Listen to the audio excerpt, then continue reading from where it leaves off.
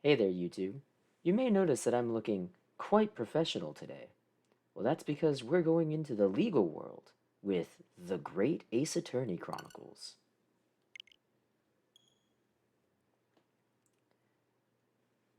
So, the Ace Attorney series is a game series that I wholly enjoy. I think that it's great. I could not recommend it enough, but it's not exactly one that a lot of people would get into, I think.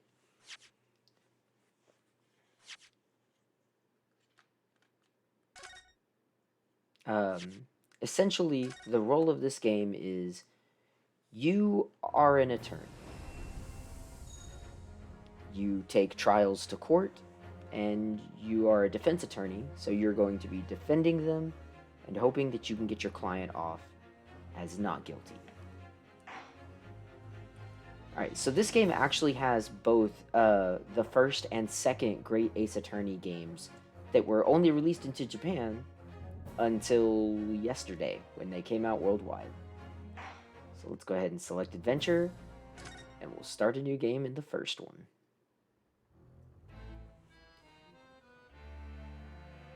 The Empire of Japan.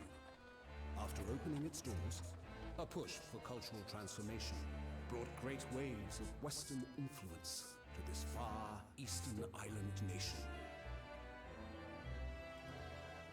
The revolution washed over the land, making life in the capital exciting and unsettling. It was a period of great change, and some was swept away by the tide.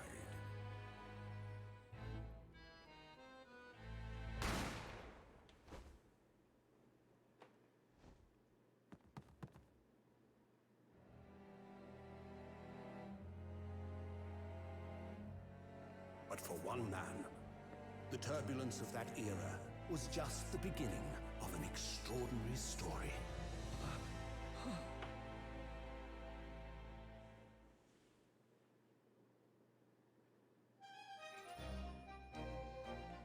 Episode 1: The Adventure of the Great Departure.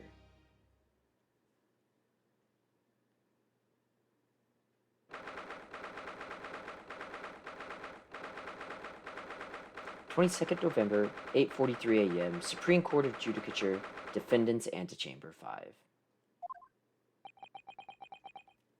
I still can't believe it.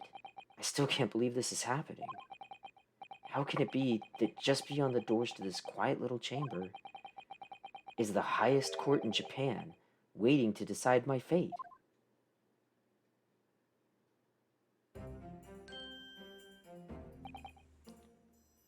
What? Oh, nothing? Save your glares, murderer. Alright, I guess we're a bit off to a rocky start here. Sorry. My name is Ryunosuke Naruhodo. I'm a second-year student at the Imperial Yume University. 3 days ago, I somehow found myself in the middle of a horrifying incident. And now, here I am, awaiting my trial. That's enough. Oh, this is a different person. We'll give him a different voice. He's not obliged to listen to such abuse, officer. And who are you? I'm this man's lawyer. I'll be defending him today. Lawyer? Yes, and until the judge has given his verdict on the case, no one has the right to treat him as a criminal. So you will hold your tongue. Technicalities. Look at you. You haven't even graduated yet. And yet, I still seem to know better than you how a court officer should behave. Right, Ryunosuke? Oh, yeah, of course. Sorry. What are you apologizing to me for? Oh, No, I suppose that wasn't my fault. But really, Kazuma, I never meant to drag you into this. I'm sorry. There you go again, apologizing. Ah, just like always. Uh... Though I must say, you've been all over the newspapers these past few days. Don't you like how my bandana seems to catch the wind inside this building where nothing else is catching wind? Yume University professor murdered in cold blood by student. But obviously, you didn't actually do it, did you? Of course not. You have to believe me. I didn't do it. I could never murder someone. There's nothing to worry about. Straighten yourself up, hold your head high. You mean... I believe you. I know you're innocent, Ryunosuke. Kazuma Asogi, my best friend. Also in his second year at Yume University. But he's far more clever than I. A star student, in fact. He's even a qualified lawyer. Impressive, considering he's still an undergraduate. It's not that impressive. The very concept of lawyers is only a few years old. Here in Japan, anyway. My qualifications don't mean much. Yet. You said exactly the same thing 3 days ago. But I'm proud to have a friend like you, Kazuma. Truly. 3 days ago. Yes, that's when all this started.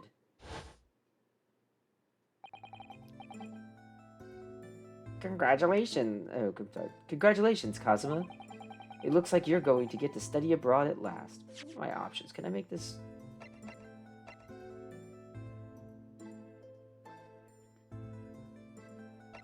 Gameplay...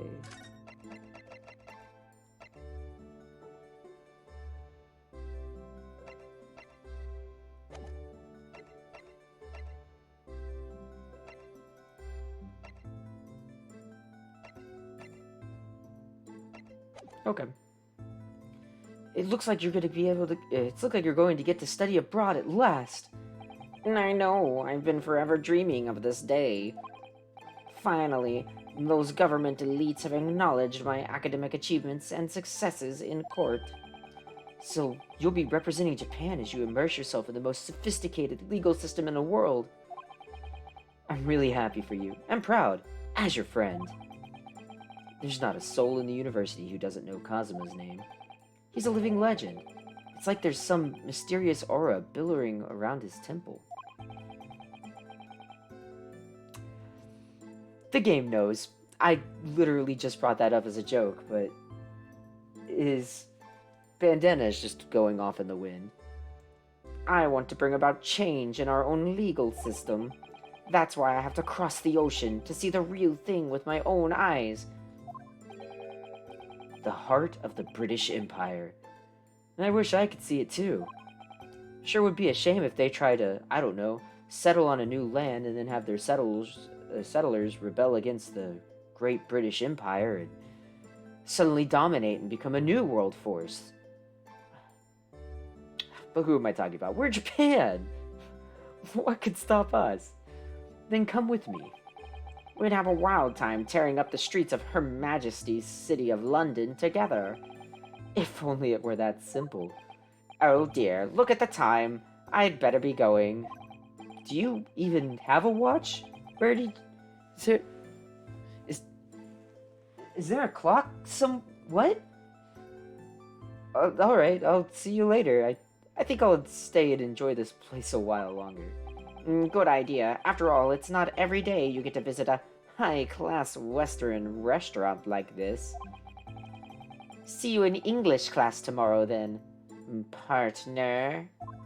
I don't like the way you said that, but okay. It was straight after that. That's when it happened.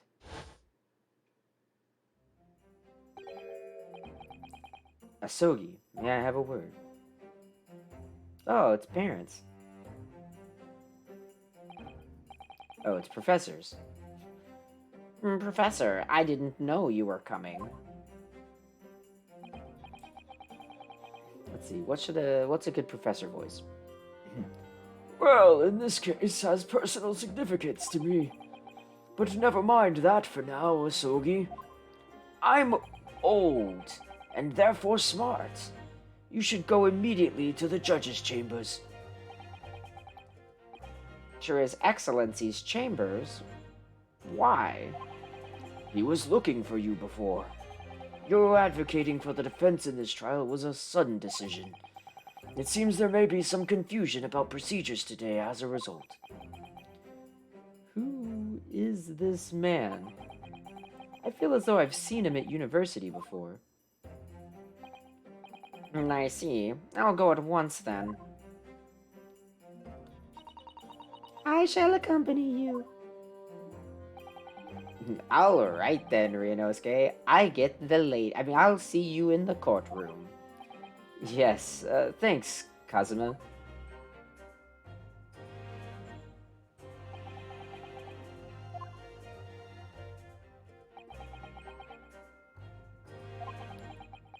It's just a lot of nothing being said here.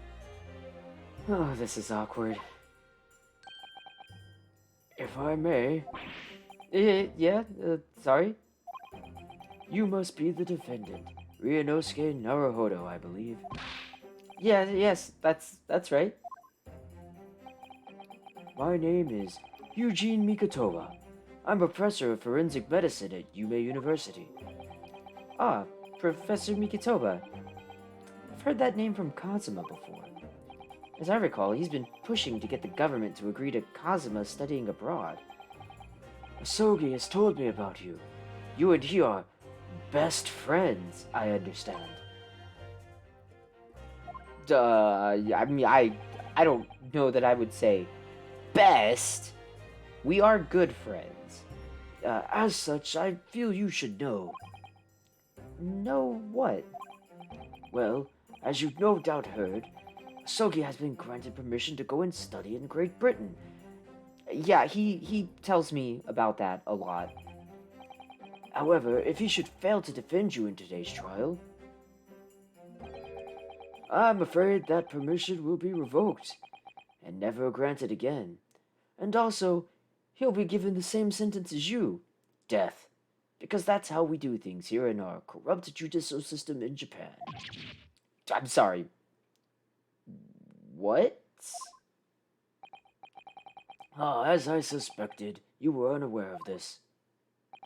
I had a feeling Asogi may have chosen not to tell you.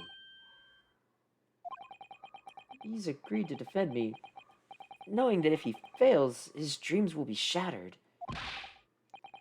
But I don't understand. Why would the government do such a thing? The administration has chose from a large number of applicants for overseas study. It's very difficult to persuade them to grant permission, even in the most favorable of circumstances. I don't believe it. I don't believe it. But I didn't do it. I swear, I'm not a murderer. I'm sure that's true. Nevertheless, I can assure you that proving your innocence will be no easy task. You see, there are certain peculiarities about today's trial. Sorry? What do you mean? You'll soon understand once proceedings get underway. But then what should I do? Well, naturally, I'm not going to suggest doing anything that could lead to conviction. Right, so... As soon as the trial starts, the judge will pose a certain question to the defense. When that happens, you must answer before anyone else. You must say, I do. Am I getting married? But what will the question be? Surely not, do you accept the accusations brought before you? Of course not. Defendant. Court is about to begin. Proceed to the courtroom at once. It would seem our surreptitious discussions are to be cut short. Don't forget, first answer, I do. So, allow me to summarize. Kazuma Asogi must not be the defense lawyer in this trial. Of course, as the defendant, the final decision is yours. What are you waiting for? Do you want to be found guilty for failing to appear? Get moving! Then there's no point in anyone advocating for the likes of you anyway. This is it. If this trial goes badly, Cosmo's dreams of studying abroad are over. And what's more, I'll be found guilty of murder.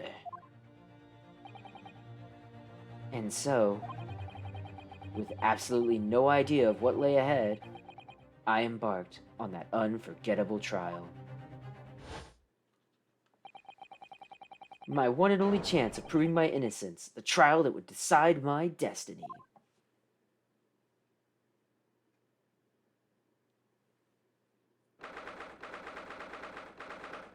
November, 9 o'clock a.m., Supreme Court of Judicature, Courtroom 2.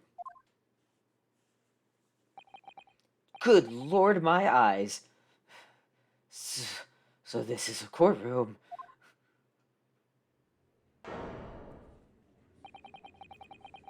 The Supreme Court of Judicature.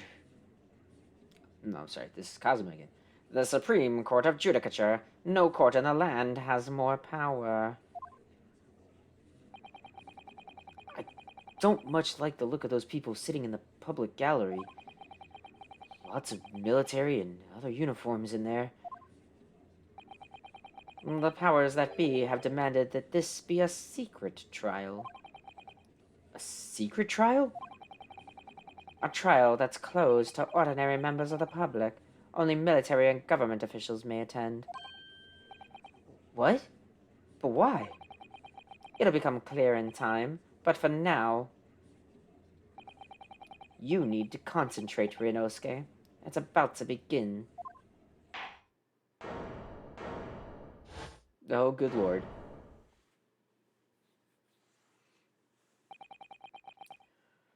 The court would now hear the trial of Ryunosuke Naruhodo.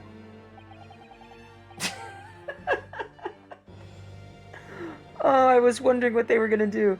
Okay, so in every Ace Attorney game, the first trial you do, you're fighting against a rookie prosecutor. A few times you go against a guy named Winston Payne, which is supposed to be a play on winced in pain.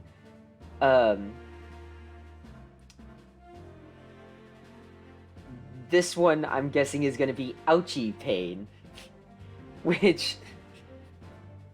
ouchie. The prosecution is ready, Your Excellency. I gotta give him a goofy voice. As is the defense. Before we begin, there is one point of order I would like to confirm. Yesterday evening, the defense made a last-minute request for a change of advocate. That's correct, Your Excellency. I made the request myself.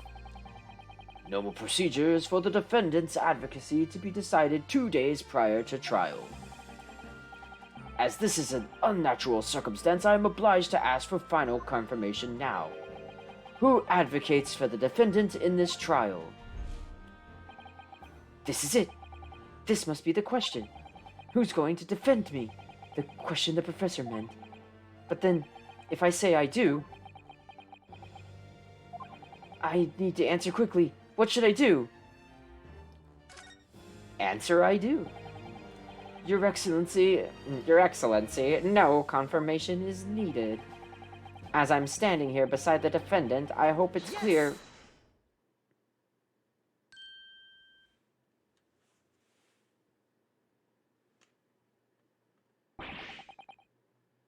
What is the meaning of this unruly outburst? I would like to inform the court that I, Ryunosuke Naruhodo, will be defending myself. You'll be... What? What are you playing at, Ryunosuke? Professor Mikatoba told me everything, just now, before the trial. He did what? He said that your dreams of studying abroad would be dashed if you were to lose. How sad. It means you don't have faith in me. You think I won't be able to get you off. Phrasing, please. No, it's not that really. It's just that... Well, on the off chance that things don't go well for me, I couldn't bear to be the reason that you... Yes. I knew that's how you'd feel. Which is exactly why I decided not to tell you. Professor Mikatoba shouldn't have stuck his nose in. Very well. The court hereby recognizes the defendant's desire to advocate for himself in today's trial. Well. Does the accused admit defeat already? Renouncing his own counsel, really? Objection! Make no mistake, counsel. This merely shows that the defendant's innocence is so apparent, he's confident that he can speak for himself. Isn't that so, Naruhodo-san? Huh? Oh, yes, exactly. Exactly what I wasn't thinking. I'm not confident at all. Good, in fact, my mind's a complete blank. I realize you're in charge now, but still, try not to look so bewildered. Well, for a mere university student to be brought before the Supreme Court, you must have perpetrated a most heinous crime indeed. As you are no doubt aware, this is the Supreme Court of Judicature of Japan. Accordingly, the very highest standards of conduct are expected of all present. Do I make myself clear, Defendant Naruhodo? Yes, Your Excellency. It is therefore my duty to assess your competence for the task you have undertaken. Oh, great, a tutorial. My competence? What does that mean? He is questioning your ability to do the job. Well, he can't be questioning it more than I am. So let's start with the very simplest of questions. Yes. Kindly state before the court the name of the victim in this case.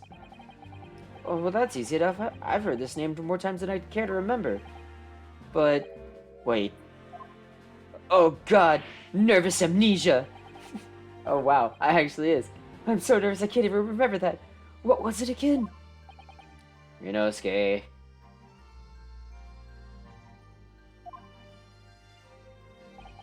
Let me guess. Your mind's gone blank?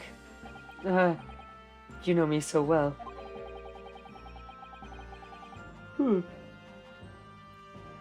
All the relevant information for this case can be found in the court record. But I can't even find that. It's simple. You can access the court record with a press of R. If you've ever find you've forgotten something, just consult that. It's all in there. I just have to press R for the court record? Alright, there's no time to lose. R. This is the list of evidence you've This is the list of evidence you've collected. Now try switching to people with R. You'll find details about the victim in here. When you're done, just press B to go back. Alright, so we got Kazuma Sogi, Yujin Mikatoba, Takatsuchi Aochi, and John H. Wilson. One of these things is not like the other. One of these things is not from Japan. The victim of this case, he was visiting professor of medicine at Yume University from the British Empire. Done, press B to go back, so let's go back. So remember, everything to do with the current case can be found in the court record. Alright, seems easy enough. Now, you better not keep His Excellency waiting any longer. Go on. Find the victim in the people section of the court, then press X to present. Yes! The victim's name was Dr. John H. Wilson.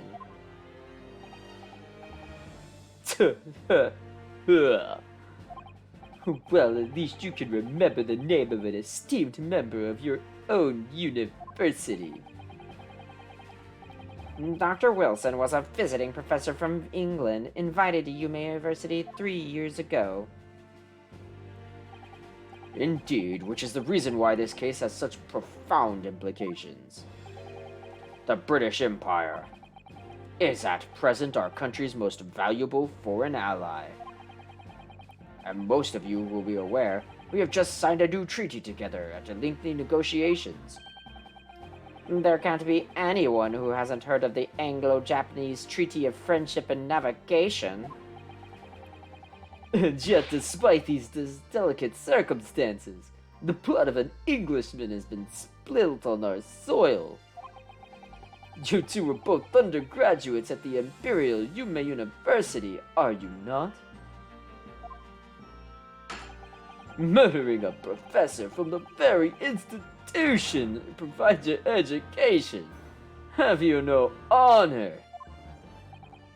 Ugh, but I didn't do it. This case is coming under great scrutiny from our allies on the other side of the world. The court therefore wishes for a speedy resolution to this matter. In other words, our feeble government is scared of upsetting England's policymakers. And you're a convenient and expendable scapegoat to blame for this crime. So that's why this trial has these unusual peculiarities, is it? Oh. My controller unsynced for a second there. Exactly. Our government needs to convict someone as quickly as possible. All because the victim was an Englishman. Yes, Dr. Wilson was an Englishman. I already made that joke when I said that one of these people was not like the other. But nationalities and treaties won't make any difference for me here. Fact is, I was there at the scene of the crime. Oh dear, look at the time. I better be going. Once again, don't have a watch, but I can see this invisible clock. Alright, see you later. I'll stay and enjoy this place a little longer. Good idea. After all, it's not very day we already heard this conversation. I'm just gonna kind of get through this. Partner. Once again, I don't like the way you said that. The British Empire. Wow, it's incredible to think... Wait. I've seen that man at university. I'm sure he's a visiting professor from Great Britain. I don't know his name, but still, I should go and say hello.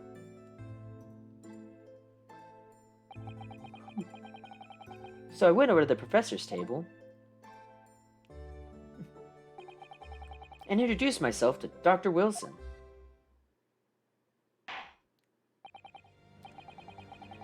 Now then, let me pose my next question to you, Defendant Naruhodo.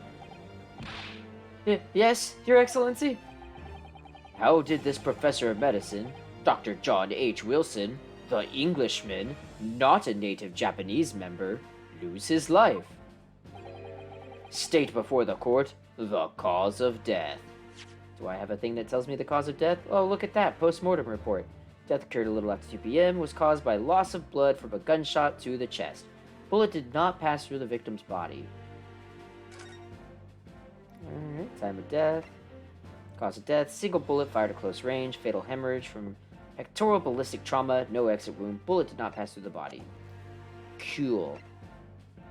Yeah. Cause of death. Well, obviously that was, Ryunosuke. Remember that in court, every assertion must be backed by evidence. By evidence? But how? Find a piece of evidence that shows the professor's cause of death. Select present. Do it now. Yes!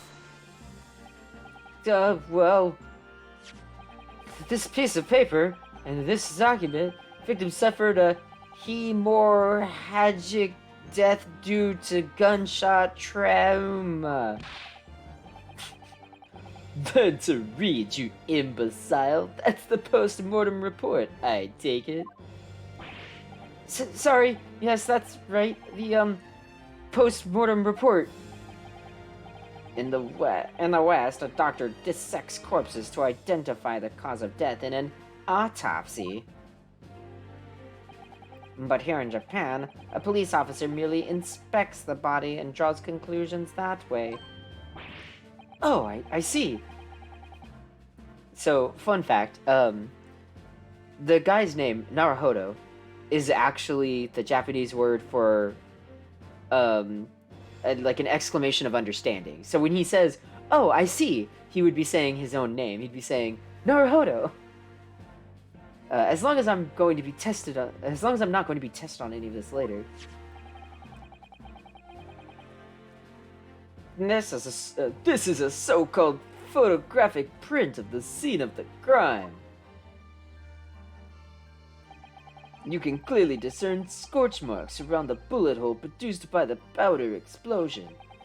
Also, this man turned his chair around and didn't eat any of his steak. He drank an entire glass of wine, though. In other words, we should assume the victim was shot at close range. Thank you, counsel. The court will accept this modern scientific evidence into the record. What modern? Oh, right, we are in the past.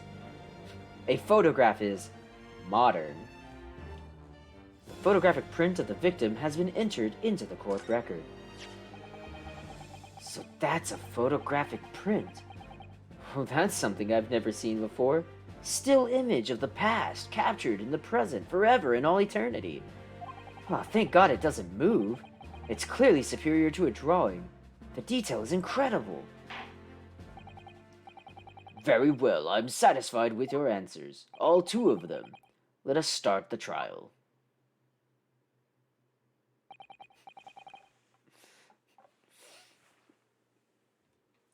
Certainly, Your Excellency. I'm sorry, I forgot his voice.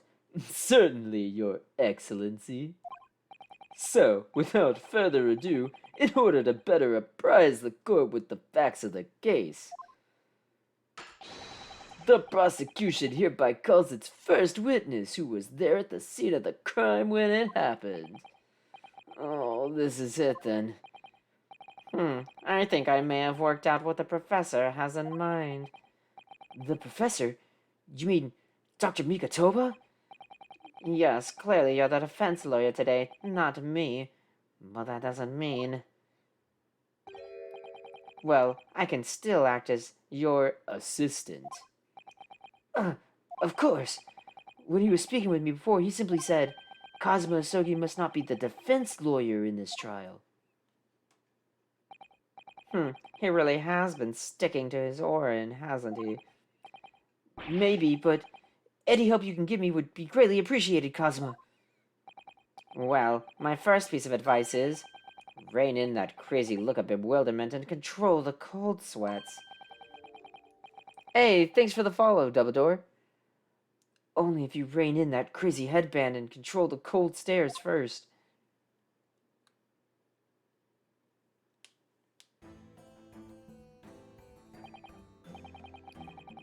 Witness, state your name and occupation for the court, please.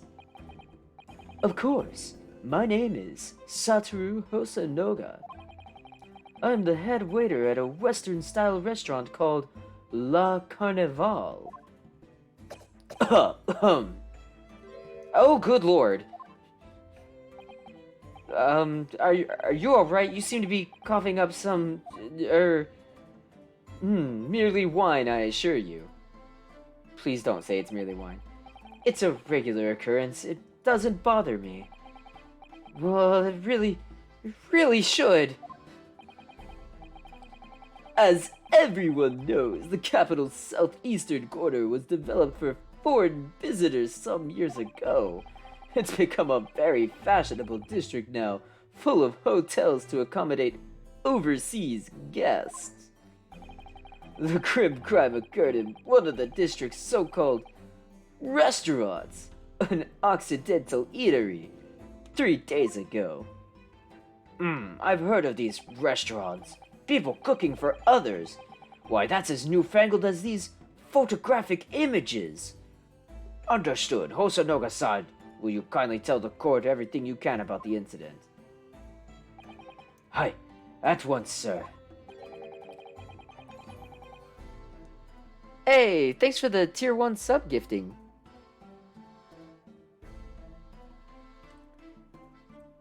And no petty interjections from the aspiring lawyer boy. Please. Oh, perspiring maybe, but aspiring? It was just after 2 p.m. on day in question. We have few diners at that time of day. The lunchtime rush was over, and there were only 3 tables still occupied. That fits in with my memory of it too. There was hardly anyone else in the place. It was when I was in the kitchen, putting away crockery and cutlery, coughing up blood into all of the meals. A gunshot rang out, so I hurried out to the dining area to see what happened. I found the victim, an English gentleman, slumped in his chair. And standing immediately beside him, gun in hand, was the accused university student. Yes! Well, hold on. Let me just clarify something here. While I did pick up a gun that I found laying on the floor beside the professor, I didn't shoot him. Oh gosh, the voice he actually has and the voice I've been giving him are completely different. Gosh. I believe I asked you to refrain from petty interjections. I don't know why I scream objection like a frail girl. The court wishes to listen to the witness's report of what he saw, you amateur. But... The next time you interrupt at an inappropriate time, you will be penalized, Defendant Naruhodo. Don't worry, Ryunosuke. You'll have a chance to fight back. For now, we must just quietly listen to the witness. If I may confirm one point, waiter. Standing beside the victim with a gun in his hand was the same man we see here in court today. Yes, without question. I see. And apart from the accused, was there anyone else standing beside the victim? No. There was no one else around that table but the deceased Englishman and the university student. Huh? Wait, what did he just say? There was no one else around the table. What's the matter, Ryunosuke? That's just not right. When I went over to Dr. Wilson to say hello, there was a woman sitting opposite him at the table. Really? And that's something the waiter could have... And that's not something the waiter... Oh, that's Ryunosuke. And that's not something the waiter could have missed. I've been warned about interjecting, but still, what should I do? For right now, I'm gonna wait and see. I desperately want to say something, but I was told not to interject. Ryunosuke, if your parents tell you to study, you're the kind of man who would diligently get to work, aren't you? I suppose I am. I'd never have gotten to Yume University otherwise. But you can't just always follow the rules in life, you know. If you don't say what you want right now, you'll seriously regret it when you're found guilty. Alright, you've scared me. I won't forget that piece of advice in a hurry. And there is something I want to say. I'm just gonna shut my eyes and say it. Yes! Just a moment, please. Dr. Wilson wasn't alone that day. I'm sure of it. There was a lady sitting with him at the same table. Dear me, dear me. What are we gonna do with you? With your blatant disregard for court proceedings, I'm beginning to wonder if you're not a fraud. Could it be that the accused, this mere student, is not a real lawyer after all? But I'm sure of what I saw. Sanoga-san, is there any chance you're mistaken? Perhaps your memory of the events is hazy? No. The deceased gentleman came to dine alone. I don't believe it. Actually, I have a rough plan of the restaurant as it was that day. Please, have a look if you'd like to. Hurry before I die of consumption. Let me see. A sketch of the establishment layout, I presume. That's right. I'm afraid I used the back of my business card. It was a turbulent situation. However, as you can see, the gentleman in question was seated alone. Well, you're clearly a very conscientious waiter. Thank you, sir. The court will take this plan and add it to the court record as evidence. Well... Is there a problem? Hand the plan to the court officer at once. Of course. Here you are. What was that all about? He's been completely calm and collected until now. Something certainly seems to have shaken him. The waiter's business card has been entered into the court record.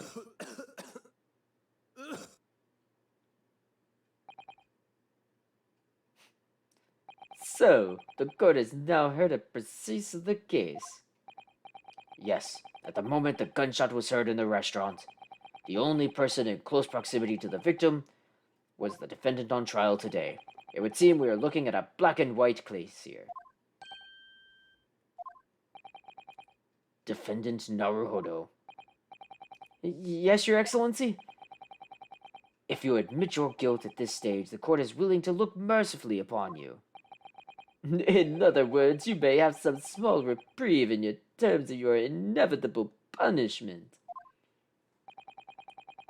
I called this waiter as an unsworn witness in order to explain the details of the case to the court, but I must warn the defense if you are determined to pursue matters further in this trial. The prosecution has decisive evidence from sworn witnesses who were present at the scene of the crime. What do you think I should do, Kazuma? What do you mean? Well, I'm going to be found guilty one way or another, it seems. Wouldn't it be sensible to plead guilty at this stage and hope for a more lenient sentence? Everyone keeps telling me that this trial is unusual, about these peculiarities. You've said it, Professor Mikotoba said it, and so has the judge and the prosecution. I'm scared of what lies ahead if I push this. As I said from the outset, I believe you're innocent. I trust you. And yet, despite knowing that, you're willing now to throw that trust back in my face. Is that it? What? If the accused is in fact innocent, then a defense lawyer is duty-bound to prove that innocence by whatever means necessary. Are you just going to abandon that duty? Are you going to give up on yourself? The battle hasn't even begun yet, Ryunosuke. The defense pleads not guilty, Your Excellency. We invite the prosecution to stop making empty threats and bring out its witnesses. Then we'll see just how decisive the evidence really is.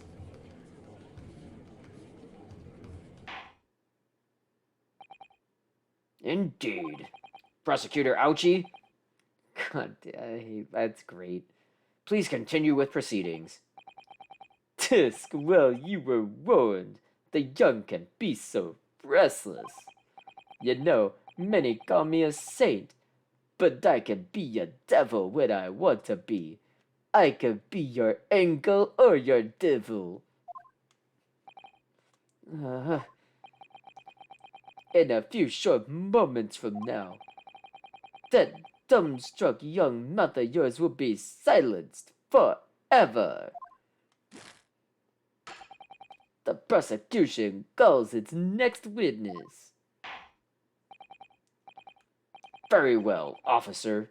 Bring forth witnesses at once. Witnesses? Plural? Oh, plural. Witnesses, kindly state your names and occupations for the court.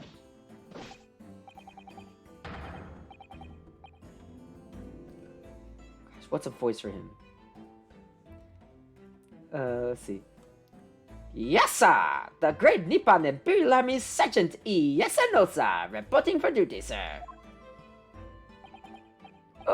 Myself, I fired employ as a purveyor of fine articles of antiquity from the efflorescence of our nation in Nippon, and conduct my trade from Rasute, a humble premises in the 2nd District, Kyoryoko, get your service. An antique dealer and a soldier? What an unusual pairing. Both of these gentlemen were present at the restaurant on the day in question.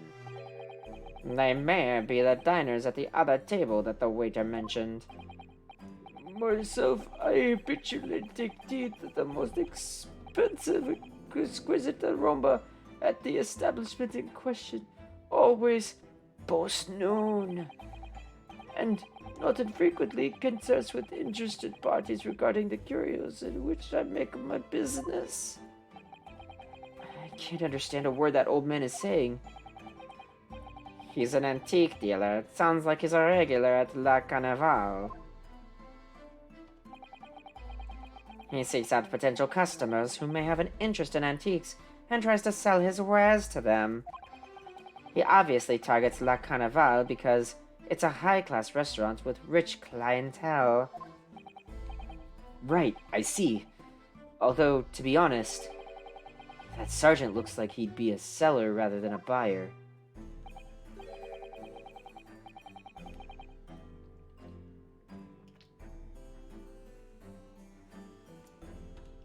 Now, both of you witnessed the precise moment of this atrocious incident.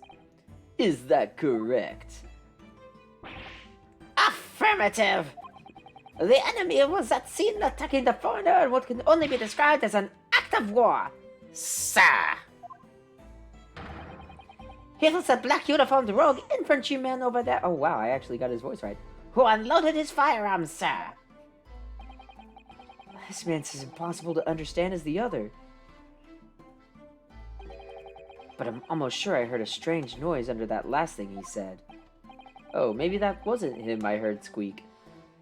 So this is the decisive evidence the prosecution was threatening. The soldier is claiming that he actually saw the precise moment you shot the victim dead. Yes. Well, are you starting to feel uncomfortable? If I'm honest, I was feeling uncomfortable from the start. Now, the court will hear your formal testimony, please. You will state everything you saw at the precise moment that the incident occurred. Yes, sir, yes, sir. Okay, so that's not him. What is that? Standing by to report, sir. Unsavory memories of a most acerbic afternoon. Witness testimony. What the witnesses saw. I was suggesting a regulation beefsteak at the restaurant while having... Beefsteak? While having a tactical discussion with the old man. Myself, I was extolling the virtues of a particularly fine golden curio to the gentleman. At that precise moment, a firearm was discharged. I observed the enemy's actions with my own eyes. That black uniform varsity cadet fired the English civilian. And from the back, that cowardly little weasel. I was on my hands and knees investigating the whereabouts of my mysteriously absconded Sicario. Okay, well, I already see a problem there. Well, so you, Sergeant Noso, actually witnessed the vital moment. You saw the split second when the defendant fired the weapon upon the victim. Yes, sir! Affirmative, sir! That wicked university cadet, sir! The cruel and unforgivable enemy! He has a knife! What times we live in when an English gentleman may be assailed in the broad of light of day. But this is ridiculous! I didn't shoot anyone! Is that really true, Ryunosuke? Yes, all I did was pick up the gun that was lying on the floor. After I'd said hello to Dr. Wilson, I went back to my table and sat drinking some coffee. Then, when I finished, I got up from my seat to leave the restaurant, when I noticed an English-made gun next to the chair where the professor was sitting.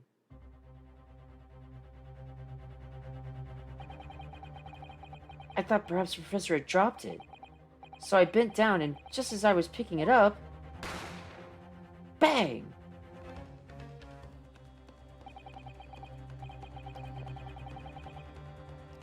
Banger of a track here. Well, if that's the truth, there was obviously a criminal on the scene somewhere. And somewhere in these two witnesses' testimonies, there's a clue as to who that criminal was. There is? Ryunosuke, you must exercise your right to cross-examine the witnesses. Cross-examine? Do it now!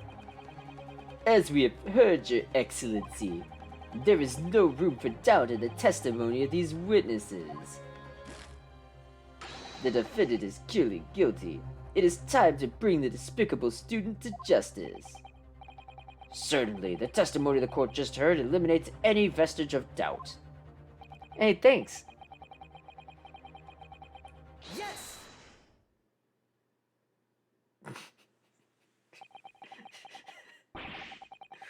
What in the name of the Emperor is the meaning of this outburst? I mean, the defense demands its right to cross-examination.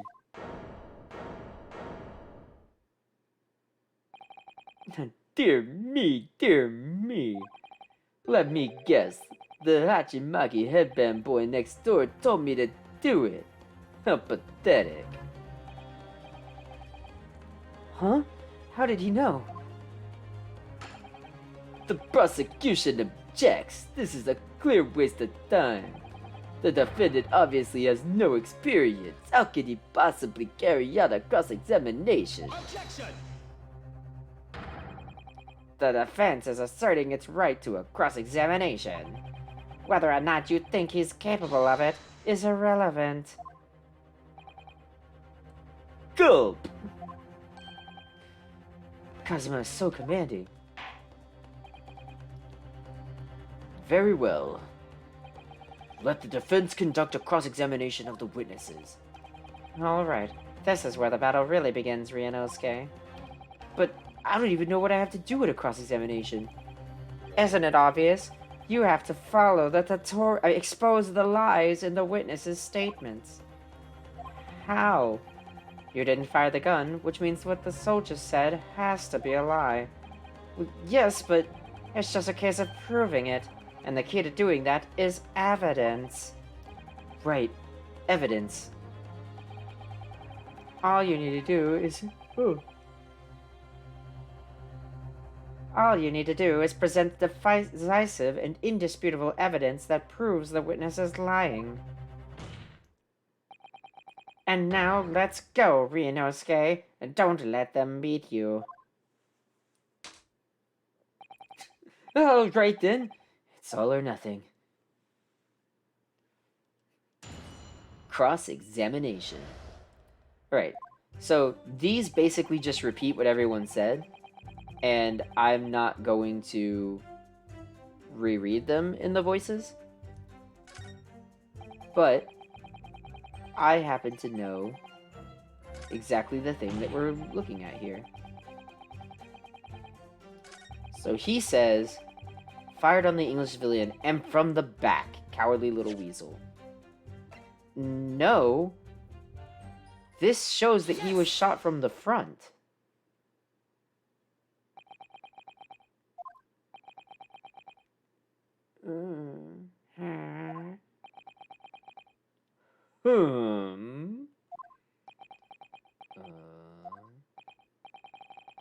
But what are you playing at, cadet? What is the meaning of this subordination?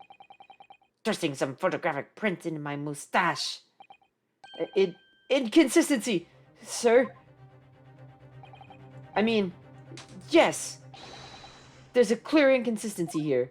I love how pathetic his, like, slap on the table is compared to everyone else's. Like, he does the fan and it's like, fuck.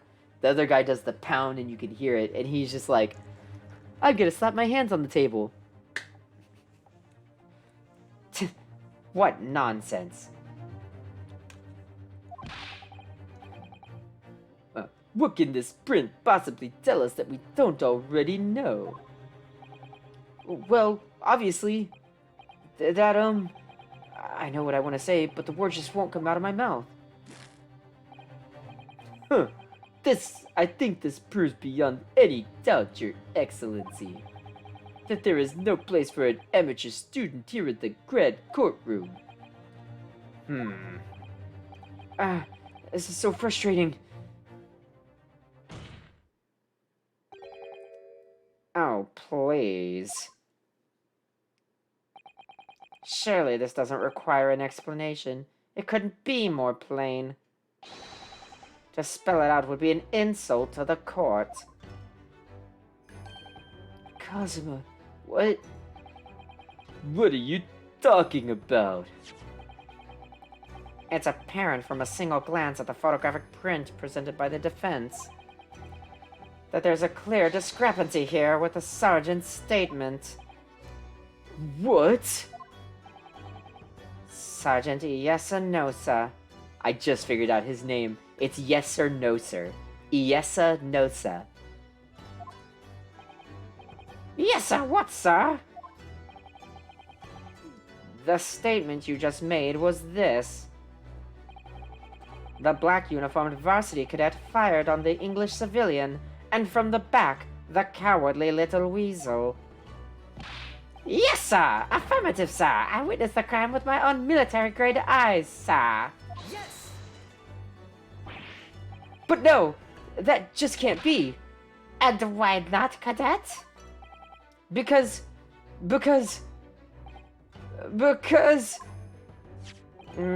take a close look at the print. The victim, Dr. Wilson, the Englishman, not from here, the glorious nation of Nippon, died from a bullet wound to the chest. Sergeant, according to a witness statement, the culprit shot the victim from behind. And that is the obvious discrepancy here. Well, how do you explain it? Oh, wait a second. Well, get the baby off of my back.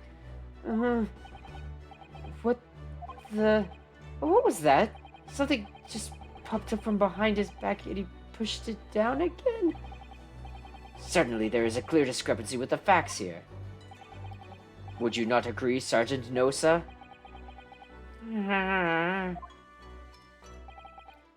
Yes, sir. At this juncture, that would appear to be indisputable. Until the moment I heard the fire discharge, my eyes were firmly fixed on the delicious La Carnival steak, sir. The last testimony... The last testimony the court heard was proven one thing beyond all reasonable doubt. That witness, Sergeant Iesunosa, did not see the defendant firing a gun at all. That's absurd. I think the conclusion we must draw is simple. There is no place for an amateur prosecutor here in this grand courtroom. Yeah. Oh, hey, I got a achievement. Let me move my webcam over here so you guys can see the achievements pop up. There's been a complete turnabout in the mood of this trial just from that one discrepancy.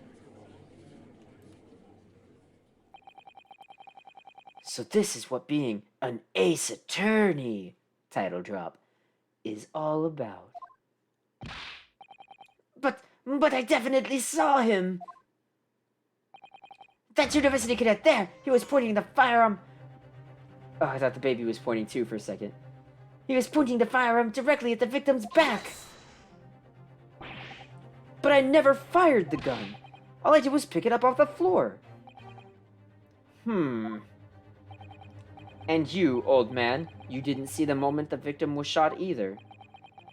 Myself, I have already been quite clear. The gunshot interested me not. I was far too busy on the floor. Too busy on the floor?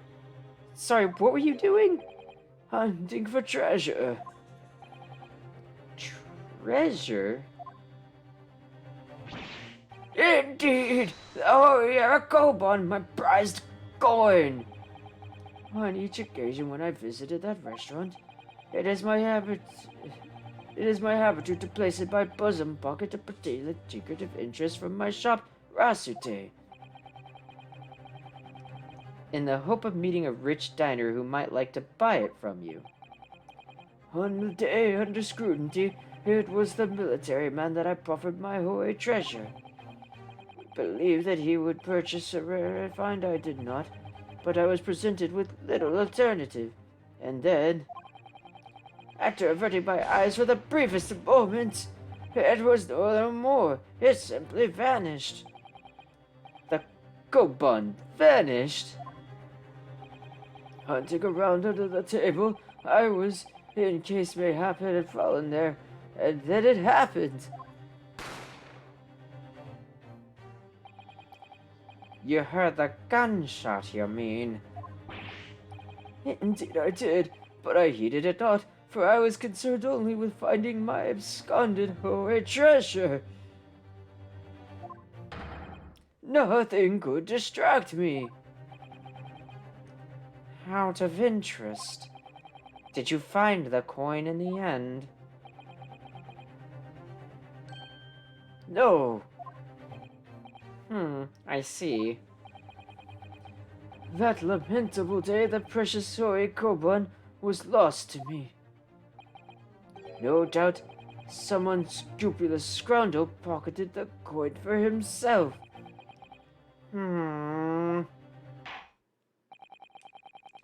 As I'm sure everyone present is aware, this case demands a swift and decisive resolution. Our government has promised to send a full report to Great Britain by telegraph this very afternoon. Nevertheless, this witness testimony the court has just heard was inconclusive. No matter how subservient our government feels it must be to the British, it would be unforgivable to deliver a verdict on this trial right now. What is your position, Prosecutor Ouchie? Worry not, Your Excellency. The defendant may have fled a tiger at the front gate, but he will find a wolf at the back. My witnesses have further testimony to make. Explain. Upon hearing their next statements, it will become abundantly clear that there is only one person who could possibly have committed this despicable crime. The equally despicable defendant, Ryunosuke Naruhodo. What? He really seems to have a despicable opinion of you, doesn't he? Very well, the court invites the witnesses to testify again. You will thoroughly explain the reasoning behind the prosecution's allegation. Is that clear? As clear as Kiriko glass, Your Excellency. Yes, sir, at once, sir. We're waiting the signal to testify, sir. Excuse me, but there's something or someone peeking out over your shoulder, I think?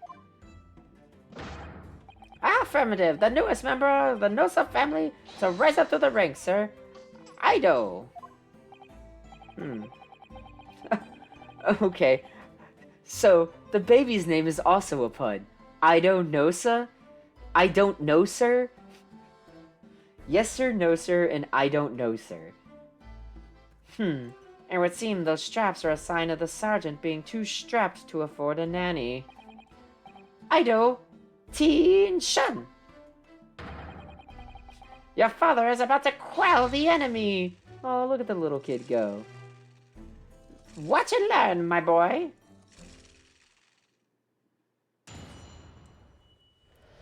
Witness testimony. The true culprit. Even if what I saw was at the precise moment the firearm was discharged, it's almost the same thing. Yes, pointing his gun at the forward man, he was. That young lad in the black. That much I myself did see. Furthermore, a visual search for the premises at the time confirmed that we were the only personnel present. Indeed, alone he was, dining all by himself. Gosh, some of these voices make me yawn. Therefore, no one other than the black uniformed cadet could have dispatched the Englishman. Over and out. These testimonies are certainly compelling. Whoa, wait, that's nonsense. The victim, Dr. Wilson, wasn't alone at all. Please, enough of these outbursts already. But there was a woman. There was a young woman at his table. You must have seen her. Everyone there must have seen her.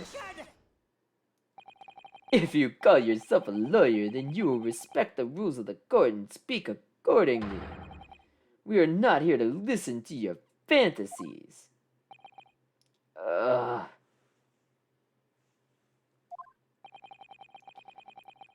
It is evident beyond all reasonable doubt that the victim was alone at the time of the incident. The prosecution has photographic evidence of this fact. Is this a photograph print of the scene of the crime, Counsel? Hold up. Indeed, of the table at which the victim was dining, taken by an investigator immediately after the incident.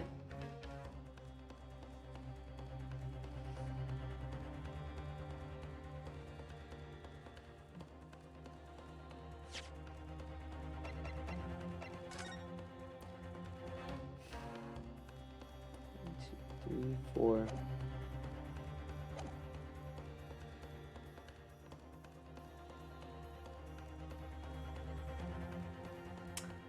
So I see the issue here, but I'll leave that to you guys. As you can plainly be seen, there is only one place set. Certainly, based on the appearance of this print, it would be reasonable to conclude that the victim was not in the company of anyone else. This doesn't make any sense. The court will add this new photographic evidence to the record. The photographic print of the crime scene has been entered into the court record. I don't understand. What's going on here? It's just not possible that nobody else saw that woman. The waiter before said the same thing. He maintains that Dr. Wilson came to the restaurant alone as well. But that's not true. I saw her. I swear that I saw a woman with him.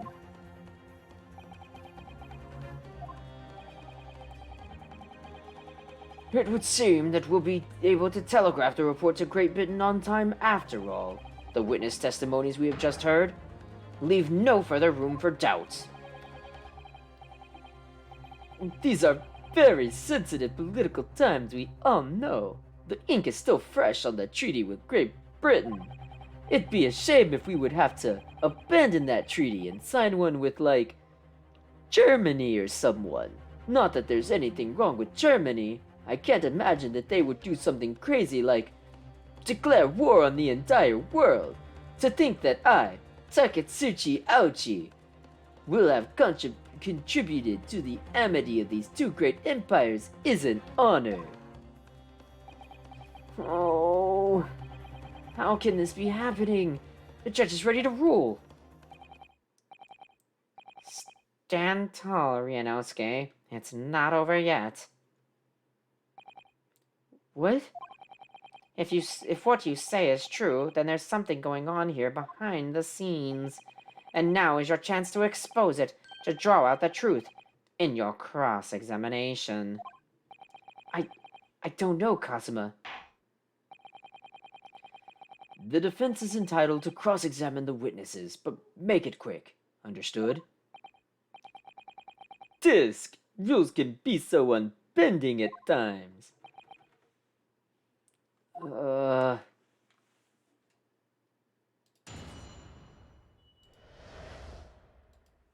Alright, so here we have our cross-examination. So, I don't know exactly where it is, so that's where we get to another feature. You can press statements of the witnesses to get a bit more information out of them. No, it's not the same thing at all. For a start, I didn't fire that gun. We have a difference of opinion on that. The opinion of a uniformed officer versus that of a fledgling cadet. I don't think so. Consider this, defendant. Just a moment ago, I blinked. Did you? Did you see it? Did you see me blink? How could I? And yet, it is an undeniable fact that I did blink. So there you have it. What? Attention! The sound of the firearm rang in my ears, and the very next moment, I saw you waving the gun at the Englishman. I think that says it all, don't you? And let us not forget that the antiques dealer witnessed the accused in this most incriminating position as well. Isn't that so, Gorokuda-san?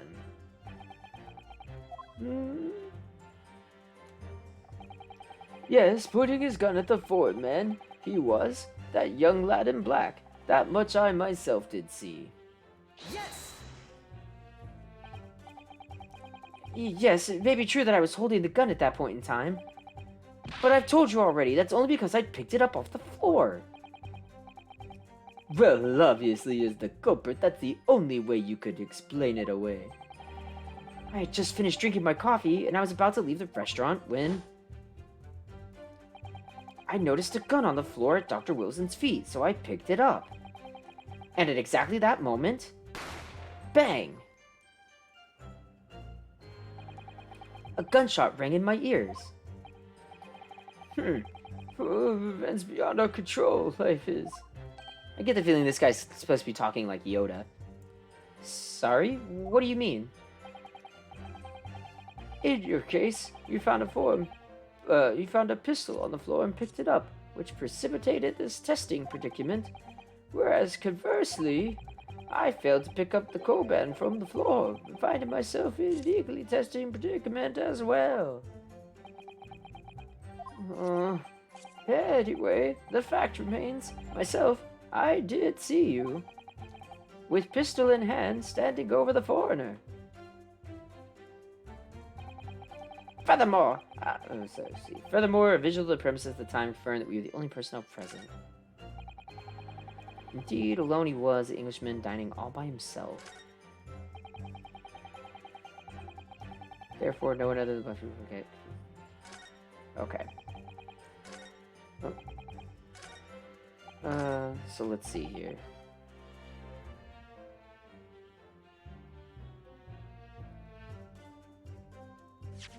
So... I actually want to examine this.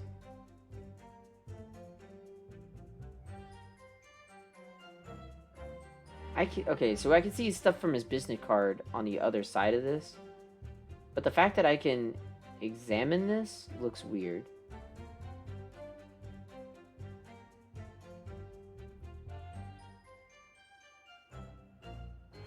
I don't know, like, what I would be looking for with this. It looks like I'm almost able to see how fresh the ink is. I don't know. This is weird. This is bizarre. I don't know why I would want to examine this. I thought I'd be able to flip it over, but I can't. A bottle of carbonated water and a steak lunch can be seen at the victim's table. Whereas in this one, we can see that the glass is empty and the steak has not been eaten.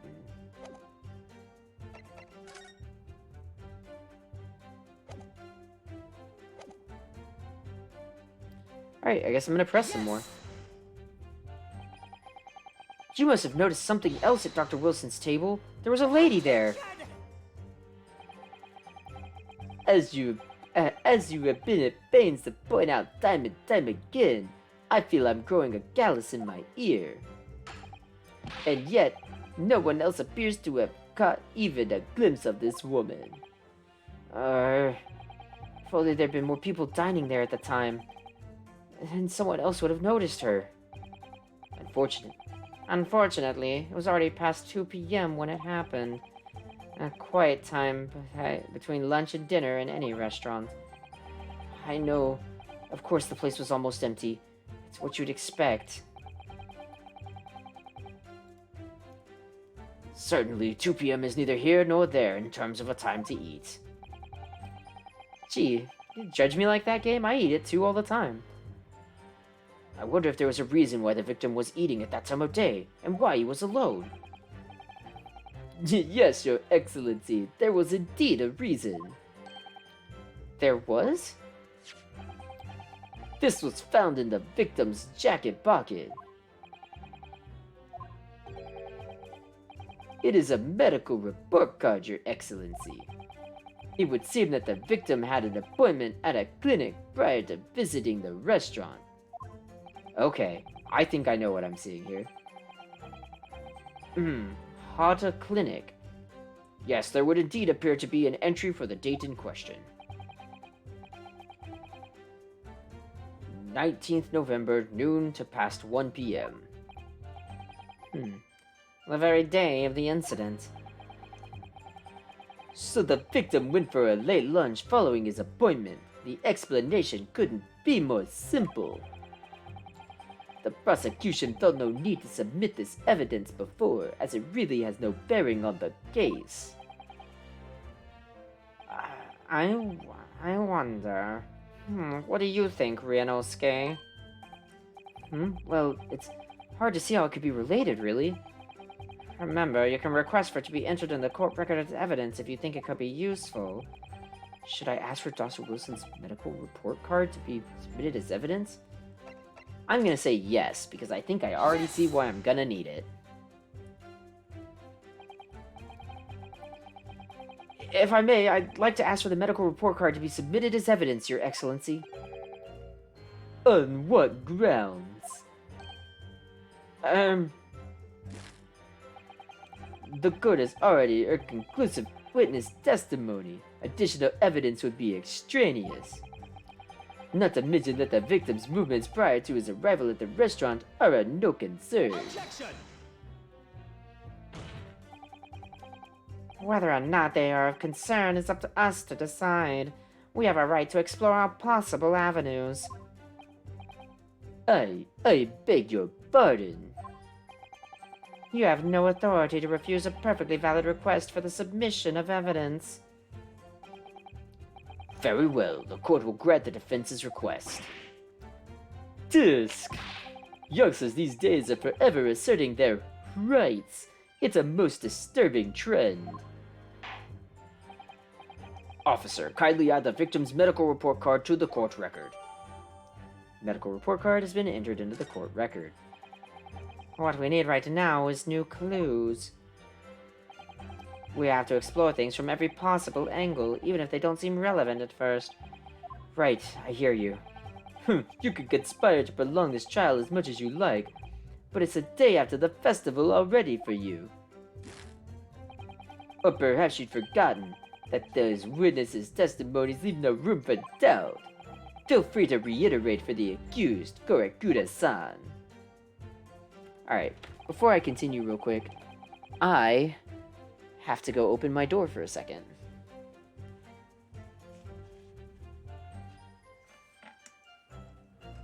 Yeah, I hear you. No problem.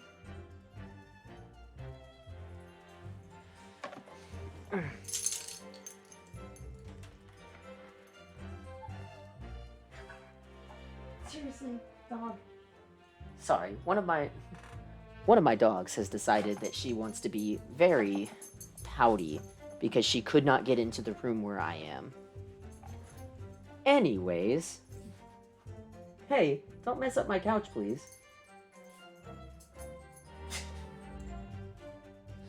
Okay, so let's see here. We got 2 more statements left that we can press. For those of you that know me and you know my dogs, the dog that is currently giving me problems is my deaf dog. She cannot hear me when I talk to her. She can't hear me talking, so it's not like she heard me broadcasting and decided, oh, I want to be in there. She just knew that I'm in here, so she wants to be in here.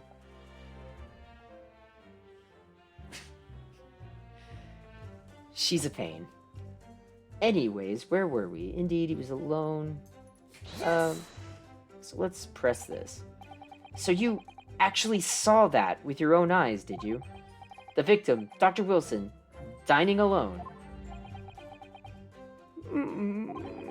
That I did. Forgive me for the position I place you in. So the testimonies of the old man, the soldier, and the waiter all agree on that point. Isn't that interesting? And let us not forget the incontestable evidence we have to support their statements as well. As can clearly be seen, there is only a single beefsteak on the victim's table, a meal for one. No. The antiques dealer, the sergeant, and the waiter who testified before. It's not impossible that they're all lying. But if so, then why? If I'm perfectly honest, I've absolutely no... Oh, that's me. If I'm perfectly honest, I've absolutely no idea. Therefore, no one other than the black uniformed cadet could have dispatched the Englishman. Over and out. So, real quick, let's look at my... So this is what I wanted to look at. I can see things. There's a flower in this corner, like on the back of this, I guess. And then there's like little blocks of text going down. So if I look at this, I want to see if I can find a flower on... Oh, I can't examine it. Okay.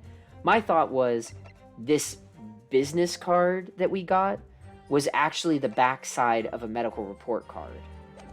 But I guess it's not. So let's press. Why aren't you telling the truth? Well, what did you say, Cadet? I clearly remember. There was a woman sitting across the table from the professor. Perhaps one of you might not have noticed, but for both of you to have failed to see the professor's dining companion, it's just not possible. Unfortunately for you, Defendant Naruhodo, it's just not a case of these 2 witnesses alone. Sorry? The waiter, whose testimony the court heard earlier, clearly stated the same thing. He also said that the victim was alone. That's right.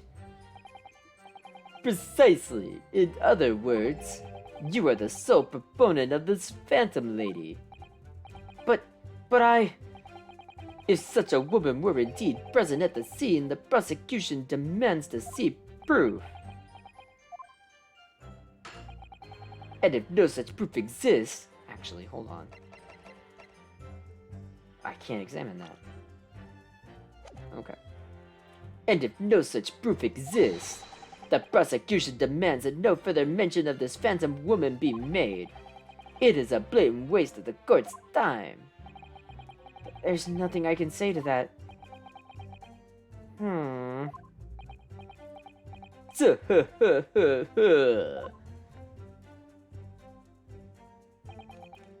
Excellent work, Ryunosuke. We've gleaned some new information now.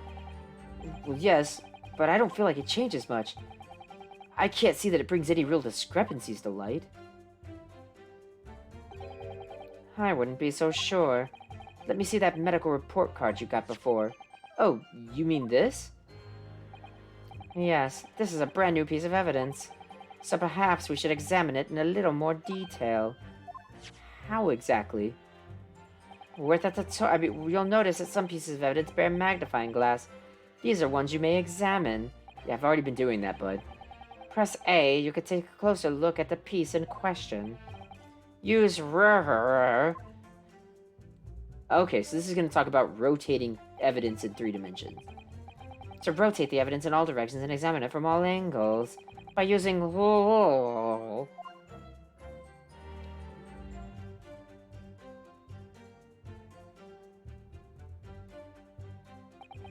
You can move the crosshairs around to hunt for clues that may have been missed before.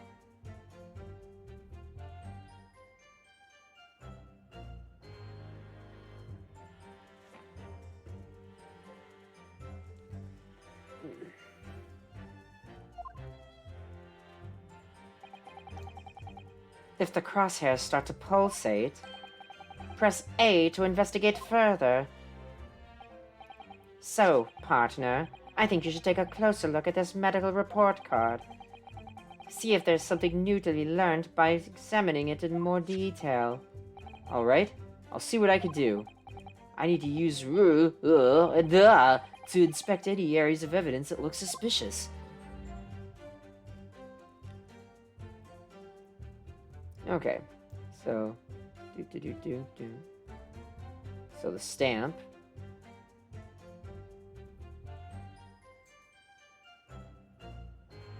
And that. And that.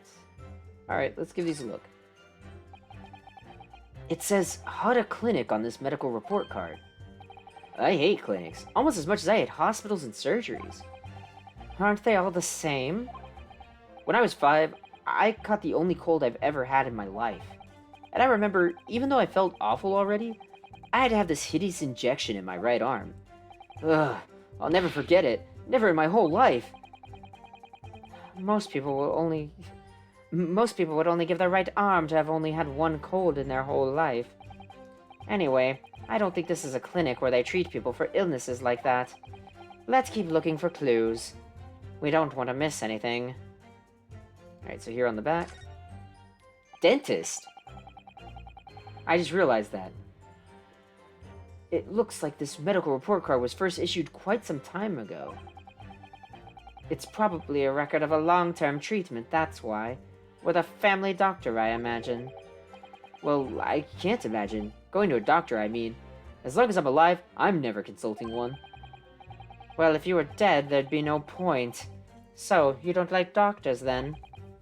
Why would you? They make you drink horrible-tasting medicine. They give you painful injections. And then they demand lots of money from you for the privilege.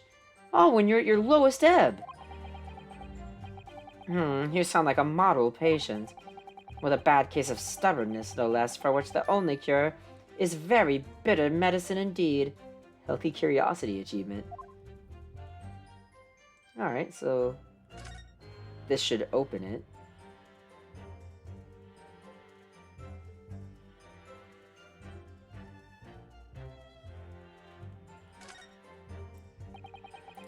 Let's have a look. This is some kind of medical history.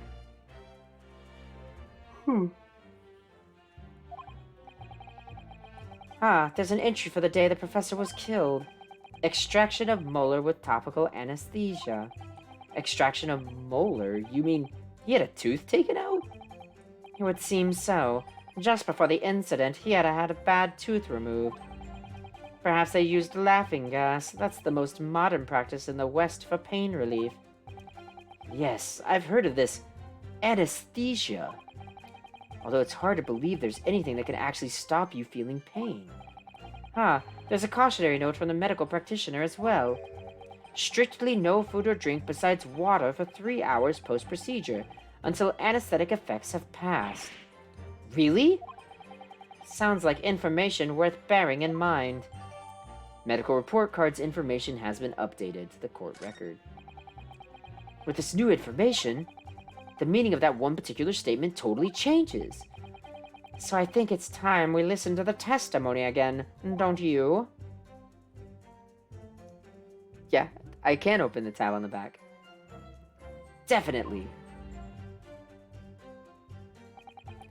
Okay, so here now we need to go and find the statement where they talk about eating food. Personnel present. He was alone, dining all by himself. Okay, so we're gonna do it on this one. Oops.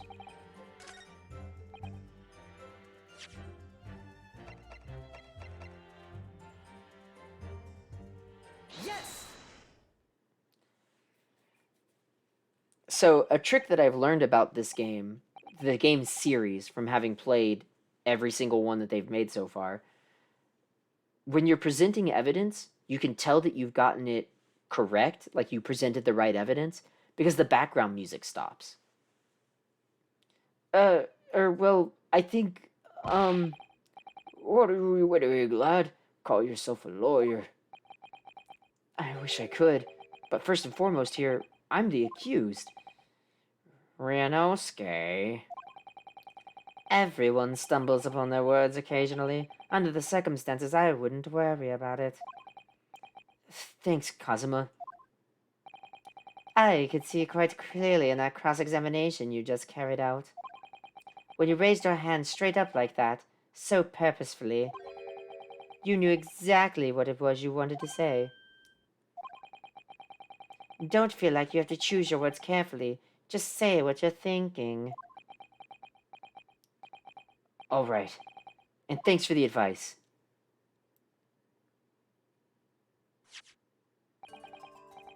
Kurikuda-san, this is a medical report card belonging to the victim. Oh, I see, and I don't see. What of it, boy? Comparing what is written on this report card with your witness statement, something clearly doesn't add up. Dear me, have you forgotten my words so soon, you amateur?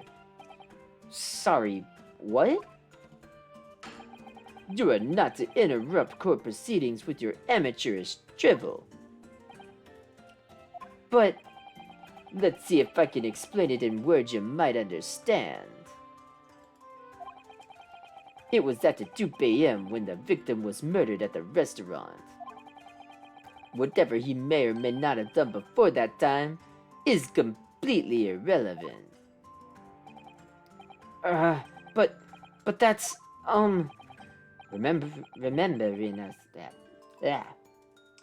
Remember, Ryunosuke, you don't have to use clever language or fancy words. Just make your point. Your Excellency, I believe we're finished here. There is no need to prolong this trial further.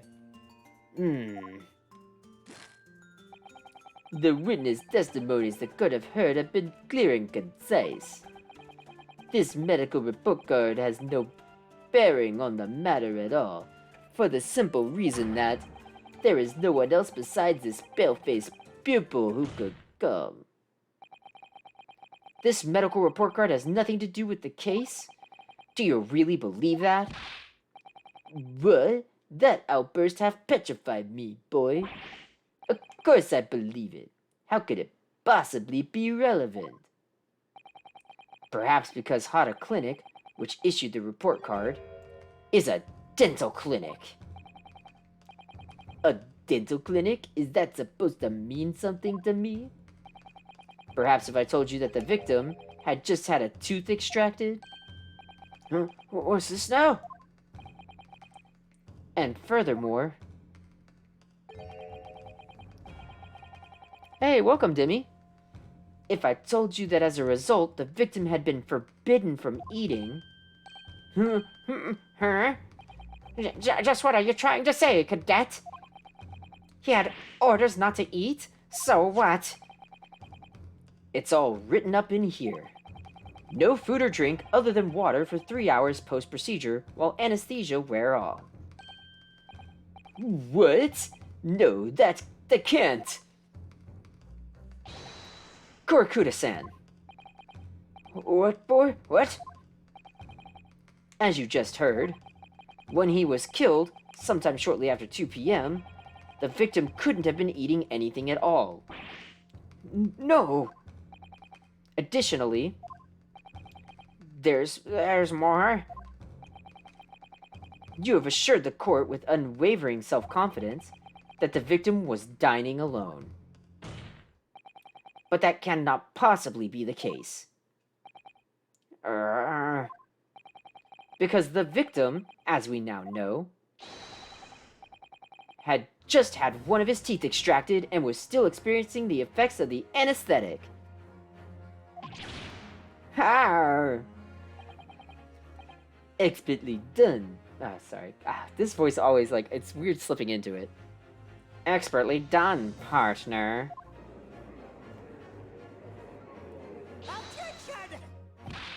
Oh, what is this nonsense, you little upstart? These are baseless accusations. Just look at this photographic evidence. You can clearly see the plate of food at the victim's table. You sure had. That's the very discrepancy we're talking about. Or can't you follow the logic? Oh, dare you! I think it's fair to say that the tables in this restaurant case have turned. Boo. Wouldn't you agree, Ryunosuke? Boo. Yes, most definitely. So, having just undergone some dental surgery, the victim was unable to eat. Which leaves one very crucial conundrum. Who in fact was eating the pictured beefsteak? God, all of this is making me really want beefsteak. The court will hear the opinion of the defense on this new puzzle. I assume you're ready, counsel? Counsel? Oh, that means me, doesn't it?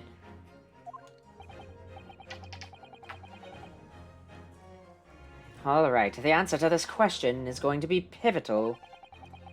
This is the start of you turning this trial around. Show them what you're made of. So, the reason, like, turning this trial around, is called that is because, the trials, in this they're just called trials, in the Japanese game they're called turnabouts. And, that's, like, the whole point of it is you turn the trial around, so it's a turnabout. Show them what you're made of. Got it. So, the person eating the steak at the victim's table must have been me. An as yet unknown third party. The mystery woman. Obviously, it can only have been someone else who was sitting at the professor's table. You will not let this go, will you? There was no such person. Yes. There was, because I saw her.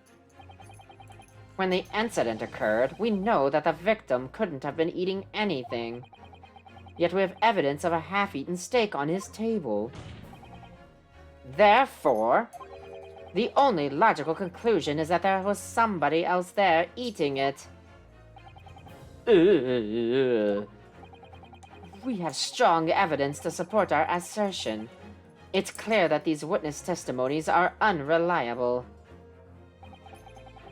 If the court decides to push through a ruling at this stage,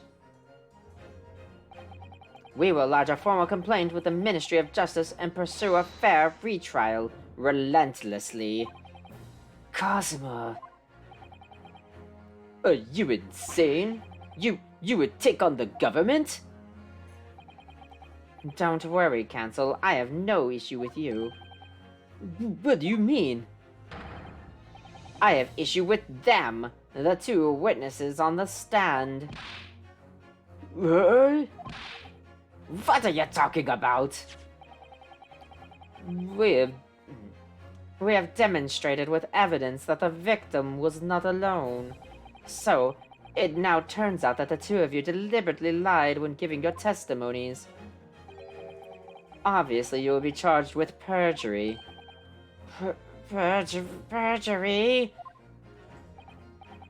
And since this is a murder trial, you will also be deemed complicit in the killing. Complicit in the murder? No!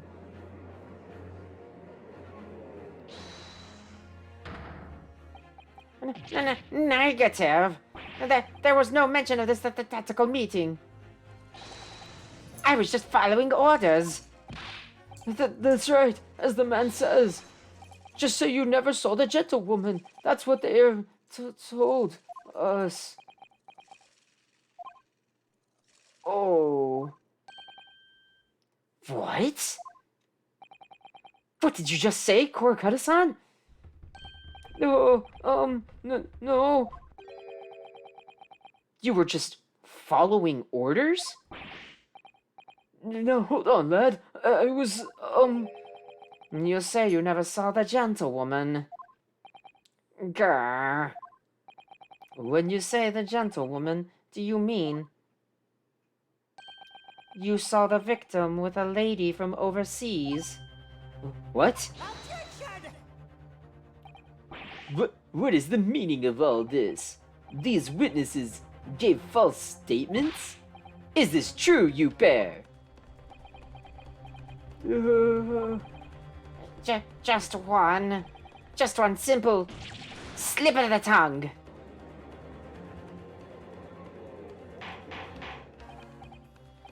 Order! Order! Counsel, explain what's going on here. It's painfully clear now. You tried to prevent these witnesses from telling the truth.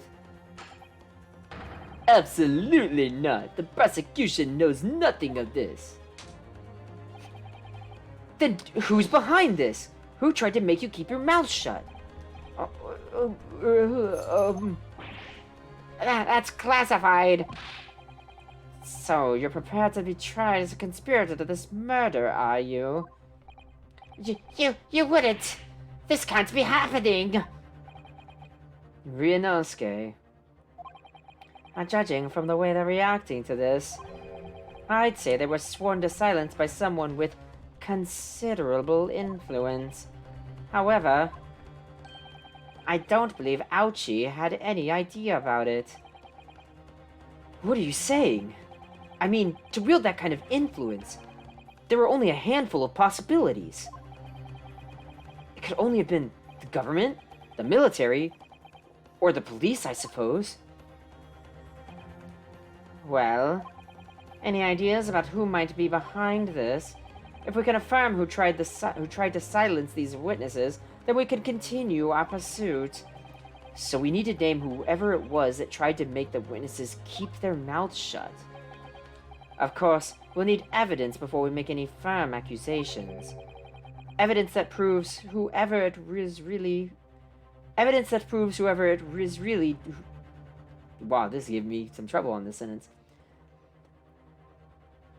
Evidence that proves whoever it was really did wield his or her power here. But how? How can we possibly... Remember how we made progress before? Before? We examined this piece of evidence in more detail and found a new clue as a result. Oh, yeah, that's right. Well, that's not the only piece of evidence we have, is it? We need to re-examine everything and make sure there's nothing we've missed. There's no time to lose. Alright, let's start examining. If it's proven that these witnesses would have been manipulated, I assure you the penalty will be severe. Please, wait, Your Excellency. I had no idea about any of this. I swear to every Shinto god.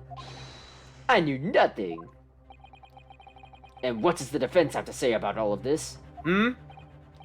Well, Your Excellency? Let's see real quick if I can go in and look. I definitely want to look at this. I feel like there's definitely something more to this. Oh, okay. This is absolutely... Well, well, that's unexpected. What is? Look, do you see? It says the witness's name here. Satoru Hosonaga. Well, yes, but business cards do tend to show the person's name. That's sort of the point. It's not the name that's unexpected. It's his job title. His job? Oh! Chief Inspector Satoru Hosonaga? Primary Criminal Investigation Division, Imperial Police Bureau. Inspector? What on earth? I have no idea. But let's face it, the police have a lot of power and influence, if they're wielding it somewhere here. The waiter's business card information has been updated in the court record. Alright, that looks like we got what we wanted there. Well, Your Excellency, no time to think. I'm just gonna have to close my eyes and shout out the first name that comes into my head. Alright, so now we know who it should be. Besides the prosecution, the only person with the necessary influence to manipulate the witnesses... Yes! The waiter. The waiter. Well, surely that would be Satoru Hosonaga-san. Hosonaga-san? The waiter who took the stand earlier? Poppycock! What possible reason would the waiter have to make these witnesses give false testimony? Not to mention the fact that even a head waiter could not possibly have that level of influence. For once, I agree with you. If, that is, the man truly were a waiter. What? If he truly were? Come on, Ryunosuke. It's time to hit the court with the truth. The truth about Satoru Hosonaga. His real identity, as proven by this evidence. Yes! The plan of the restaurant sketched by the man in question? I agree it shows a great deal of attention to detail, but I'm not sure we can conclude anything. Sorry, Your Excellency, that's the back of the card. It's the back of the card that's of interest. Or rather, the front, if you don't like to be roundabout. I beg your pardon. Or perhaps I should have said, the front. There we go. Yes, it's the front of the back of the card. Oh, good lord, you are a charm, Ryunosuke. That's where the telling detail is. Oh. Would somebody please explain what this overexcited student is trying to say? Hosonaga-san sketched the plan of the restaurant on the reverse side of the business card. The front of the business card reveals that the man in question's profession. His true profession. The waiter's profession, but that's surely... Good gracious! That's right, Your Excellency. The card reads, Chief Inspector, Primary Criminal Investigation Division, Imperial Police Bureau. What? The waiter is a police detective? I haven't heard any mention of this before. Why haven't I heard any mention of this before? The Imperial Police Bureau has immense power, absolute power as far as regular civilians are concerned. So, witnesses there in the stand. Who? It was in fact the waiter who gave you orders. Was it he who told you not to mention that you had seen a foreign gentlewoman at the scene? Well, Uh...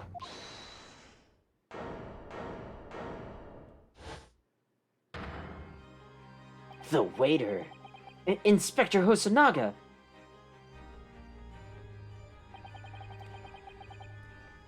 I was worried something like this may happen. The moment you asked me to submit my sketch as evidence, I realized it was a possibility.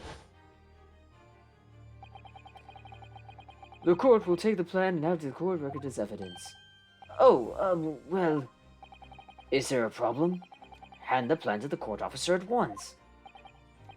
Of course, here you are. Yes, I remember now. He did act strangely when the judge asked him to hand over his business card. I strive to carry out all investigations flawlessly. It is my guiding principle. But I let myself be distracted when I made that sketch. It was an unusually careless mistake. So, you mean to say you're really a detective? But why would a detective be working as a restaurant waiter? Of course, your salary must be terrible. I was working undercover. Undercover? Yes. There have been a series of incidents at the restaurant lately. In order to investigate, I decided to get a job there as a waiter, working undercover. Incidents at the restaurant? What kinds of incidents? That would be classified police information, which I'm not at liberty to divulge. However, I can state categorically that they are unrelated to the case of this homicide. Very well then, Inspector Hosonaga, but you will elaborate on one point for the court. Of course, Your Excellency. We have just heard new information from the two witnesses beside you. That at the time of the shooting, there was in fact another person present at the victim's table. If that is indeed true, clearly you would have also have been aware that this person's presence, having served at the table in question. However, your testimony did not allude to this other diner. Therefore, I am led to assume that in your professional capacity as a police officer, you required these witnesses to be in agreement. Would that be correct?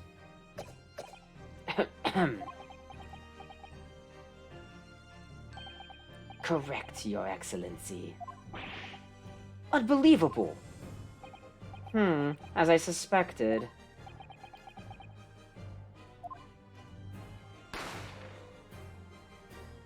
Bang! As soon as I heard the gunshot, I ran out of the kitchen to see what happened. The victim sat slumped in his chair, and beside him, gun in hand, stood the accused student. Sitting opposite the victim at the same table was a young lady whom I guessed to be an Englishwoman.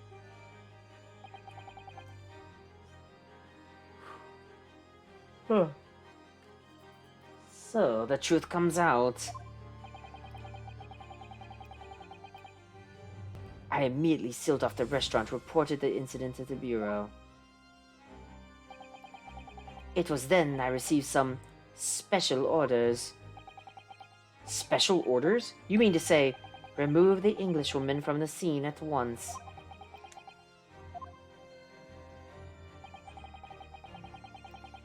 It was made clear that the Englishwoman's presence at the restaurant was to be concealed.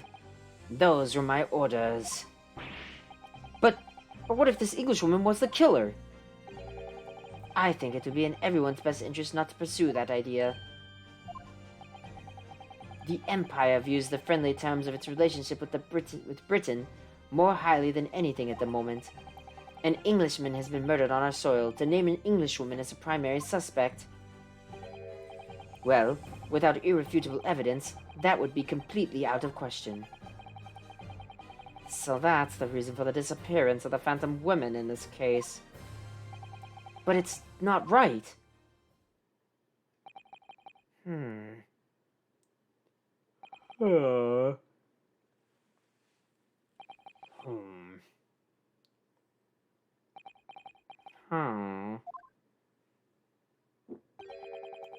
One possibility does spring to mind.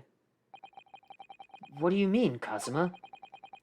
Yume University is currently hosting a number of exchange students from Great Britain, and I'm fairly certain that one of them, studying in the medical faculty's research laboratory, is a young Englishwoman. What? You're a shrewd man. I can see why you're the chosen candidate for the overseas study tour. Huh? You mean... When I removed the woman from the scene of the crime, I thought it prudent to check her identity first. Then the court demands you name the lady in question at once, Inspector. The Englishwoman sitting at the university professor's table was a certain Miss Giselle Bray.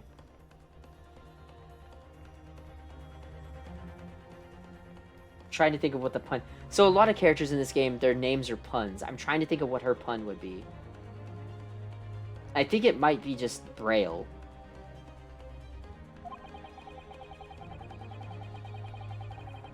Or like Jezebel and Braille. I don't know, there's a pun in there, sure. She is indeed a foreign student studying in the research laboratory of Yume University's medical faculty. What is happening here? I admit that under orders from the police bureau, I erased all evidence of this lady's presence at the scene,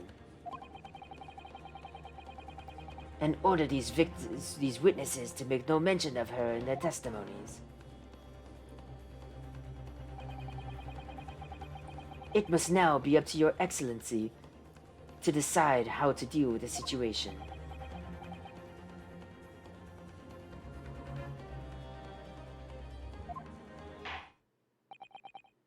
Very well. My thoughts on the matter are as follows. Thus far, the case presented to the court has been underpinned by a particularly critical premise. Namely, that the victim was dining alone. However, as we have now discovered that this premise is false. It would be a desecration of our justice system to ignore the truth and give a ruling at this point. But, Your Excellency... That would mean missing the noon deadline of a ruling in order to send a telegraphic report to Great Britain. Our own government will surely be very displeased by such actions. Calm yourself, Counsel. I will not allow the government of our country or any other to influence the proceedings of my courtroom. Ugh. Inspector Hosonaga. Yes, sir. You will locate this Giselle Brett and escort her to the courtroom with the utmost urgency. At once, Your Excellency. But that means you're going against the special orders you were given from the police bureau. As I said before, it is my guiding principle to carry out all investigations flawlessly. So, it won't be a problem.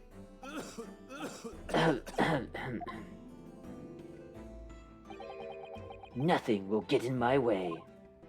I feel like something might get in your way, bud. Court will be adjourned briefly. The prosecution must call the English student, Giselle Bray, to the witness stand. Do I make myself clear? Yes. Your Excellency. Good. Then we will have a 30-minute recess before reconvening. Alright, so far so good.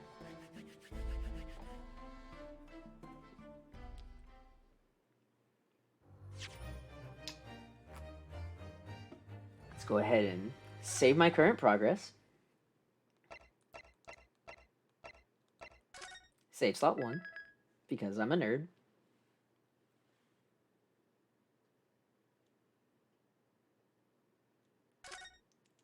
And we continue. I'm going to try and finish up this case today, because it shouldn't be too much longer. 22nd November, 11:38 a.m. We're getting close to that noon deadline. Supreme Court Adjudicature, Defendant's Antechamber. Excellent. Excellent work, Ryunosuke. That was superb. Ugh, my heart was in my mouth the entire time. It was almost unbelievable. I mean, looking at you in there. You were drenched in sweat, your eyes popping, your knees knocking, and you were grinding your teeth. It was a grim sight. But before I knew it, you'd started finding inconsistencies in the testimonies. I think you might have a natural talent for being a lawyer. Forget it. It's terrifying. If I get through this, I don't ever want to see the inside of a courtroom again. Anyway, it looks like we've exposed your phantom lady at last. Huh? Miss Giselle Bray, a student from Great Britain, is she? That's what I was trying to tell everyone from the start. Dr. Wilson wasn't alone. There was a young woman with him, like I've been saying all along. Yes, you have, haven't you? I might not be overly confident in the courtroom, but my powers of observation are one thing I'm sure of. Oh. I may not be overly confident in the courtroom, but my powers of observation are one thing I'm overly sure of. Yes, I can see that. So, about this young gentlewoman. Was she single? Do we think I have a chance with her? I mean, thanks to our detective friend. She was hastily escorted away from the scene, it seems. Did you see what happened with that? No, I didn't see any of it. I was too busy looking at this gun in my hand. I was just on my way out of the restaurant myself, then on the floor next to Dr. Wilson's table, I noticed there was a gun lying on the floor. And just after I'd been down and picked it up, bang! I didn't have time to think about where the sound of the gunshot had come from. The waiter ran over to me, looking as white as a sheet, and he bundled me into some sort of small pantry next to the kitchen. Fast thinking by the detective. Apprehended his suspect without a moment's delay. Yes, and because I was shut in the pantry, I have no idea what happened outside in the dining area. There you are. Well done, both of you. Professor Mikataba. Well, it seems I was right. The pair of you make an outstanding team. You've exceeded my expectations, I have to say.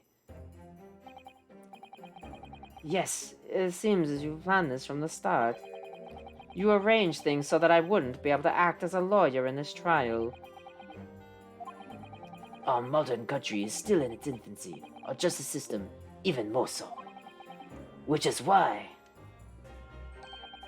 I firmly believe that we need to send our brightest young stars overseas to learn all they can. I wanted to avoid a situation that may have resulted in your study tour to Great Britain being cancelled. Well, it makes no difference. Lawyer or otherwise, if I'm the kind of man who can't help his friend to avert the worst crisis of his life, I shouldn't waste everyone's time by going to study overseas anyway. What? What are you saying, Kazuma? So that's your stance. I was afraid you'd feel that way. Kazuma. Well then, it looks like it all comes down to you, young man. To me?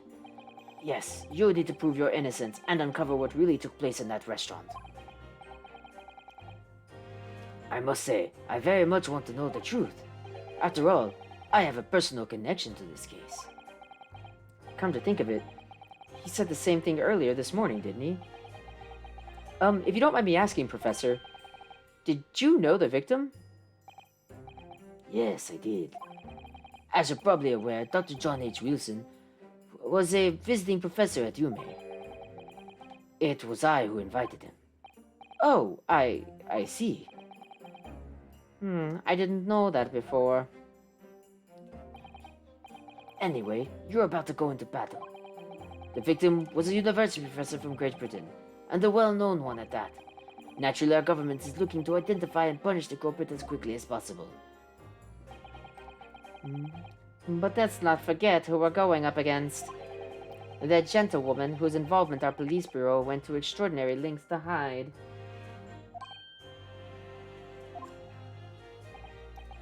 Yes, and I'm sure the prosecution will be using every tool at their disposal to squash your case.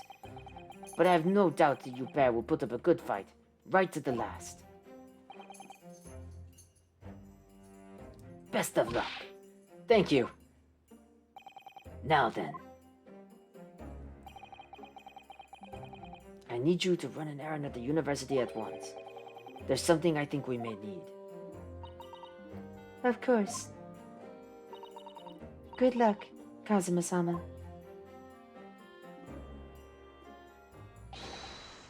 Defendant Naruhodo, court recess is over. Please make your way back inside the courtroom at once. It's time. It's time. Let's get back to it, partner. Let's go in there and deal a decisive blow before these old fossils know what hit them. Kazuma? What? Thank you, really. What for? Well, if you hadn't said you believed me, then I'm fairly sure I'd already be found guilty by now. Look, I have faith in you. As a lawyer and as a friend. Coming from you, that means a lot. I feel like I've swapped his voice I've swapped Kazuma's voice like 3 times. If I'm found guilty in this trial, he's really gonna give up on his dream of studying abroad. That's the kind of true friend he is. So this isn't just my battle anymore. Whoever we're up against, we absolutely cannot afford to lose.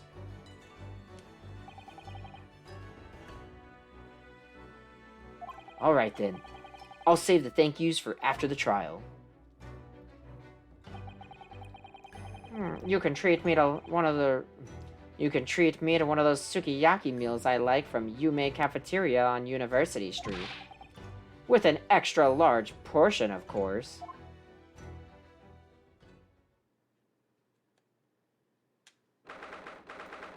Alright, so this is now 12:09, so they are now past their deadline.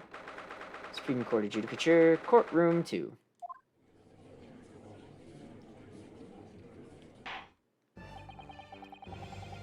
The court hereby resumes the trial of Ryunosuke Naruhodo. Prosecutor Ouchi, have you managed to subpoena the witness? Yes, Your Excellency, against all odds.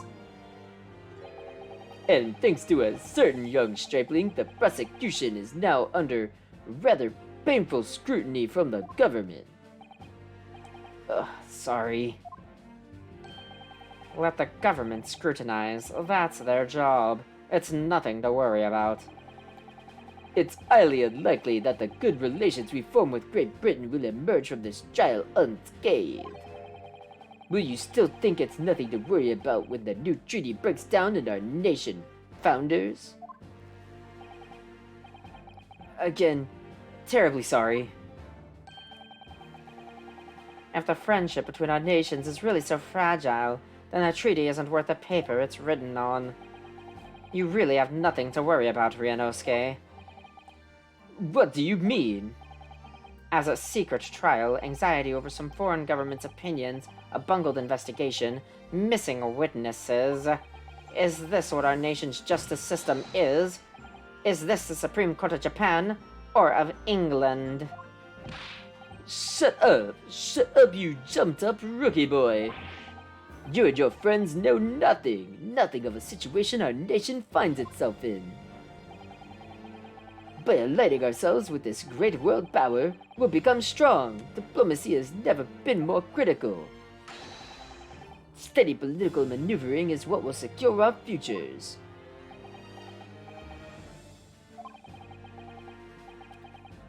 I won't deny that I'm no expert. I'm just a student, and one who could arguably study harder, too. But standing here now in our Supreme Court, there is one thing that I feel very strongly. A country that fails to uphold the truth in its justice system is a country with no future at all.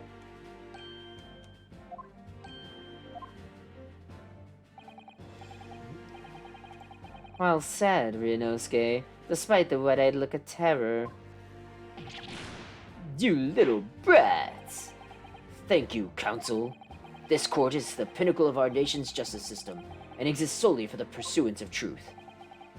With that in mind, this trial will now resume with the next witness taking the stand. The visiting student from Great Britain, Miss Jezile Bray.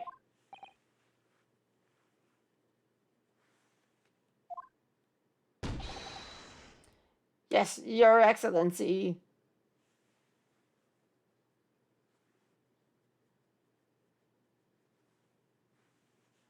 Okay.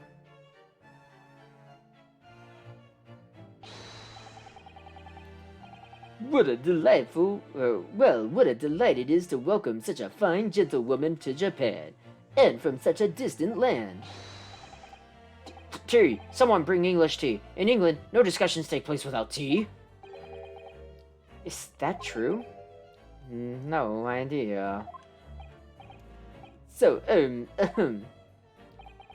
could we possibly trouble you to state your name and occupation for the court? Of course. My name is Satoru Hosonaga. I have been working undercover as a head waiter at Le Carnaval. Yes, we know about you already. Inspector Hosonaga, where are your manners? In England, it's always ladies first. Is that true? No idea.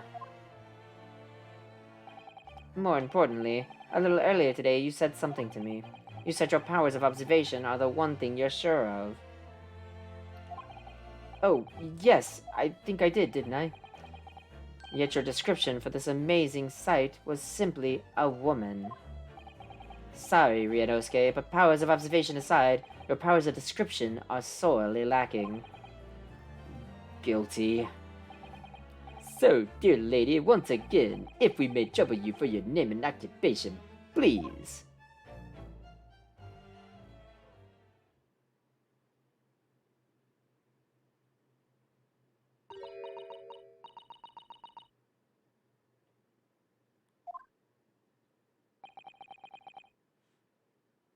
I'm sorry.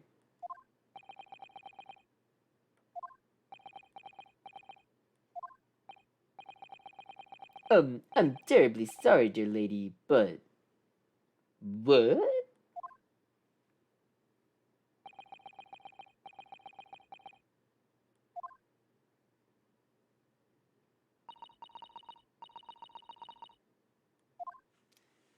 Alright, we're getting some translating time.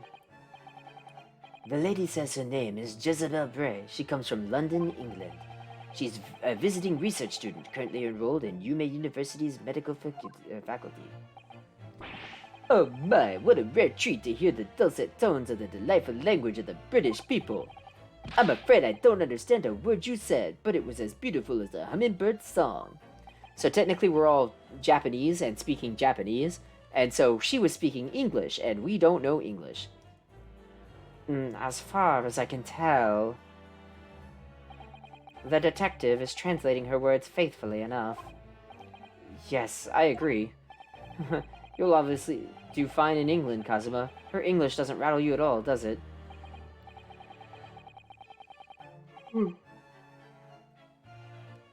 Nor you. You've clearly been paying attention in your English classes, Ryunosuke. The court thanks the beautiful lady for taking the stand. Now, if we may trouble you to confirm something, Miss Britt. 3 days ago, at a restaurant called Le Carnaval, a grim murder took place. The court has been led to believe that you were dining there with the victim, Dr. Wilson, at the time. Is that correct?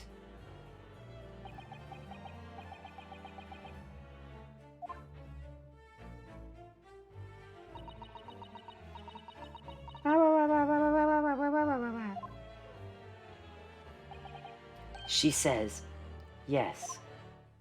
That was a lot for yes. So, even though she's studying here in Japan, she can't speak any Japanese.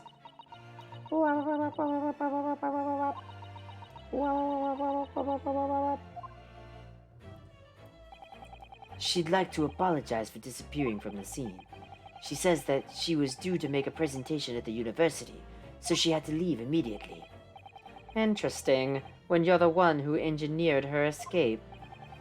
I was just following special orders from the Bureau. Well now, dear lady, would you be so kind as to cast your eyes over this photographic print? seeing as you were so unfortunately present at the scene of the crime. Could it be that your resplendent eyes caught sight of the wicked perpetrator, perhaps?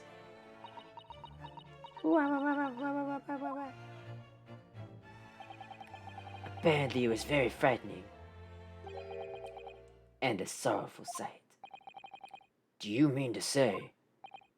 Yes, it would appear the lady did witness the crime. The very moment when the accused, standing right there in this courtroom, shot the victim in cold blood.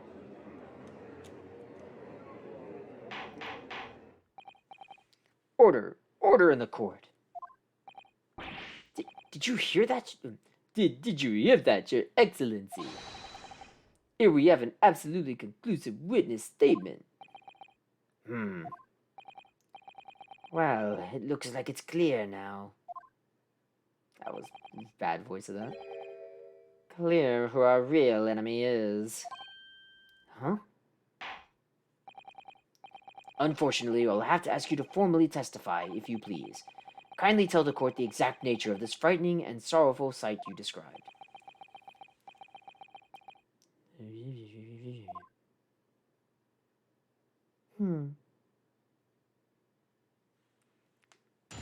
Hey, welcome, Lil Phelan. Glad you could make it. We are getting to about the pinnacle of our first case.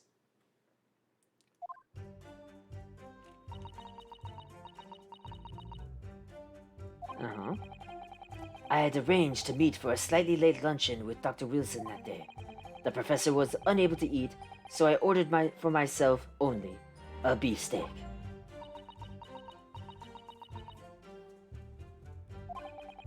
After a while, the accused came over to greet the professor, and they got into a fierce argument. Then, not long afterwards, the accused took the professor's gun and shot him right before my eyes.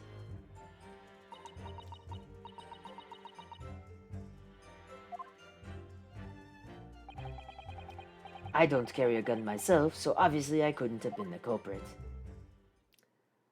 Okay, so I have an idea of what's going on. Yes! I want to see where it's going, though. And I don't want to try and spoil it. No, I don't have any kind of argument with the professor at all. Quiet, you filthy wretch. Look at you, you blackguarded blackguard. And look at this snow-white angel.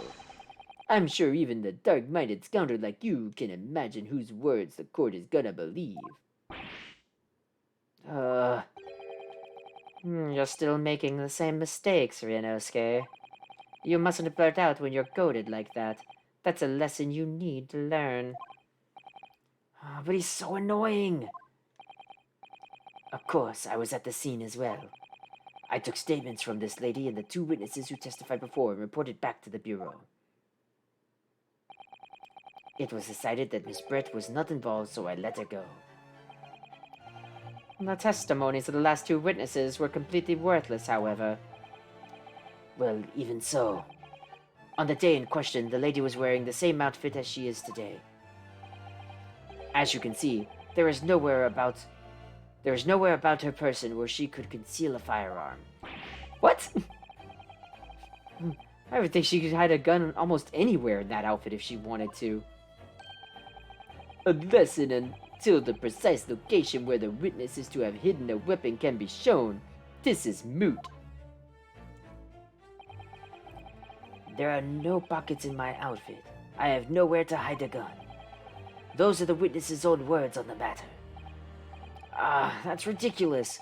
If only I was allowed to lift up her dress, I could prove it.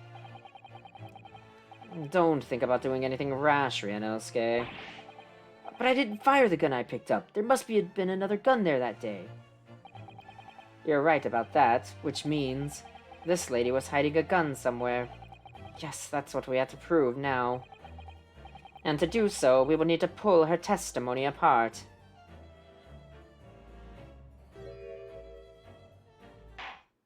Alright, testimony time. Oh, yes, Your Excellency.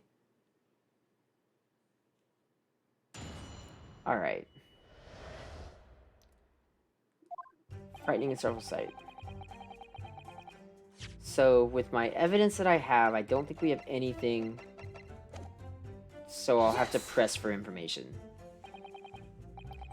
After 2 p.m., in fact. That's really quite a late lunch, isn't it? You don't keep up with the latest fashions from Britain, do you? Late luncheons are en vogue, isn't that right? No.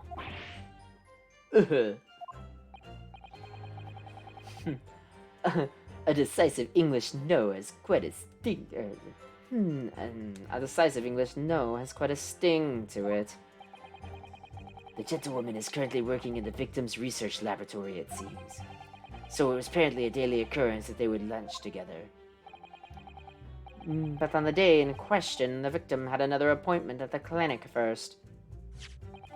Yes, which we can prove from the medical report card that was submitted as evidence earlier. That's right. Miss Bray and the victim went to lunch following the victim's treatment, which is why it was so late. Yes, that all makes perfect sense. Such wonderful logic. What a shining example of English intelligence this fine gentlewoman is. So, you both arrived at the restaurant. What happened next? Professor was sending leave, so I ordered for myself only a beefsteak. I don't think there's anything thinking of that. After a while, the accused came over to greet the professor. They got into a fierce argument. I never got into an argument with the professor. All I did when I noticed him was go over to say hello.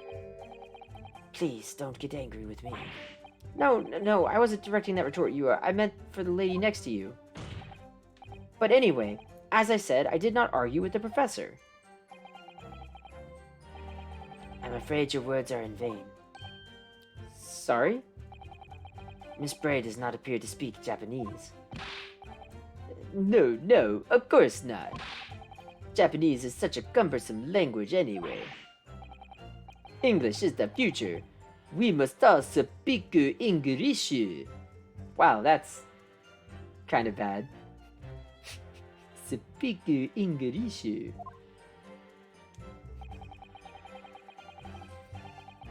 I wonder if the prosecution will feel that way forever, or only in the presence of a beautiful woman, Well, that beautiful woman is telling blatant lies with a completely straight face. I have to find something that will unravel her testimony, no matter how seemingly insignificant it may be.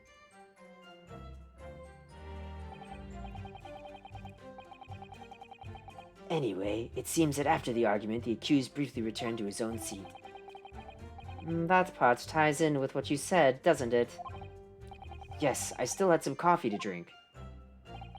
And the next time you got up after that was when I'd finished my coffee and stood up to leave.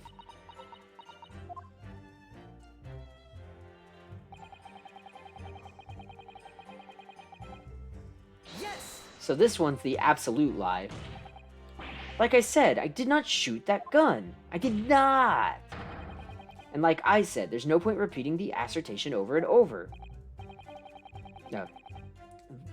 Well, I wasn't expecting to be attacked. I wasn't expecting to be attacked by my own side.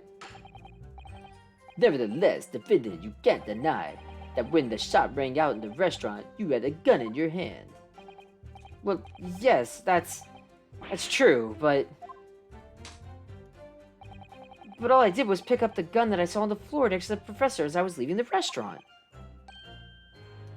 In fact, yes, there was someone much closer to the victim than me at the time. The highly suspicious lady in the stand. That will do, you dirty, rotten scoundrel. Dirty? Your baseless accusations could very well cause an international incident, boy. It seems to me that your accusation is just as baseless as ours. What nonsense. The lady is merely stating what she saw. And this is already an international incident as far as I'm concerned, anyway.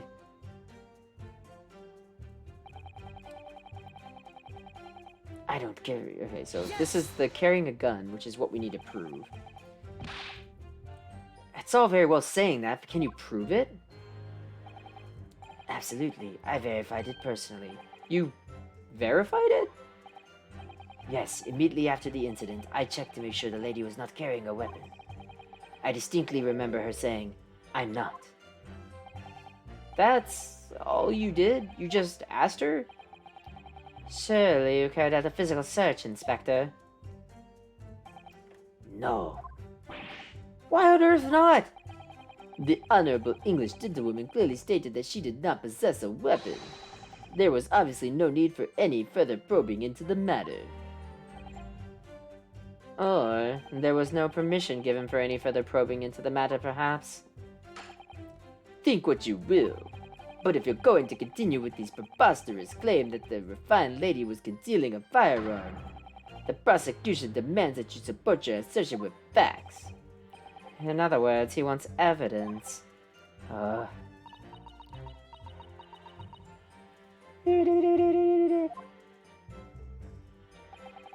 The lady wishes to point out that of course she wanted to stay and assist with the investigation, but she was in a hurry to give a presentation at the university, so she was compelled to leave.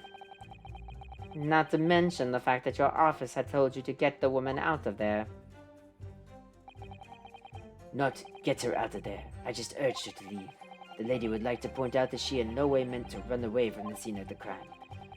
Which is why she is only too happy to cooperate and testify here in court today, of course. Unlike a certain student who refuses to admit when the game is up. You could at least have the courtesy to pay attention when I'm goading you.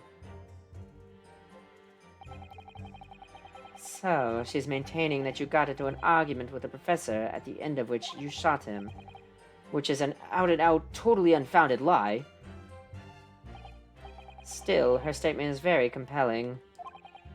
After all, she's an elegant, refined, young, beautiful gentlewoman from Great Britain. In stark contrast to you, dressed from head to toe in a dull black school uniform. I'm dressed exactly the same way you are, except for the flapping red ribbons. Well, anyway, this is our only chance to expose her testimony as the fiction that it is. If we can't do that, the trial's over. Even you, with your thick skin, must be able to feel the murderous looks you're getting from around the room. Only too well. I feel half dead already. And the fact that I can't see a single inconsistency in her testimony doesn't make me feel any better either. The first thing you do is press her on any of her statements that seem slightly off to you. I did that. Do that and an opening will present itself, I promise you. I need to expose the true face of this exotic foreigner that's hiding behind the mask. That's what I should be aiming for in this cross-examination. Alright. So this is the only one I didn't press, so let's go ahead and press it. He was unable to eat, you say? And that was because he had just had a tooth removed at the Hada clinic, correct? That's right. You're supposed to actually check with the witness before answering. Was Miss Brett aware of that fact?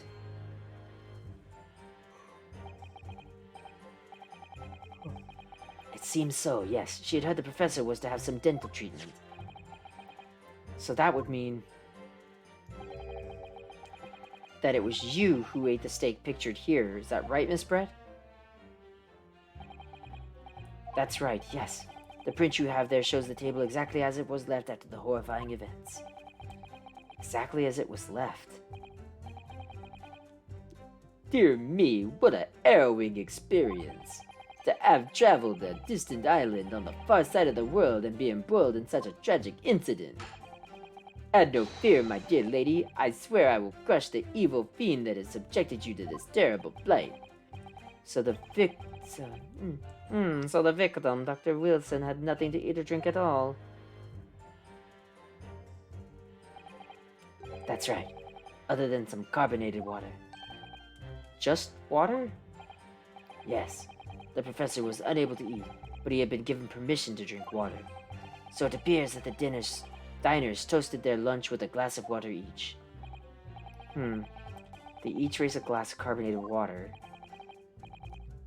What do you think, Ryunosuke? What about the witness's last statement? It's very meaningful. The last statement of yours, Miss Britt, has a profound bearing on this case. Well, well, how fascinating. Do tell us, what is this profound bearing? The significance of the statement will become apparent when the time is right. The defense calls for the witness's last statement to be formally added to the testimony. Well sidestepped, counsel. Very well, Miss Brett. Kindly repeat what you just said to be added to your official testimony. And here is where I will get my contradiction.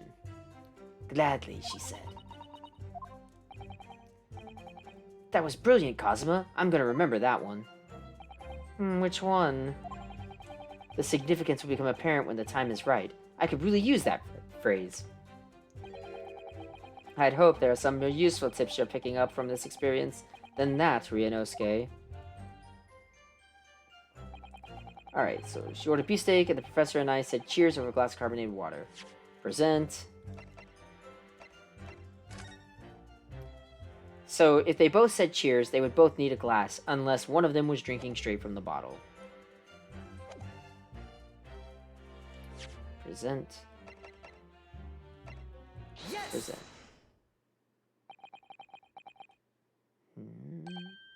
That's it! Let me just confirm something, please. It's to do with this photographic print. Just a short while ago, you spoke of this print showing the victim's table at the crime scene. That it was exactly as it was left. That is correct, the lady says. Well, that is, it's odd. Very odd. Dear me, what's odd is the defense's inability to express itself. Ryunosuke, what about this print looks so odd to you? Well, obviously, it's the cheers. The cheers? Where everybody knows your name. Miss Brett just told us that she and the professor said cheers over a glass of water. But if that's true, there should be 2 glasses on the table, not 1.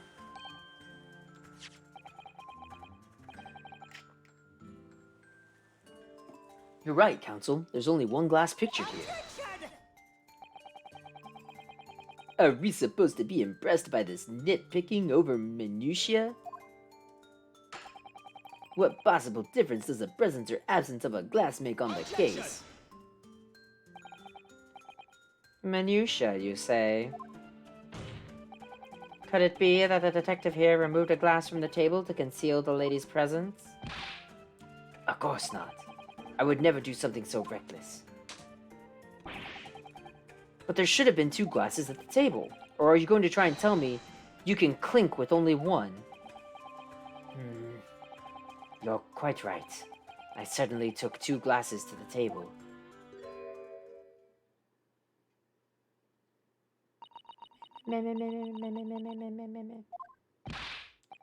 Inspector, what did the lady say?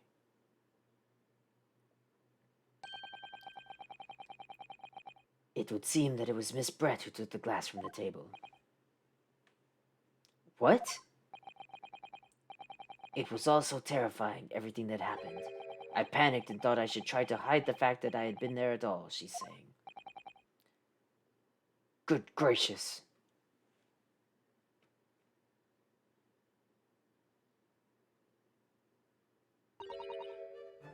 Sorry.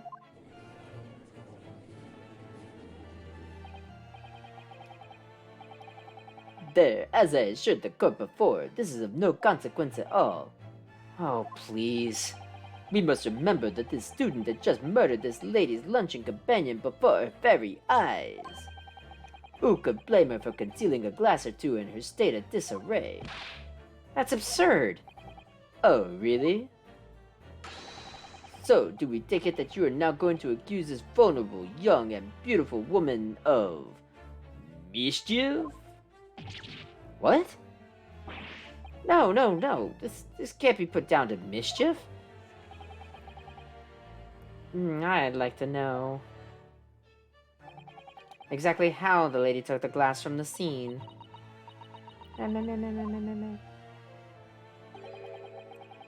It would seem that she slipped it into a small handbag she was carrying. A handbag, you say?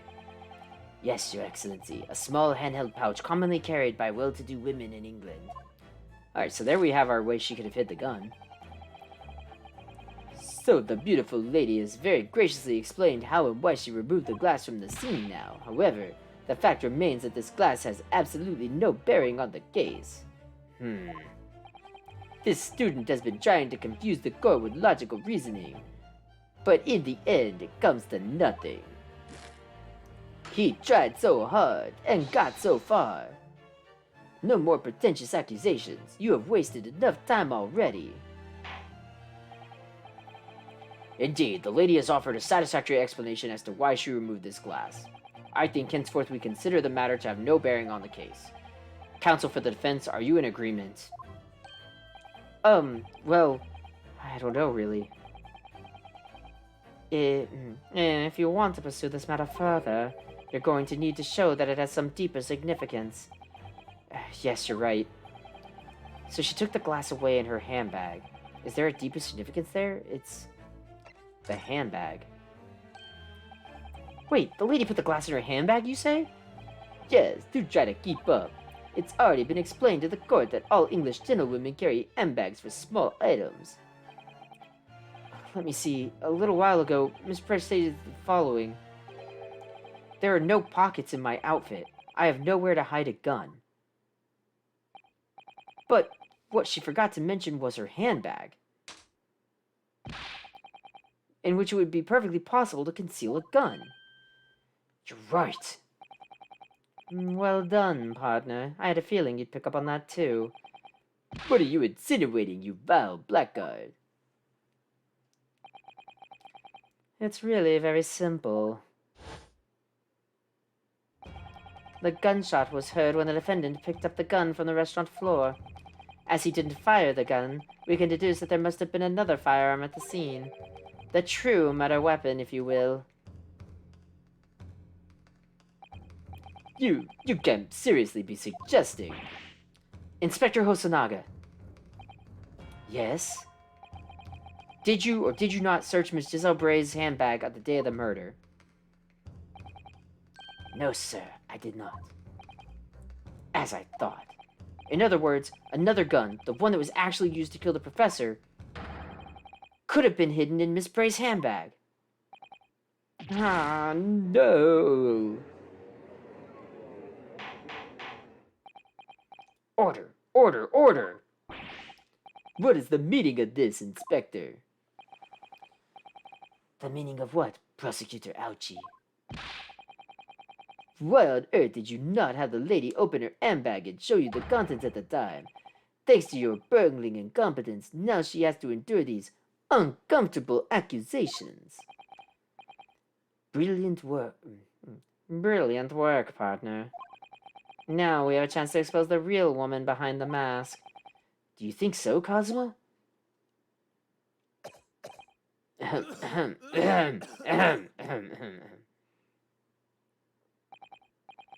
Well, what a sorry situation. Clearly you have no faith in the police. Huh? As I said, I did not search the lady's handbag after the shooting. Simply because it was unnecessary. Unnecessary in what way? I ought to thank the student lawyer, really. I have a piece of evidence here that I had completely forgotten about. This photographic print.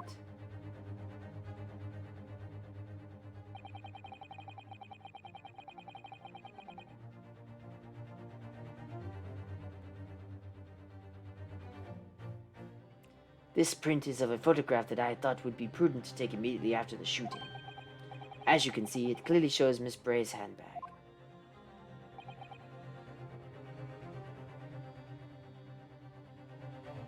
Well, I never. You can see right through to what's inside.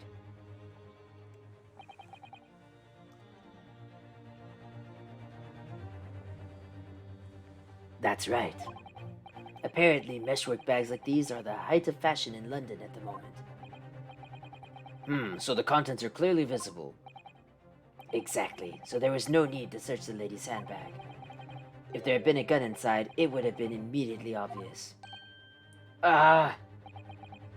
As you can see, there's nothing to imply Miss Brett's guilt here.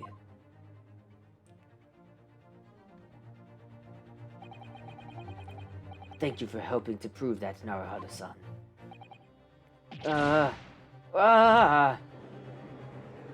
Okay, but I have a question. Order! Order! Inspector Hosonaga, you will submit that print as evidence at once. Thank you. I want to look at it. Certainly, Your Excellence. Photograph of the handbag has been entered into the court record. I think you've had long enough to cross-examine the witness, counsel. Alright, so that's what I want to look at. He's got some kind of like a bullhead tattoo, is what I'm noticing. That's weird, because I think I've seen that design before. I have seen that design before. Okay. And the thing is, this is a skillet plate. Anyone that's like people that live in Texas and eat Mexican food, this is like common what this is commonly what gets served with fajitas, is a hot plate to keep your meat warm while you're eating it. And some steakhouses do skillet plates as well. But the thing is if this is a hot skillet plate and he rested his hand on it, that's not a tattoo, it's a burn mark. But that would mean that this is his steak. And if this is his steak, there's so many questions.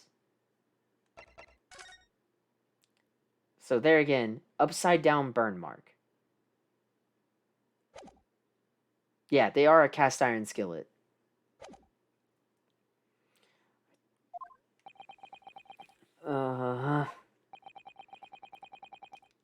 The court has now been shown considerable evidence. As the photographic print just submitted into the court record appears to have no further significance, I am satisfied that there is no longer any room for doubt in this matter, and I must make my ruling. Indeed, there is only one logical conclusion. That the pathetic rookie slumped over the bench before us is the only possible perpetrator of this crime.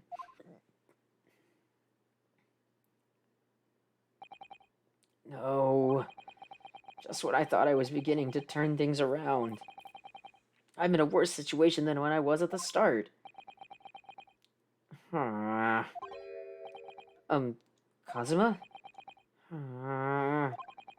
I'm sorry, Ryunosuke. Huh? Now that the cross-examination of the witness is over, there's no way for the trial to continue. What? You mean this is it? I must say, you put up quite a fight for a rookie student, but the weak are meat while the strong eat. You were wasting your time. There is no way to defeat true justice. A fat you can chew on to your heart's content from the inside of your cell. This can't be happening. Am I really going to be found guilty of a crime that I didn't commit? And Kazuma. His dream of going to study in Great Britain will slip through his fingers. Kazuma. What? Is there really no chance now of turning this trial around? You heard the judge. There's nothing about the last photograph the detective produced that we can contest, which means there's no basis on which we can argue for the trial to continue. Very well. I would now proceed immediately to the ruling. It seems we will be able to report to the British government on time after all. That smug little... Ryunosuke Naruhodo, having considered all of the evidence placed before me, yes! I hereby find...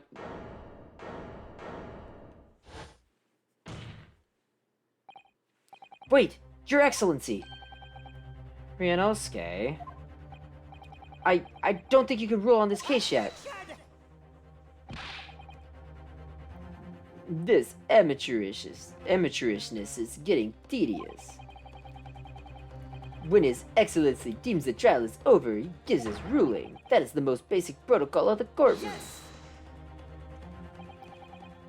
Your Excellency, just a moment ago you said this. As the photograph print just submitted appears to have no further significance, there is no longer any room for doubt in this matter, and I must make my ruling. Now, that means if there was a problem with the evidence, some significant detail, then the ruling on the case at this time would be out of the question. This is blatant straw-catching. Look at this photographic print. All it shows is the handbag the gentlewoman was carrying on the day in question. There could be no problem with this evidence. You'd better know what you're doing, Ryunosuke. I understand your objection, counsel. Certainly, the new evidence submitted by the detective has not undergone the court's scrutiny. However, I fail to see how we can glean any new information from this handbag. My thoughts exactly. Really, the prosecution is becoming tired of this rookie's desperate wheezes. Yes, I am desperate, but this isn't a wheeze. This is something about this photograph which just doesn't seem right. If only I could put my finger on it. Very well, I will grant the defense one final opportunity. Huh? What? But be warned that if I am unsatisfied by your response here, the trial will be over with immediate effect. Do I make myself clear? Yes, Your Excellency. So, take another look at the photograph print Inspector Hosonaga submitted before. You will identify for the court where in this print we see the significant detail to which you have alluded.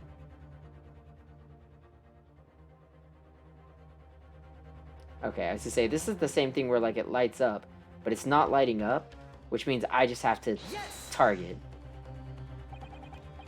Look at this, here. There's a very unusual mark on the victim's wrist. That is true. It looks almost like a burn of some description. Dear me, I was pondering what new biffle you would come out with. A burn, you say, on the victim's wrist? Clearly that has nothing to do whatsoever with the magnificent lady's handbag. Yes, that is a burn mark, you're right. Go on, Inspector. The police coroner also noticed it when he was performing the post-mortem examination. It was deemed unrelated to the cause of death, so he didn't note it in his report. What did I tell you? In any case, we have no idea when the victim suffered this burn, do we? And no possible way of knowing either. The more I look at it, the more I find myself intrigued by the curious shape of this mark. However, as Prosecutor Ouchi points out, unless a firm connection to the case can be shown, I cannot allow any further time to be spent on precise details of this burn.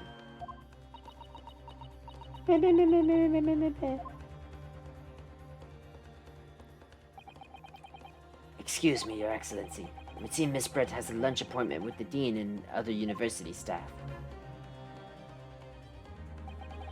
She would like to know if she may be excused from the stand now. Oh, of course, dear lady. We shan't hold you up any longer. I'm quite sure His Excellency is about to give his final ruling anyway. What's your thinking on this, Ryunosuke? Do you believe this burn does have something to do with the case? To be honest, I'm not really sure. But if I don't keep pushing, then it's all over. So I was thinking that I should keep digging and digging, in the hope that I might uncover something useful. Yes, you're right. I am? If we could just link that burn to the case. If we can do that, we might be able to prise this shutting door back open again. Just give it up, Counsel. You can't possibly hope to do that. Indeed, I'm afraid without evidence, I can't allow you to pursue with what is little more than conjecture. But if we had evidence that irrefutably linked the burn on the victim's wrist to the case, then would you allow it? I would, yes. To tell the truth, I haven't noticed that burn. But as soon as you pointed it out, what I did notice was the color draining from Miss Brett's face. Really? I have to find some link between that burn and the case. I already found it. This is the moment of truth. It's time to find some evidence that proves what the burn really means. So then, the defense will now present its evidence to the court. The evidence that demonstrates the inextricable connection between the victim's burn and this trial. Yes! What's this, counsel? Yet another print? Yes, Your Excellency. I believe photographic prints are an amazing invention. When we humans look at a scene, we miss things. But in a photograph, things we may have overlooked at the time are recorded forevermore. Do hurry up, Ricky. What are you trying to say? To inconvenience this poor lady any further would be quite inexcusable. Actually, we may need you to stay with us a little longer if you don't mind, Miss Bray. You see, it's very clearly visible in this other photograph. How did the victim come to have that unusually shaped burn on his wrist? The reason is recorded here forevermore. What? How? You can't fool me with your little bluffs, boy. If that's your game, then let's see how it plays out. Show the court exactly what you mean. What is in this photograph that explains the reason for the victim's burn? I believe it's, this right here that I pointed out earlier to all of my lovely viewers. The beefsteak? No, not quite. Actually, the point is the metal plate the steak was served on. The plate? Your Excellency, are you alright? As you can see, there's an emblem on the plate. I would guess it's some sort of trademark of La Carnival.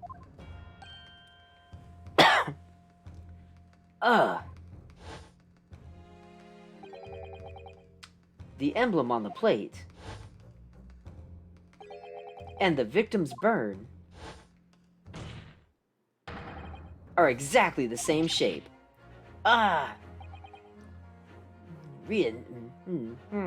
Ryunosuke, you're a genius. You're spot on. Which means the victim must have suffered this burn while he was present at the restaurant. But even if that is the case, we can't know if it happened on the day in question or not. It could have been the day before, or the day before that. It most likely happened at some other, unrelated time. Well, Objection! Sadly, Prosecutor Ouchie, the chances of that are extremely slim. Thanks. Why? The outline of the burn is clearly discernible. Such a serious injury would have caused quite a commotion in the restaurant. Wouldn't you agree, Inspector Hosonaga? I can't imagine having missed such a terrible disaster, certainly. But...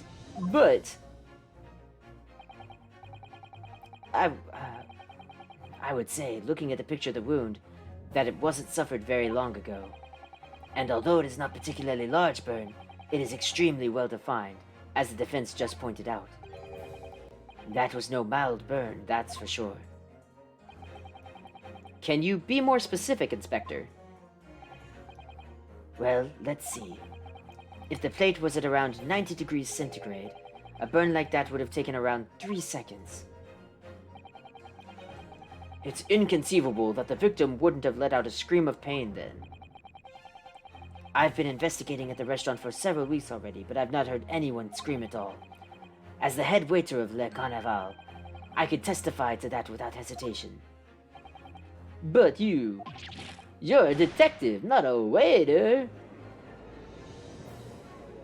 Yes! There you have it. Something isn't right here. As a detective said, anyone who burnt themselves on a piping hot plate for 3 whole seconds would scream in pain.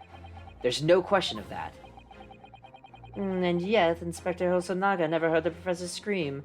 Not on that day, or any before it. That's right. And the strange thing is, on the day he was shot, I didn't hear him cry out either. What are you suggesting?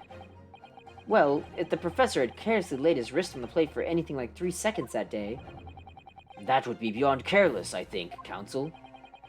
Then the rest of us in the restaurant, myself, the sergeant, and the old antiques dealer, all of us would, without any question, have heard him scream. Wouldn't you agree, Prosecutor Ouchie? Huh? No, well, yes, I suppose. So the question is, why didn't a single person hear Dr. Wilson scream? I almost don't believe it. Ryunosuke, do you think? Can it really be true? I never dreamed we'd arrive at a conclusion like this, but I'm starting to think that maybe we've been led into a terrible trap. Alright, it's starting to come together. I'm starting to see the pieces. There's only one explanation I can think of to make sense of this apparent impossibility. On the day in question, when he suffered the burn to his wrist, Dr. Wilson... Oh. None of these were the answer I was thinking of. He hadn't noticed the burn, is the closest I can think of. Yes, the professor being as absent... No, that's not it. You didn't even know the professor, and yet here you are labeling him as a bumbling scatterbrain. How about I hold your wrist under the hot plate and see how your bumbling scatterbrain copes? Perhaps the scream you let out will wake you up a bit. Oh, it's nice that there's frankness developing between us, partner. Don't call me partner after coming up with a nonsense like that. It's a critical moment. It may very well be our only chance to turn things in our favor. So, my line of thought was, he was under the effects of the anesthesia, and when he rested his hand, he didn't notice it being burned. Because, the anesthesia. On the day in question, when he suffered the burn to his wrist, Dr. Wilson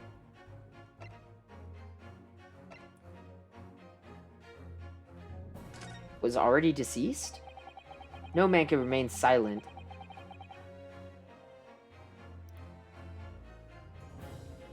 No man could remain silent while his wrist was burning on a piping hot plate for 3 whole seconds. That's clearly impossible. And apart from in one particular situation... Counsel, are you suggesting? Yes, it's only possible if the man was already dead. Oh, already? Dead?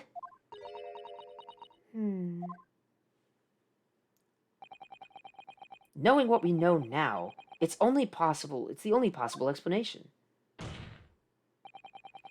When the beefsteak was brought to Dr. Wilson's table that day, the professor was already dead. But that's madness. Order, please. Counsel, explain this absurd notion at once.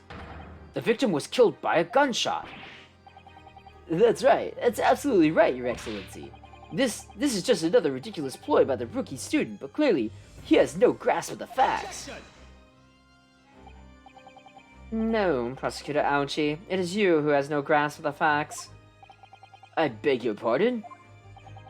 And as soon as it became apparent that the victim had suffered that burn while at the restaurant, this whole case was turned upside down.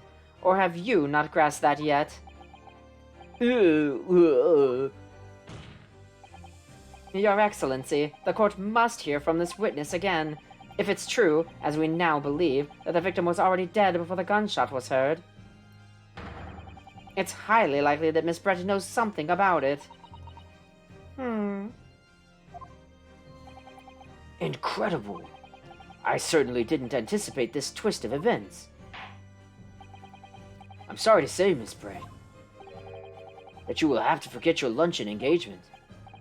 But Your Excellency... The justice system in our country may be in its infancy, but rest assured, all reasonable doubt must be dispelled before I am prepared to pass judgment. Thank you, Your Excellency.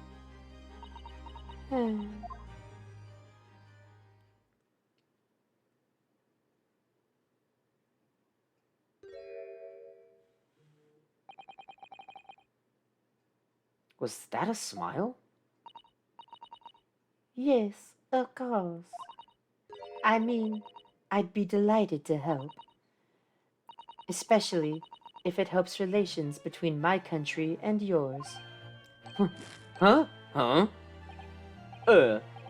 Miss Bray, you speak Japanese? Well, of course I do. I'm studying in your country, after all.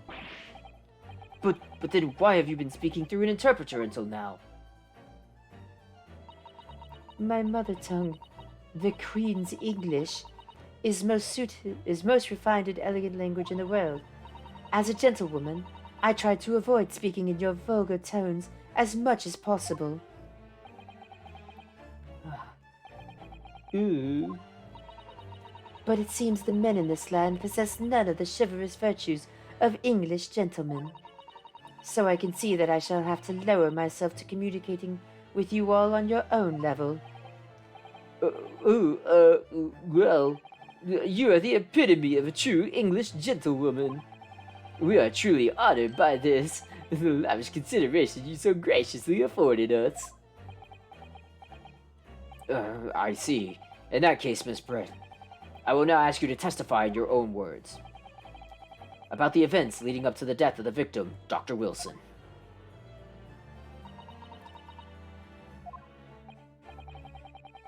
So, we're finally going to hear her own words on the matter. Things are getting interesting, Ryunosuke. Alright. The victim's death. Unfortunately, I have no idea when the poor man burnt his wrist like that. When the waiter brought my steak, the professor and I raised our glasses in a toast. As far as I've heard, the post-mortem report showed no other possible cause of death beside the gunshot. If there's some other way a man's life can be taken without leaving a trace, please, do show me. But of course, this country's inferior investigative techniques probably won't pick up on it anyway. Duh-huh. That most captivating and beautiful testimony will go down in Supreme Court history. Thank you. Easy does it. I hope that the last time I will have to sully my lips with the coarse tone of your unbecoming tongue. Wow, rude. Oh, forgive me. I do have ever insulted anyone. Yeah, that's what it's looking like. It's looking like it might have been poison. Not at all, not at all. It is a delight to merely hear you speak, dear lady. And it seems very clear from your testimony that this boorish talk of the victim's burn is utterly irrelevant. I will be speaking to your country's Minister of Justice about what has happened here today. The Minister of Justice? May that irritating little bully of a student be given the harshest punishment possible. Amen. Huh? Thanks? Was that a prayer then? Well, you'll have to forgive the irritation, Miss Brett, and put up with cross-examination for now. I expect you've noticed that this little bully of a student, as you put it, doesn't miss much.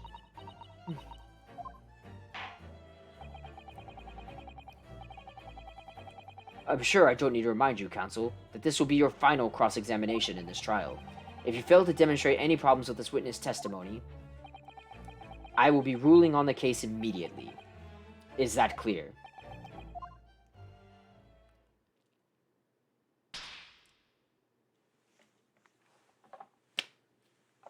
Sure.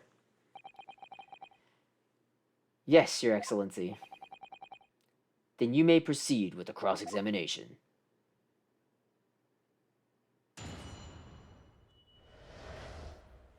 The victim's death. Alright. No idea when it formed. Yeah, that sounds fine. When the waiter brought my steak, the professor and I raised our glasses to a toast. Sure, as far as I've heard, the post-mortem report showed no other possible cause of death besides the gunshot. Is that right?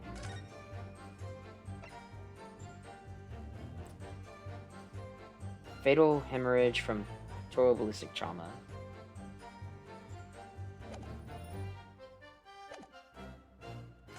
So, I think it would be on this one, is where I would present the glass as evidence. But before I do that, I just want to double check and see what she says about this. Without leaving a trace? If someone is shot or strangled or stabbed or thrown from a height, however a person's life is taken, there are always telltale traces on the body.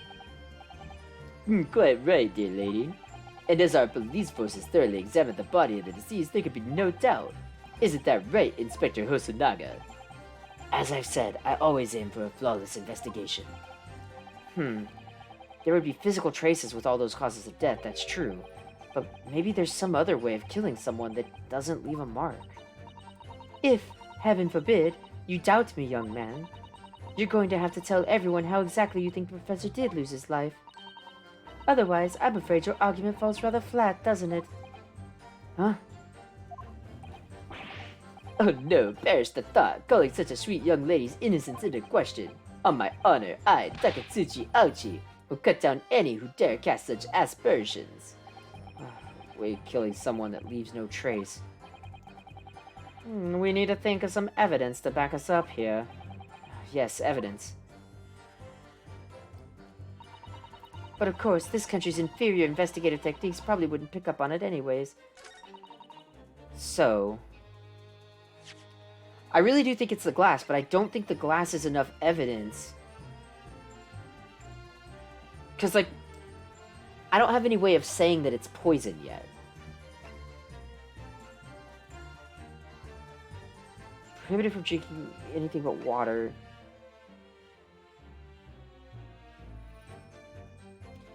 Yeah, I'm fairly certain that that's what it is.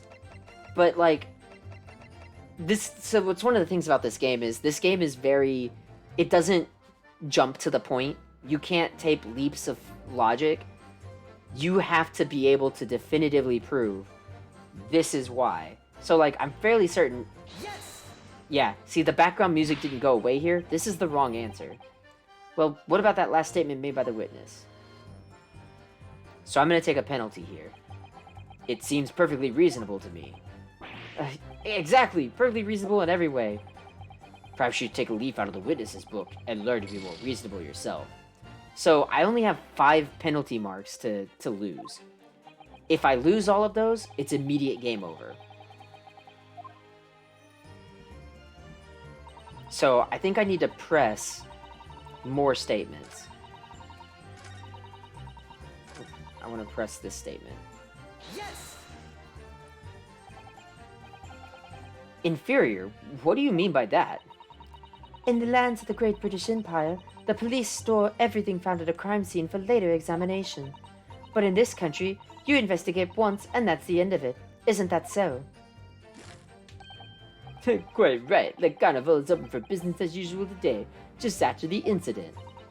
Exactly, which means that even if the investigation takes a different direction, vital evidence may be lost. Okay, hold up, what's that? So this is a new thing. He reacted to that. It doesn't even occur to your naive detectives to try and preserve the crime scene. I'm trying to be as tactful about this as I can, you understand? Killer blow. The lady is as formidable as she is beautiful. Amazing. He's actually admitting our police may be flawed. Perhaps Prosecutor Ouchie is finally starting to see sense. I very much doubt that. Still, there's something about what Miss Brett just said.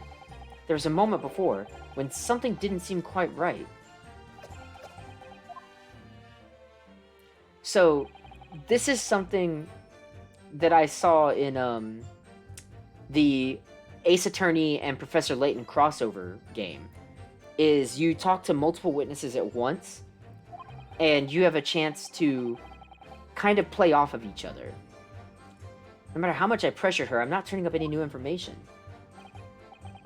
Yes, as I suspected. She's a tough witness. We need to find a way to break her testimony, or the cross-examination will be over.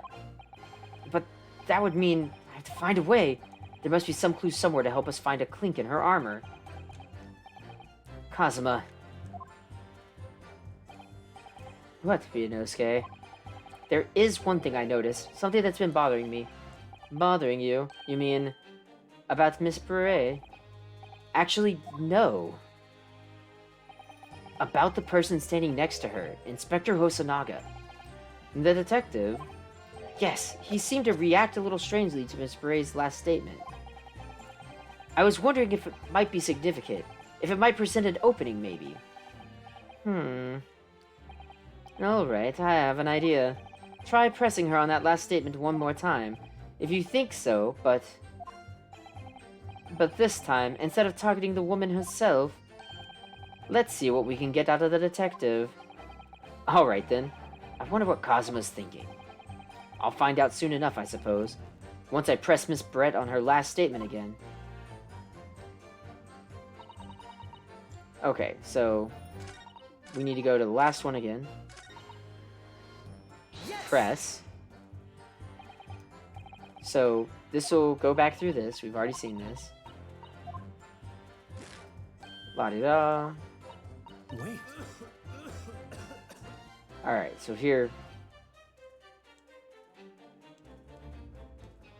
How... Yes, there it is again. The detective's reaction is just the same as before. Why? Up until now, the detective has been in stand with Miss Brett as the interpreter. But things are very different now. For this testimony, the detective is just listening to what the Englishwoman has to say. This could be a golden opportunity. What do you mean? When people are actually testifying, they're usually very careful not to let anything slip. However, when they're listening to someone else speak, you'll find they often let their guard down. You're right. Look at him. He's lost in his own thoughts.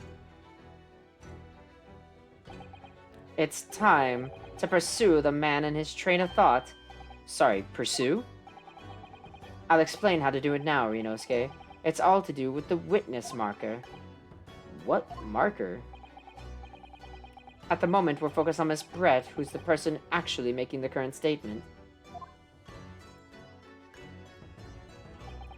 By moving the marker left and right with the deer, you can turn your attention to other people in the stand. While you're looking at the other witnesses, you'll be able to pursue them with A. If you can catch the person at just the right time, you might uncover some new information to pursue.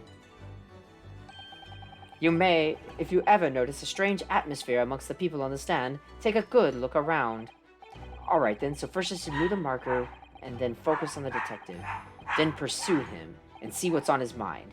Here we go.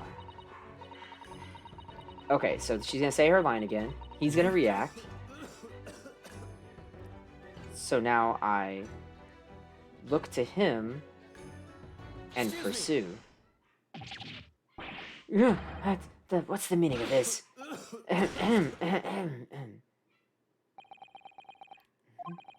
I'm so sorry, I didn't mean to shock you. He really was lost in his thoughts, deeply. It looked like you were thinking something just now, Inspector. Perhaps having heard what the lady next to you had to say? If there's something you'd like to say, please, share it with the court. What is the meaning of this? What is the meaning of this? It's the delightful Englishwoman who's testifying at the moment. If you can't find fault with the testimony, then the cross-examination should be over, immediately. Oh, is that how this works? Absolutely not. The detective is in the stand, which makes him a valid witness. Yes, not to mention the fact that he's intimately involved in the case. Inspector Hosonaga. Yes? Do you have something to add? In relation to the statement just made by Miss Brett? Hmm.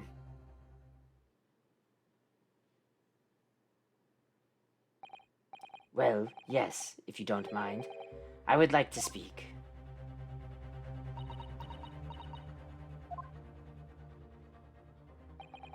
The lady is right. Our country's police practices. Over the course of this, he's been coughing up blood. And he, like, wipes it away. And, early on, it was, like, when he first appeared, it was asked, and he's like, oh, don't worry about it. The lady is right. Our country's police practices are not as modern as those used in Great Britain. Which is why I, Satoru Hosonaga, always strive to make every investigation I'm involved in flawless. What do you really mean by that? I'll tell you what I mean. I won't have evidence lacking on my watch. I'm not afraid to take everything I can from the scene of the crime. It's preserving evidence, you see. I don't care if they call me a crime scene thief. I'm not ashamed of what I've done. A crime scene thief. Well, it looks like the lady's remarks touched a nerve there. Take this, for example. Is that... This is a bottle of carbonated water that I took to the victim's table the day in question. And yes, it's lost all of its fizz, having been opened 3 days ago now. But it was carbonated water. I don't care what anyone says. Yes, there's some left in the bottle. I can see it.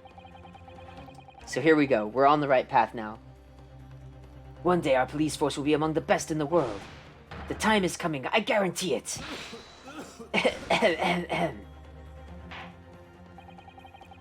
I can't say I condone the witness's actions, but I do understand the sentiment. The court will accept a glass bottle of water as evidence.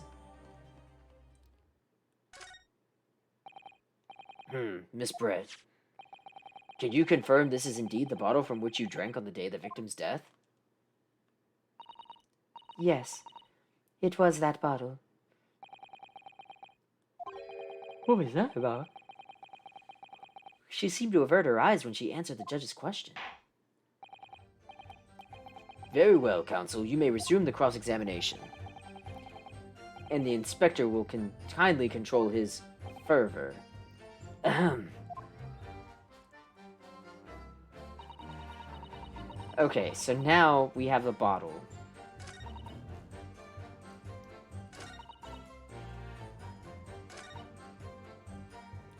So let's try. Is there anything I can do with this? Let's see what this says first. The label is written in a foreign language that I don't recognize. Do you know what it says, Kazuma? I think it's French. This must be very expensive water. Yes, but what does it say? That's what I was asking. Then go to France and ask. You could just say that you don't know.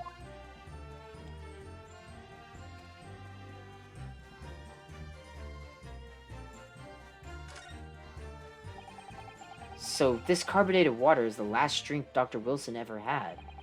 Looks like there's a little left in the bottle, although it's just plain water now. You know, I've been sweating so much, I'm absolutely parched. I'll just have a sip of this to keep me going. No, Ryunosuke, you can't do that. For one thing, that's evidence. You can't go drinking evidence. Oh, you're right. We don't know what we might decide, do we? You never cease to amaze me, Ryunosuke, in more ways than one. I wonder, could there be anything in this water? What's the matter? You've gone quiet all of a sudden. I think I might have just worked something out. An interesting possibility. Okay. Yes! See, there the background music cut out, so this is the right answer. What is this? The bottle of water? Actually, there is one method of killing a man without leaving a trace that comes to mind. Obviously, I'm referring to poison. Poison? On the day of his death, we know that Dr. Wilson drank from this bottle of carbonated water. Could it be that there was poison inside? Could it be that the professor actually died after taking a sip from his glass?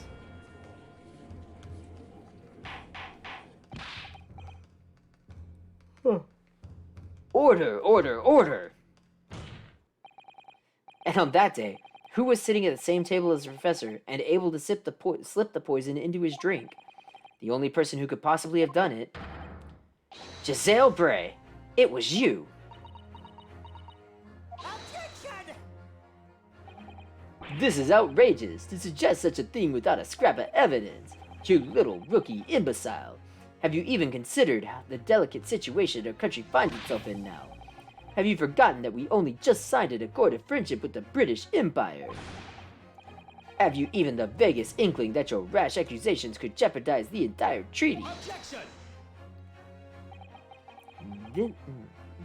This is not a political arena. This is a trial to determine one individual's guilt with respect to one crime. What? The fact that this woman is British makes no difference.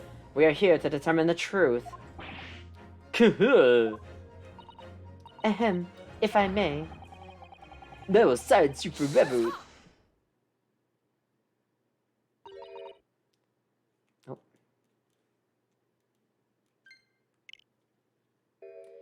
It is you. You should be silent. Of course. Dear lady. Where did that come from? She just snapped. I'm afraid I may have spoken unfairly before. I offer my most humble apologies. I'm sorry, my lady. To what are you referring? I described your police force as inferior. But no matter how inferior they may be, you still investigated this particular point thoroughly, I believe. The bottle, I mean, Inspector, and whether it contained poison or not. Of course. You did? Have you forgotten what my guiding principle is already? I strive for a flawless investigation every time. I don't believe it. Naturally, we tested the inside of the bottle and its contents. And? What did you find, Inspector? I ordered tests for every toxin that's available in this country at the present time. We could find no trace of poison of any description in the bottle of carbonated water, Your Excellency. What? Are you sure? The tests were meticulously carried out by the chief coroner himself. No! No!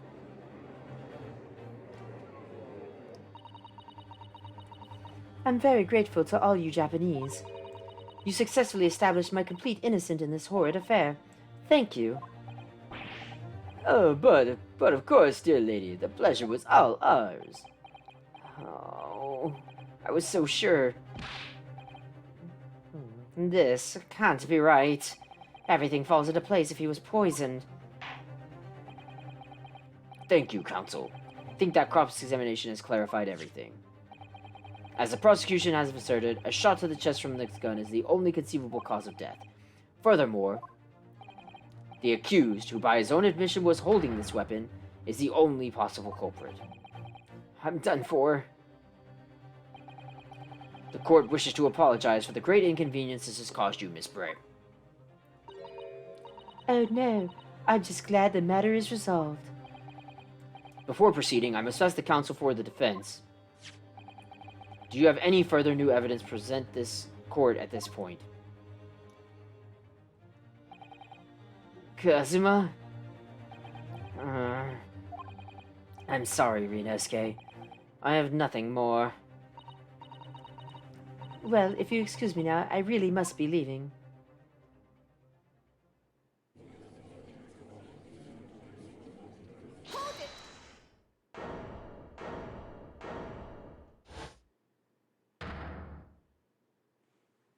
Oh, hey. She got sent off to retrieve something in the little 30-minute break that we had, the recess. Please wait. Isn't that... What is the meaning of this? Forgive me for intruding on court proceedings, Your Excellency. Susato Mikatoba, Judicial Assistant to the Defense. Mikatoba? In my darkest hour, with nowhere left to go, she appeared like a bolt of lightning, and in her hand, she carried a small package, wrapped in a furoshiki cloth.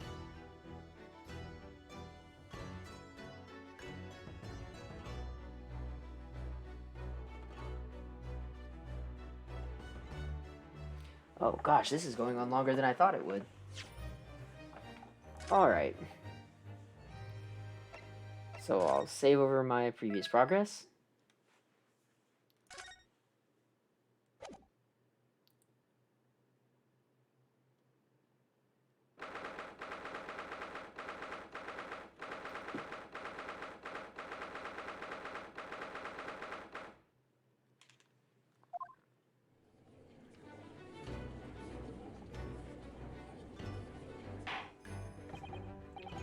Well, I understand you are the judicial assistant to the defense, but why this sudden ingress into my courtroom? A judicial assistant and a woman, no less. The rules state that females are not permitted into this court of law other than to testify. Yes, I fully understand. I ask only for 5 minutes of time. I have some vital evidence that I must hand over to the defense. You're too late, little girl. The trial has already been concluded. 5 minutes. I would not allow a moment more. But, Your Excellency! I am most grateful.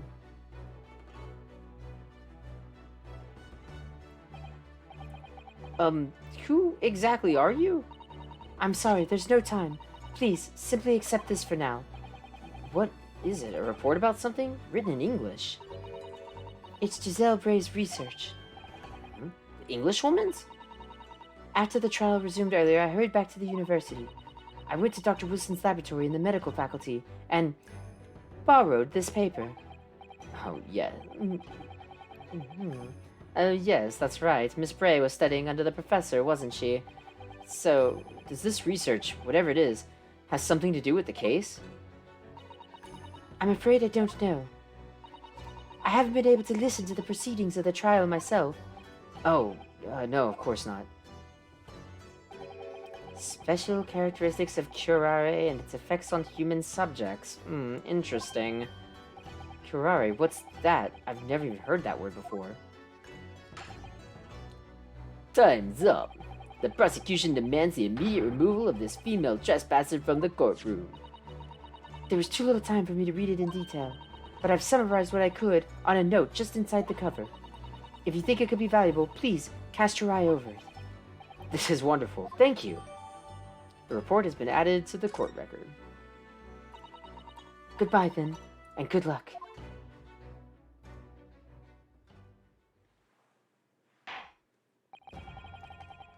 You have had long enough, counsel. We cannot detain our English guest any longer. I ask that the prosecution and the defense now one last time. Does either side have any further evidence to present to the court? I presume not, but...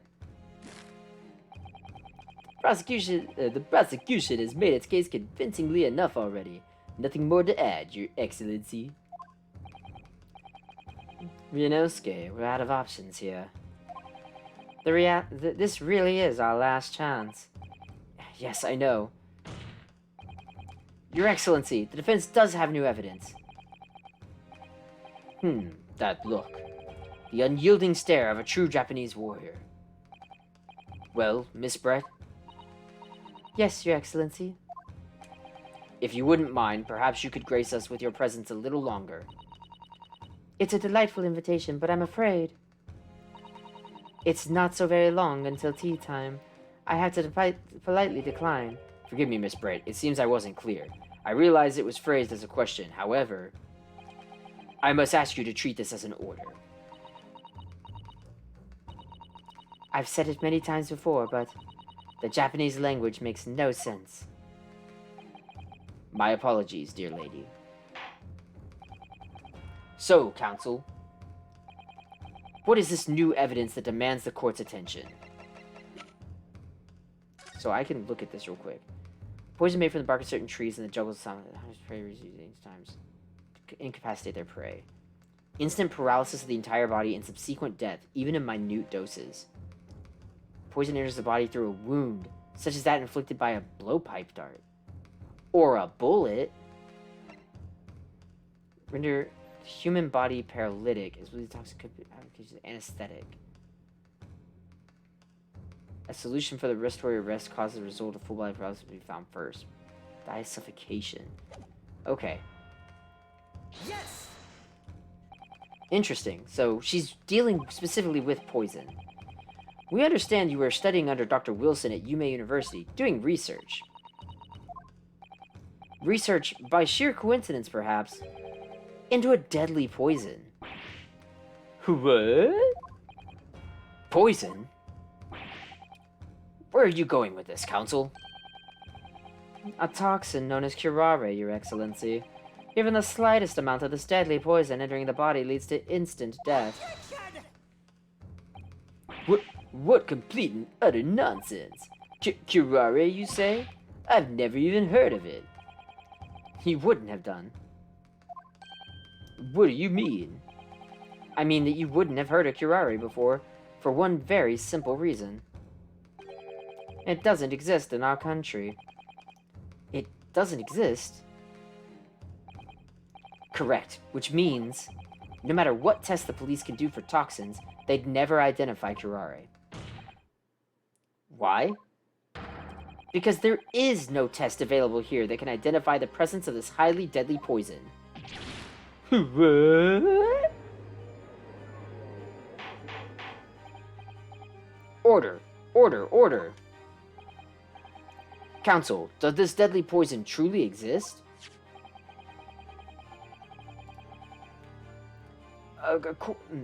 According to the report authored by the visiting research student from England, curare has long been used by the tribespeople of South America as a poison to lace their arrows. It seems that it's reasonably well known among European doctors and scientists. To lace their arrows? The report states that it's produced from the extract of a tree that grows deep in the Amazonian jungle, and it was first brought back to Europe at the turn of the century by explorers. It claims that animals shot by arrows laced with curare suffer instant death. Doesn't that about sum it up, Miss Bray? Attention! Trumpery! These assumptions are utter trumpery! To start with, if the victim had been administered some of this so-called deadly poison, he would have been squirming and writhing in pain, and other diners would have surely noticed. That's true. What do you say to that, Inspector?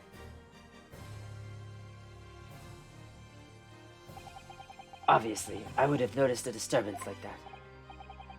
I don't remember anything like that either. I didn't notice the Professor being in any kind of pain. According to this, however, it's the other way around. What do you mean, the other way around? The very fact that the victim didn't show any visible signs of distress is evidence that curare was used.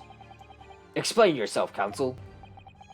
The moment the toxin enters the person's system, it causes instant paralysis.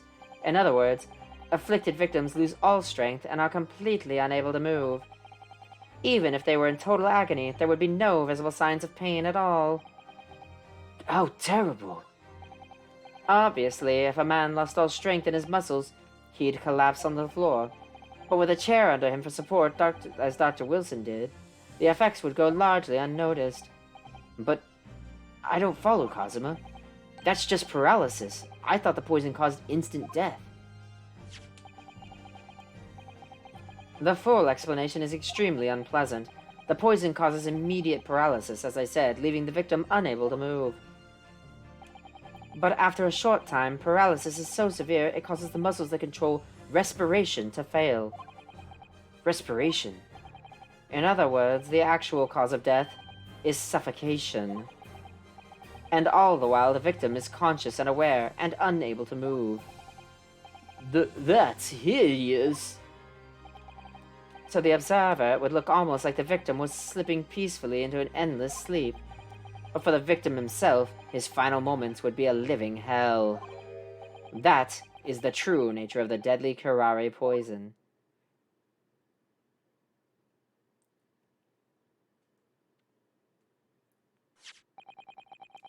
And you're suggesting that this bottle, Counsel, actually contains this terrifying poison?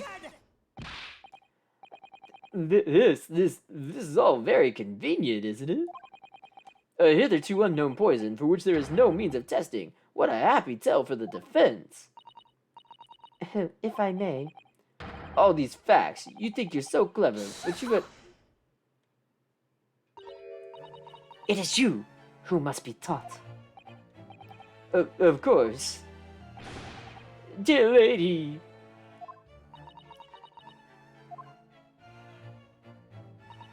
So, this is how you Japanese behave, is it? What? You steal another's honest hard work and then announce the results as if you discovered them. I'm appalled. What a loathsome act. Well, Miss Bray, the feeling is mutual. Whatever do you mean? Capitalizing on the unfortunate circumstances of an innocent man to frame him for a heinous crime. That really is a loathsome act. Wouldn't you agree? Enough of this. I, for one, refuse to accept it. The idea of some poison that doesn't exist in the great empire of Japan is breaking the rules. What's so funny? Oh, excuse me, Your Excellency. Yes, Miss Bray? May I borrow that bottle for a moment, please?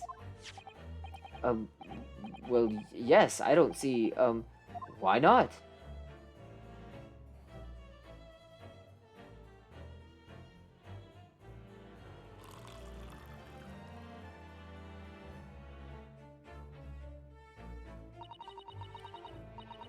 Don't get too big for your boots, you insignificant little island boys. Wow, racist? To an Englishwoman such as myself, this whole affair is farcical comedy. Your little police games and these foolish courtroom antics, it's laughable, really. But I'm getting bored of it all now. It's time for the games to end. Cheers!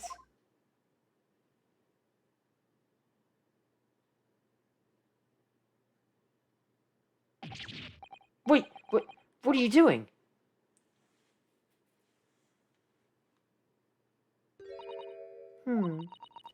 No sparkle left at all. How appropriate for this shabby affair.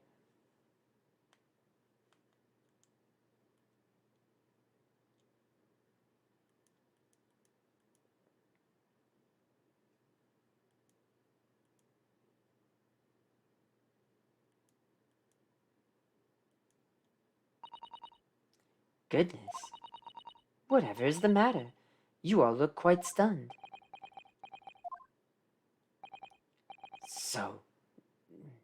So, no curare. The bottle was clean. Is that what you're saying? You look quite incredulous, little boy. But of course. That's the simple truth. Thank you for presenting the findings of my research so concisely here in this grand venue. Most kind. Thank you, waiter. Now then, Your Excellency. Oh, yes, Miss Bray. I should like to be excused now, please. I think I've given more than enough of my time for the furtherance of friendship between our countries. Yes, dear lady. We are most gratified with all the assistance you've given. This doesn't make sense. There have to have been poison in that bottle. So how? How did she swallow a whole glass and live to tell the tale? I don't understand it. Well, I suppose if it's nothing else, this little Far Eastern charade will make for an interesting conversation at the next party I attend in London. There has to have been poison in that bottle, doesn't there? But there can't have been, because otherwise she would have keeled over.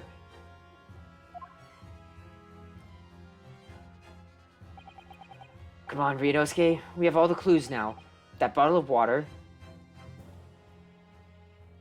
contains no poison. As I thought, there is no poison in that bottle. What? Why, Ryunosuke? Isn't it obvious? If there was poison in there, she'd be dead by now.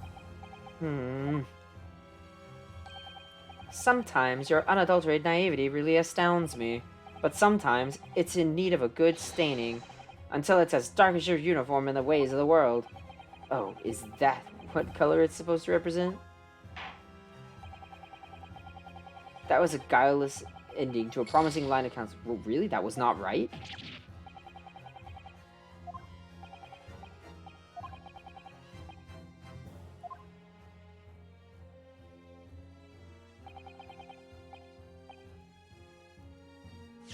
Hold up. My thought was that the poison was in the glass. That's what I thought, was it was in the cup, but...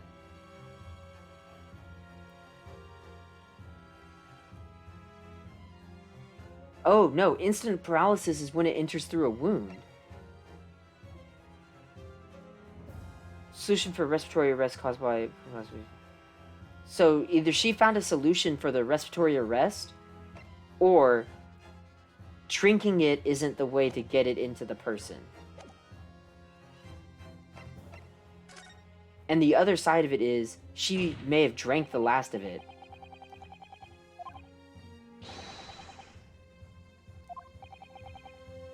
Trying to hide it. Oh, big yawn. You're serious? Attention! Fool, are you blind? There's no possible way that bottle contained poison. I mean, we just saw Miss Beret drinking water from it. That's right. Which rather complicates her argument, I think. And I believe that complication can be explained. Oh, exactly. I need to think through all the things that don't quite add up here, one by one. I'm sure the answer is in the evidence we have in the court record somewhere. It has to be. Very well. If the defense truly intends to assert this claim, then I must ask you to support the assertion with evidence. Exploit explains how the witness is able to consume his supposed poison. How the witness was able to... Okay.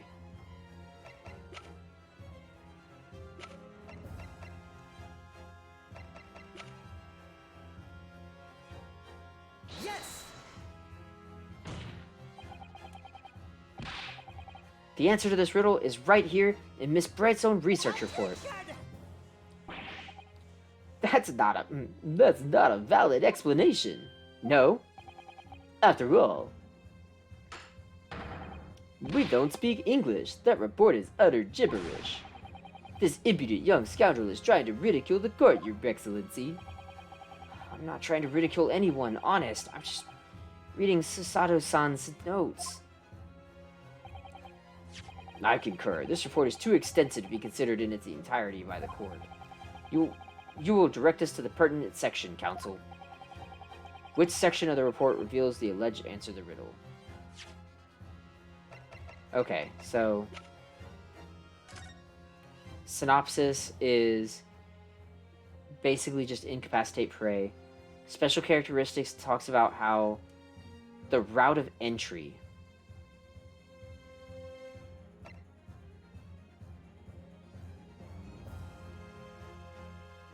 So it's either practical applications or special characteristics.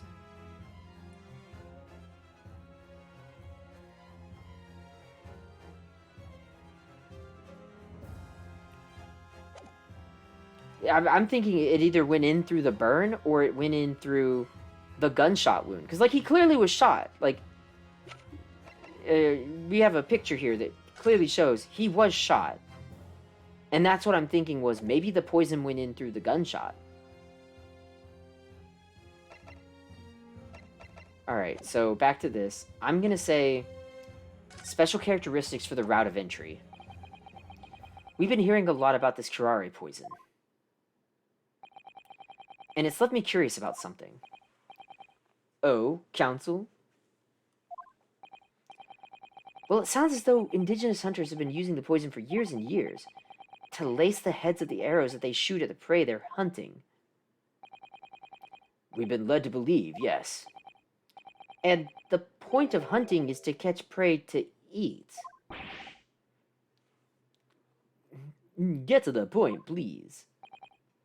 But if they were to use these laced arrows, doesn't that mean there would be traces of poison left in the prey the hunters were going to eat? Yes, good point. So surely the hunters wouldn't want to eat their prey, would they? Because then they'd be eating poison. Good gracious, Council. Now, no, that would be madness. But I actually found the answer to that conundrum.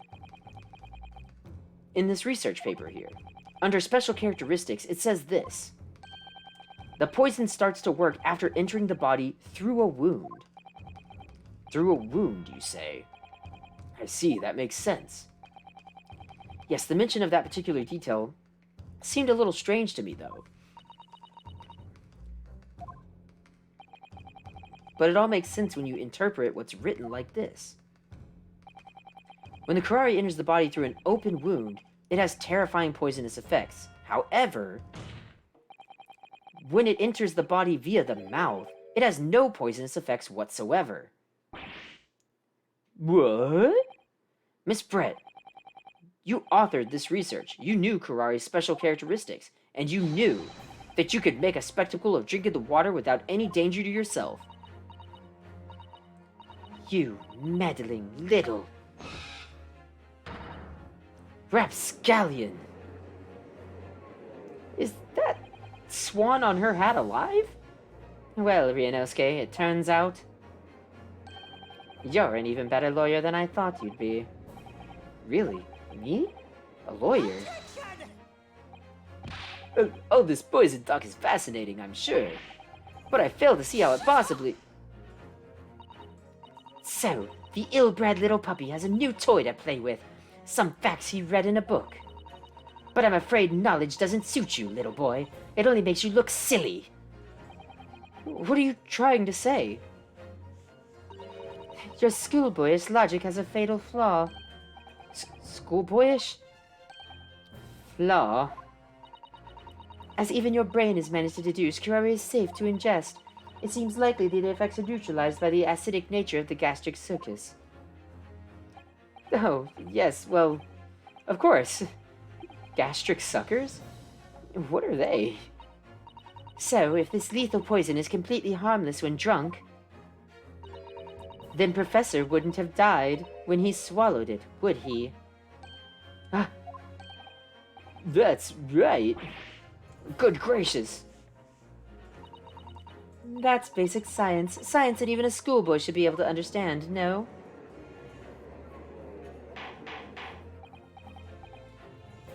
Order! Order in the court! Order! The logic holds. If the lady and Professor drank the same poison, they would be affected in the same way. Are you trying to suggest? Yeah. Yes, this curare poison is completely irrelevant to the case on trial. That's right. Surely even a little cockroach like you could understand something as simple as that.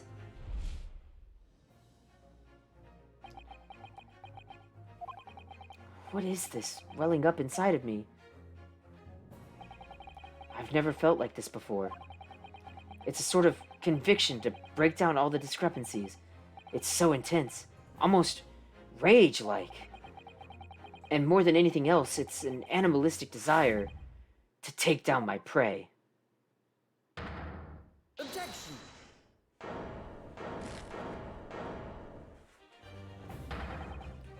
I don't think so, Miss Giselle Bray. How dare you use that tone with me? You know very well that there is no fatal flaw here. You know exactly why, even though both you and the victim swallowed the same poison. You are alive, but Dr. Wilson is dead. He just had a tooth removed. Holy crap, it went into the open wound of his tooth.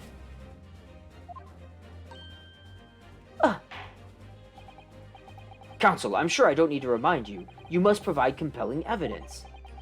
As we now know that this poison is completely harmless when ingested, why would Dr. Wilson alone have been killed by this? We have his medical report card to show that he had just had a molar removed. Take that! As Miss Brett so readily pointed out, she drank the same water as the professor. However, there was a fundamental and fatal difference between the two diners. A fatal difference? The toxic effects of curare are only felt when the poison enters the body through an open wound. So for a healthy person with no injuries, drinking it is completely harmless. But what if there was a wound inside the mouth of the person drinking the poisoned water? Inside?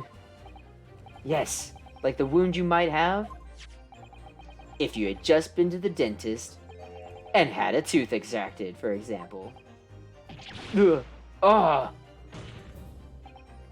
Miss Bray, you've acknowledged many times in your testimony already that you were well aware of Dr. Wilson's dental appointment that day. Ah! So that's it. You use that knowledge to orchestrate this.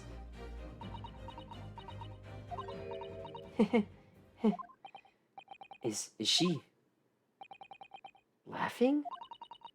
I don't like to repeat myself, but honestly, I can't resist.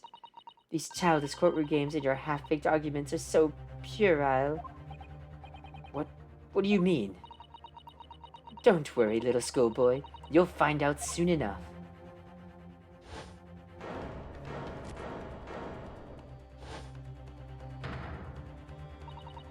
You see, when you leave vital evidence lying around, you never know what might happen to it. No! I mean, it could just slip.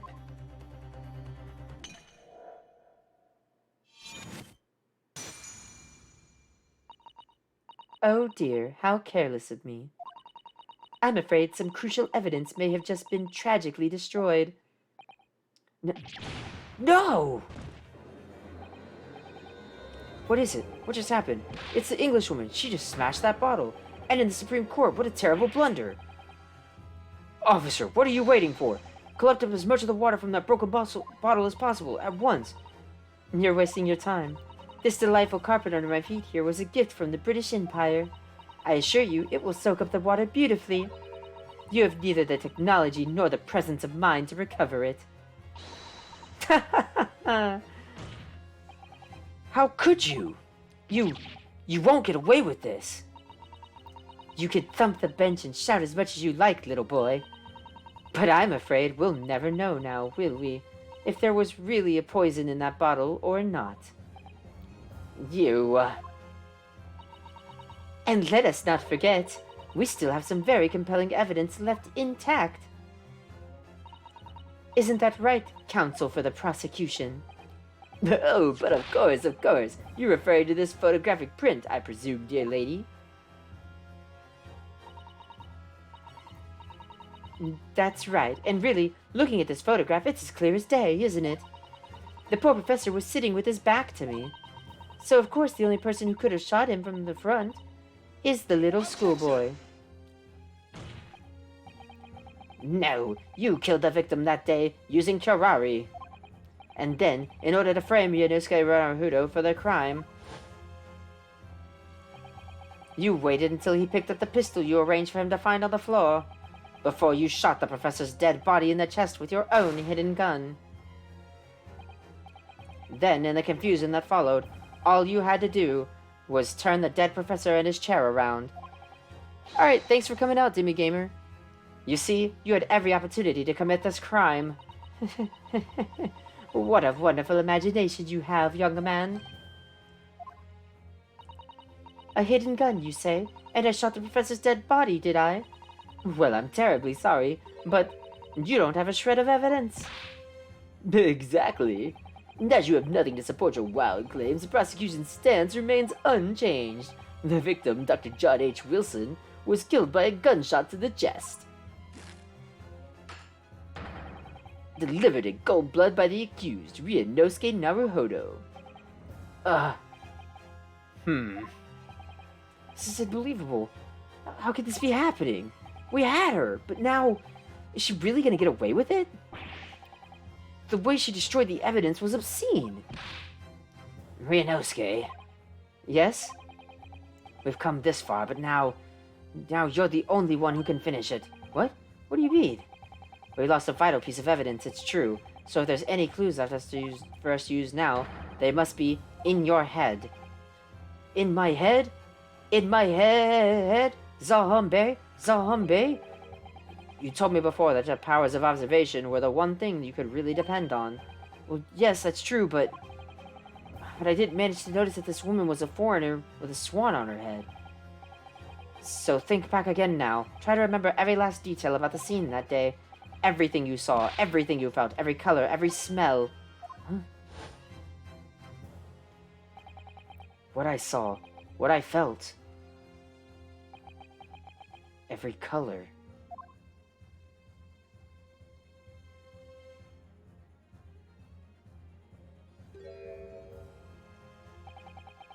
Is Cosma right? Somewhere in the vibrant memory of the same scene in my head. Could there be another clue to expose the identity of Dr. Wilson's killer? I mean, clearly there's a clue. Actually, Cosma, I think I might have something. Thinking back over everything I saw, I think I might have uncovered another clue. Haha, you always have something up your sleeve, don't you, Ryunosuke? Come on, then. Let's wipe that smug smile off the Englishwoman's face with some evidence. Alright, I can't wait. It's been niggling... Niggling? It's been niggling me for a while that something feels amiss with my memories of that day. Whatever it is could be the key to arriving at the truth about all this. It's here somewhere. The clue that shows who Dr. Wilson's killer must have been. Take that! Inspector Hosonaga, answer me this. Huh? Yes? What is it? He's still miles away, probably thinking about that bottle being smashed. As you've said a number of times, you strive for a perfection in your investigations, don't you? Absolutely. I wonder, therefore, if perhaps you took anything else from the scene of the crime. Like, for instance, the plate of steak that you took to the victim's table that day? Wait a minute. Where are you going with this, little boy? It's just a memory that's been troubling me. What memory? I saw the scene shown in this photographic print with my own eyes that day. And I saw that on the wooden base of the plate that the steak was served on was a spattering of blood. What? Oh, really? And what of it? Obviously, that must have happened when you shot the professor. No, that can't be the case. Take a good look at the photograph, and the relative position of everything here. The plate of steak is almost directly behind the victim. If I'm supposed to have shot Dr. Wilson in the chest from the front, there's no way that the blood of the victim could have ended up directly behind him. Ugh! Yes. For blood to have made it onto the plate, it implies the plate was between the victim and the shooter, which means the shooter must have been sitting opposite the professor, as you were. Giselle Bray. I beg your pardon? Attention! This is beyond ridiculous, fabricated nonsense. Is the court seriously expected to believe something an accused is apparently just remembered seeing? Hold it!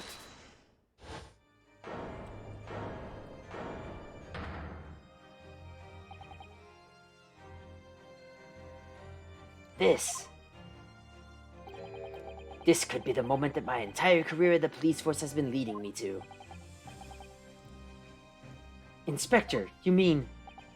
Yes. I took the plate, in the interest of preserving evidence from the scene of the crime. I took it, meat and all, and I don't care if they call me a crime scene thief because of it. You did what? I took the steak that you had been eating, Miss Bray. I took the steak that the sergeant had been eating. And I did it all in the name of justice. Then we can find out for sure whether or not there's a bloodstain on Miss Bray's plate. We must examine it, now!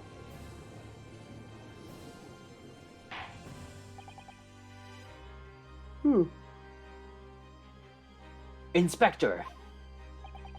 The court wishes to examine the plate from the victim's table immediately. Yes, sir!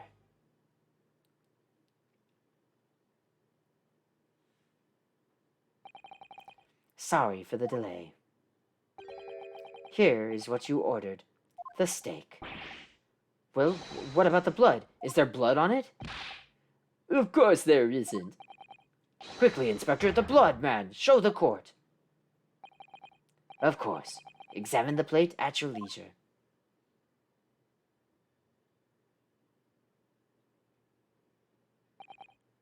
No, no blood. No blood anywhere. But, no, that's impossible. I know I saw it. I'm sure of it. It was right there on the table behind the professor. So they never explained why he's bleeding from his mouth. He just does. What an unbecoming expression, little boy. You see, this is why I always say you can't trust what the Japanese tell you. Wow, racist? I couldn't agree more. In the case of this disgrace to the Empire. No, I don't think he ate the poison. I just think that that's like his quirk as he coughs up blood. I believe we may have finally reached a conclusion in this trial. Let's hope so. This let's pretend attempt at courtroom proceedings is painful to watch, but I do promise to do my best to forget all about it when it's over. The sorry-looking steak reveals the facts all too clearly. If the sorry-looking accused wishes to examine it again, be my guest. Was the plate I saw, or I thought I saw, just a figment of my imagination? Alright, so let's go look at this plate.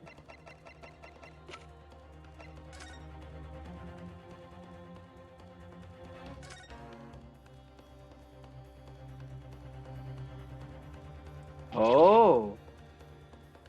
Oh! Oh! For the people that have been watching, this is important. This relates back to the other two witnesses. Huh? What the world is this? I think it's a I think it's a Koban coin, and the hallmark here is from the Hoei era, I believe. No, I don't mean, what is it? I mean, what's it doing there? Wait, did you say it was a Hoei Koban? Yes, and apart from the meat juices, it looks to be in good condition. I imagine it's very valuable. This is the first time today that there's been talk of a Hoei Koban. I've heard of pearls before swine, but I've never heard of bullion before bullion. That's a clever play on words. And I don't think you ever will again. It's extraordinary, though. This means that that's not her steak. She swapped her plate. Oh.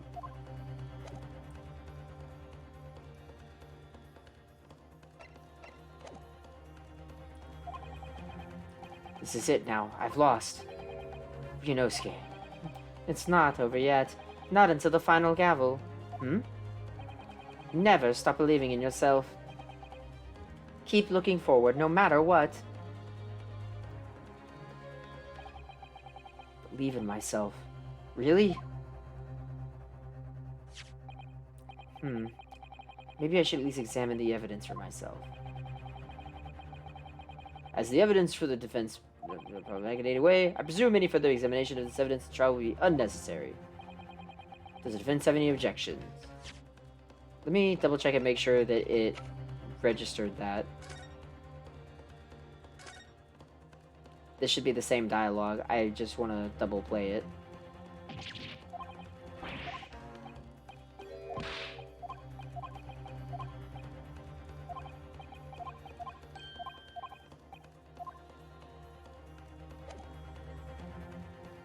Okay, it doesn't add that, so that's fine. Does the defense have any objection? That bloodstain was going to clinch the trial for me. Can this plate of steak reveal any other clues at all? There's another clue. Your Excellency, please wait. This plate of beef is hiding another clue. Another clue that will reveal the shocking truth. The only thing that's shocking here is your unhealthy fascination with beefsteak. Your Excellency, I think I've made myself clear, haven't I? I will not be able to turn a blind eye to any more unnecessary procrastination in this trial. I'm sorry, Miss Brett, but we must ensure a thorough examination of the evidence. I will not give a ruling until I'm completely satisfied that all reasonable doubt has been dispelled. I see. As a newly affirmed ally of my country, that's still your position, is it? Thank you, Your Excellency. Counsel for the defense, you will now clearly show the court to what you are alluding. Okay.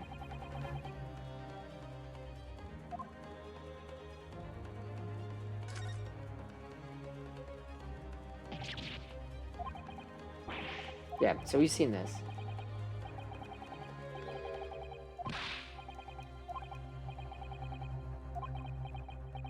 Yeah, blah blah blah blah blah. Wait, did you say it was a Hoenn Koban? Yeah, we just heard that earlier in the trial.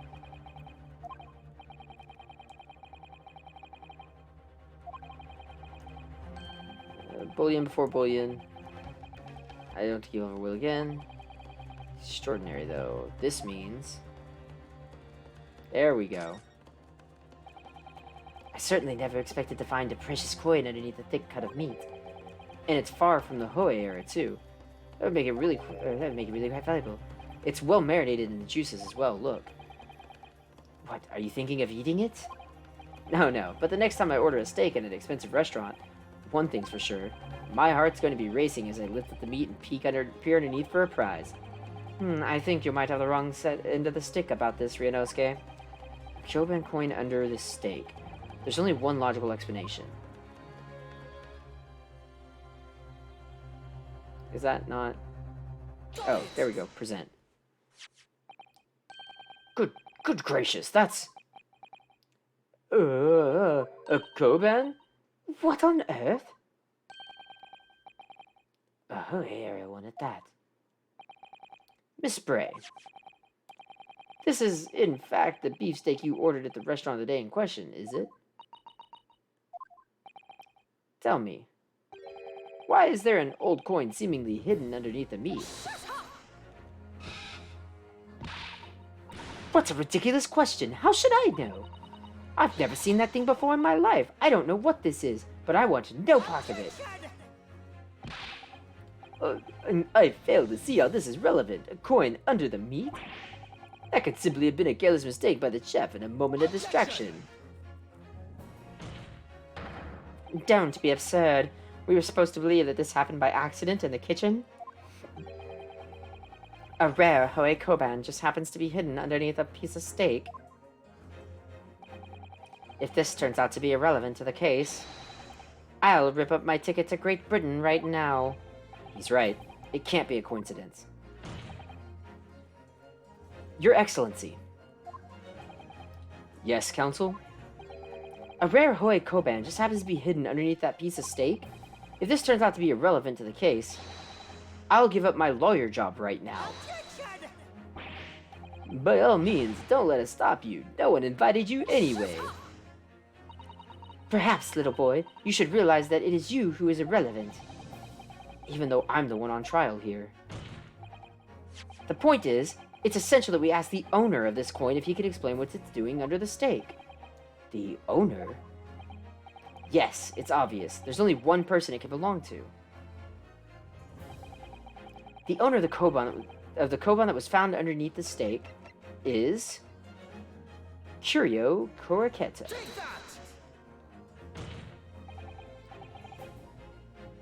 Obviously, it can only be the antiques dealer and owner of the Rasute, Kiryu Koroketo-san. As in Mr. Cucumber something. Honestly, these ridiculous Japanese names are quite unfathomable. Ah, yes. The old man who testified earlier alongside the military man. The military sergeant, correct? Yes, Your Excellency. I remember him saying that he was up to something with his Koban coin when it happened, at exactly the moment the gun was fired. The gunshot interested me not. I was far too busy on the floor. Too busy on the floor? Sorry, what were you doing?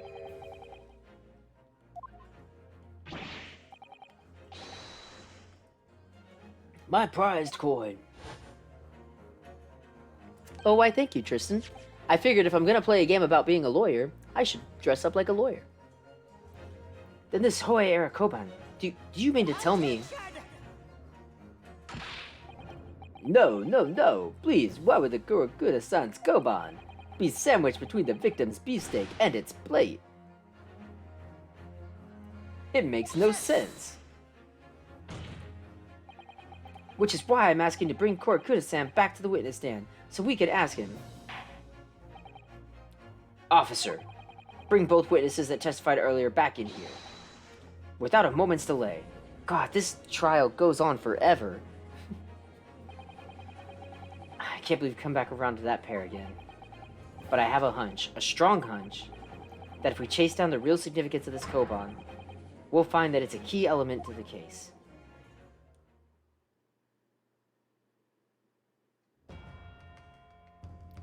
Oh boy, now we're doing all four.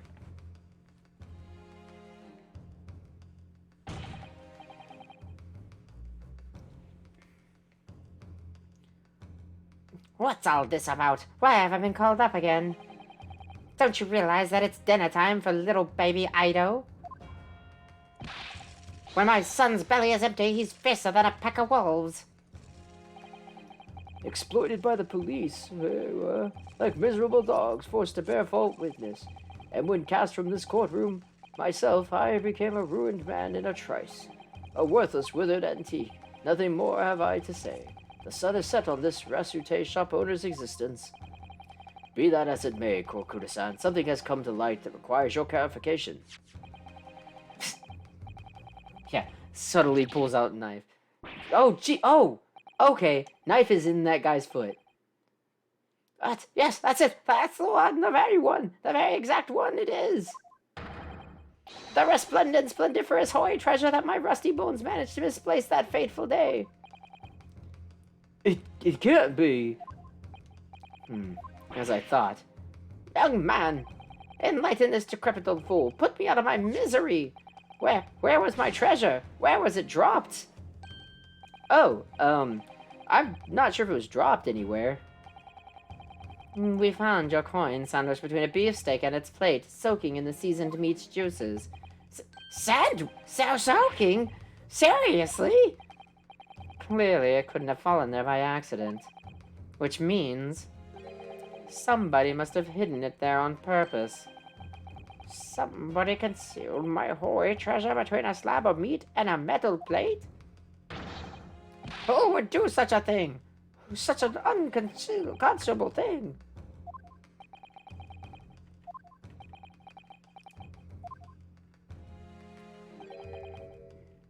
Excuse me. Could I say something? Yes, of course. Proceed, Inspector Hosonaga. I mentioned this earlier on in the trial, but I was working undercover in the restaurant in order to investigate another case. Ah, yes, that's right. The secret undercover operation.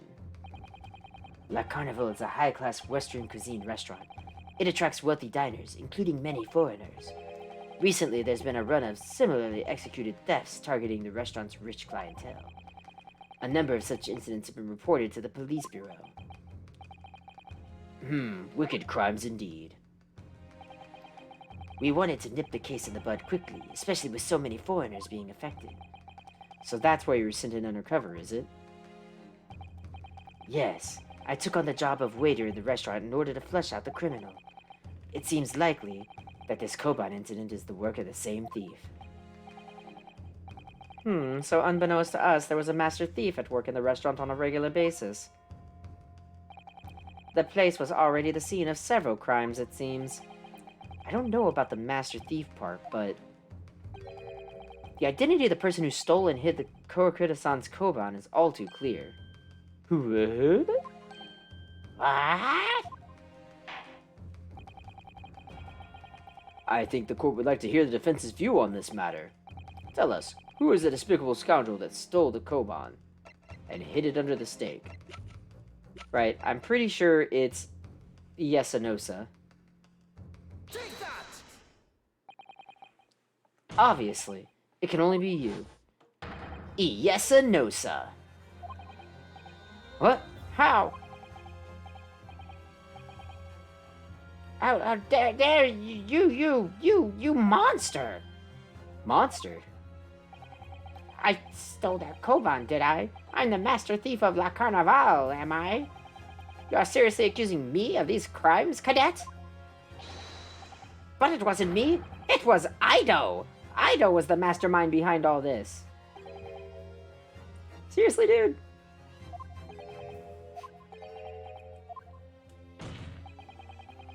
You would push the blame for your crimes onto your own son? An innocent little baby? It's you who's the monster, Sergeant Nosa.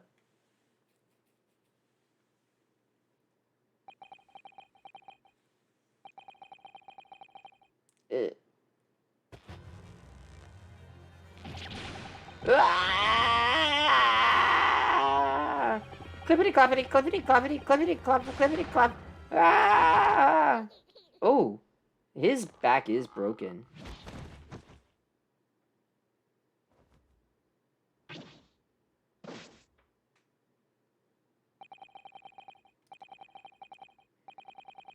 Nippon Imperial Army Sergeant Yasunosa preparing to stand down in the Supreme Court, sir.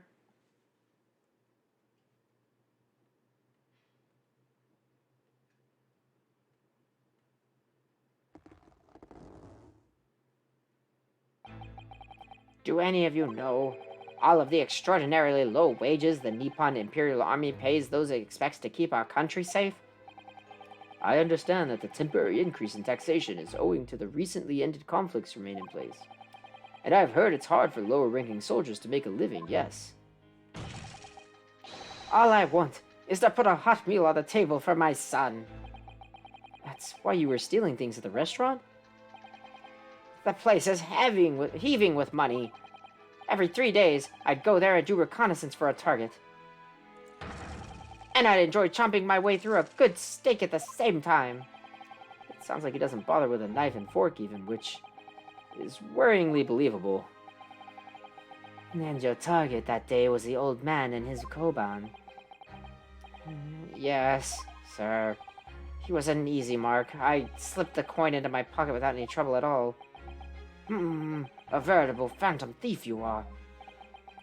I was all set to leave the steak I was halfway through devouring when it happened. Bang. Yes, when the professor was shot. Oh yes, when the professor was shot. I knew that if police conducted a search and found the coin in my pocket, I'd be finished. Ido too. So I hid the incriminating evidence as fast as I could, on the double. I slipped it under the steak, hoping that I'd be able to rendezvous with it again at a later date.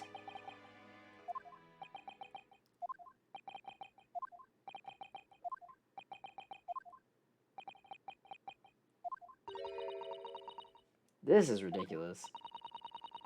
Perhaps you could carry on without this absurd prattling in your own time? Well, Miss Bray? Oh, of course, dear lady, of course. How rude of us. I'm quite sure there's no need to detain you any longer at all. May the esteemed gentlewoman please be excused, Your Excellency. Indeed. The theft of the koban was clearly perpetrated by this baby-saddled sergeant. It would certainly appear to be unrelated to Dr. Wilson's murder. Of course it is. Hiding a coin under a lump of meat? The sheer nonsense of such an idea astounds me. Nonsense, is it? And as for picking up your steak and biting into it without using a knife and fork, that's beyond nonsense. It's pure madness. Very well. Now all questions are answered concerning this witness testimony have been answered. I see no further justification for detaining her. Miss Bray, you are free to leave. Thank you, Your Excellency. Good luck, everyone. And good day. Ryunosuke, what's the matter with you? There's no time for daydreaming. Oh, no, it's just... something about Miss Bray's parting words there got me thinking. I can't quite work out what exactly... But something she said jarred with me. I feel like there was a contradiction in there somewhere. Something didn't quite add up. If that's the case, don't just stand there thinking, make your verse heard. Sorry? You can think later, but if you don't call out now, it'll be too late. The trial will be over. Oh, I don't know if you saw, when she gets mad, her hat, like the swan on the hat, is alive. Wait, Miss Bray. What is it now? I'm afraid, just one last time, there's something I'd like to ask you. I'd like you to explain the contradiction in your parting words from just a few moments ago. What are you talking about? What contradiction? What new student nonsense is this? Well, what parting words are you talking about, Ryunosuke? Hiding a coin under a lump of meat? The sheer nonsense of such an idea astounds me. And as for picking up your steak and biting into it without using a knife and fork? That's beyond nonsense, it's pure madness. Yes, I'm right. What she said there exposed an undeniable contradiction. Did it? Going to need to see evidence, Counsel.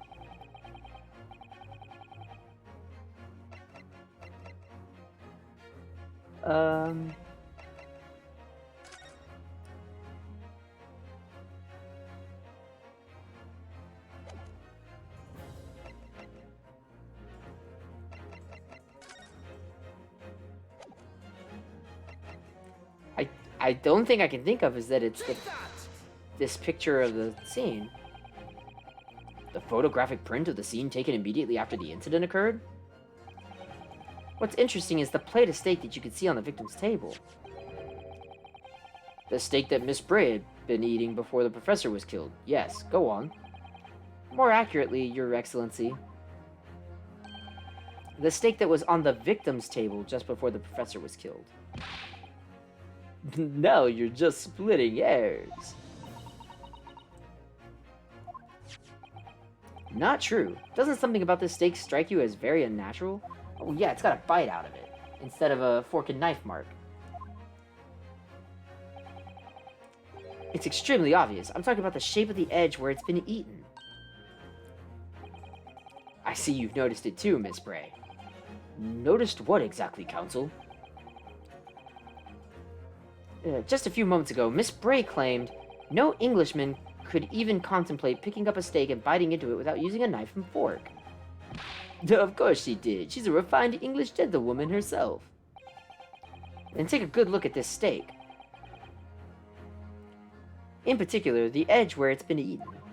That's kind of part of the goal of it, though, you know, is splitting hairs to uncover the truth of the matter. As you can see, there are clearly defined barbaric teeth marks there. Oh.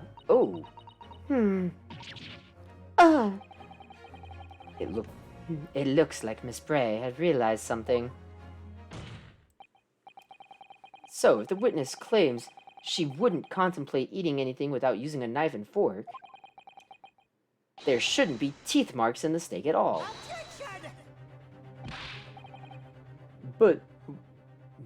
But what is your actual point? I forgot his voice there for a second. Perhaps the delightful Miss Bray.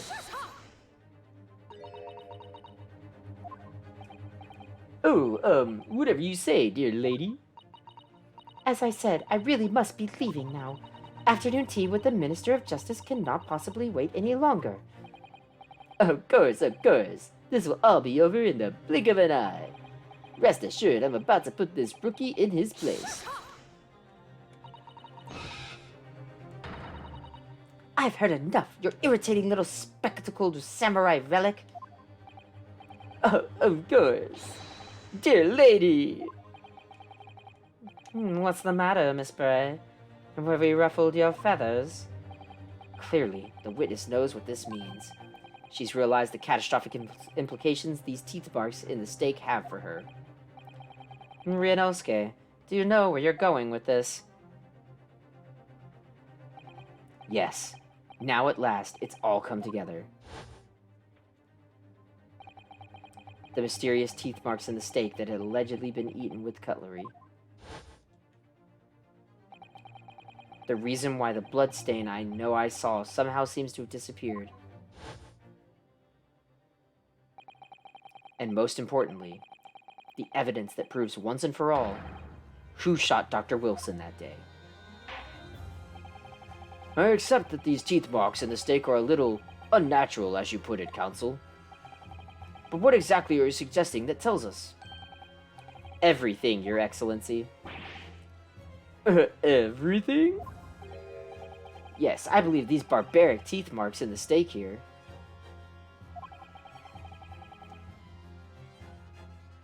I mean, I'm not gonna say I don't eat a steak like that, but it has to be a really good steak.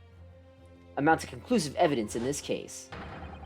Evidence that will prove beyond any doubt who shot Dr. Wilson. Conclusive evidence? How many times have I heard that today? You wouldn't know the meaning of the phrase, typical Japanese empty threats. Racist. How can you be so sure? Oh, it's quite simple. If you really had such conclusive evidence, you would have presented it to the court long ago.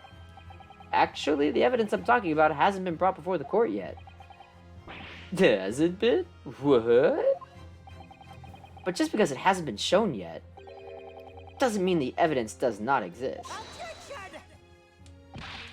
This is absurd. This trial has run for several hours already, and you say there's evidence yet to be brought forward? There can't be. I don't believe you have it. I don't, but there's someone who does have it. Someone in this very courtroom. And if that person is willing to submit the piece of evidence I'm referring to, it will solve every remaining mystery about this case. Very well. I have a feeling this will be my last request of the defense this trial. Who possesses this conclusive evidence? Oh, well, it's gotta be Mr. Crime scene thief. The answer is obvious. It's Inspector Hosonaga. What? I have it? Yes. You think I've been withholding conclusive evidence? That's ridiculous. No, I'm not saying that. Everyone's attention has been focused on this steak with the teeth marks. Yes. Now, earlier this afternoon, Sergeant Nosa told the court the following. I had enjoyed chomping my way through a good steak, and as well as admitting to stealing Korokedekun-san's coin, he told us he'd slipped it under his steak. You watch it, cadet. I'm your superior officer. Sergeant Nosa, could you please confirm something for me? Was the steak that you put the coin under, in fact, your own steak? Attention! Affirmative, of course. I might be a soldier in the Imperial Army, but I'm not brave enough to ask foreign gentlelady if she'd mind manhandling her meal to hide something in it. In other words, the steak that the detective submitted as evidence earlier was in fact Sergeant Nosa's meal.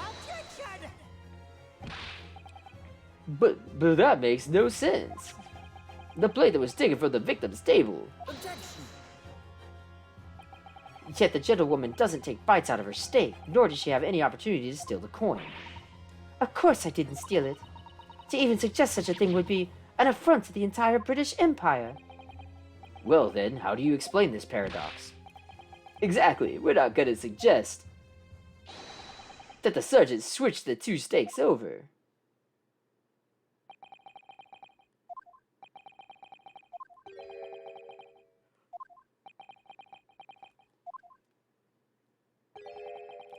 You did switch the plates. Well, after it happened,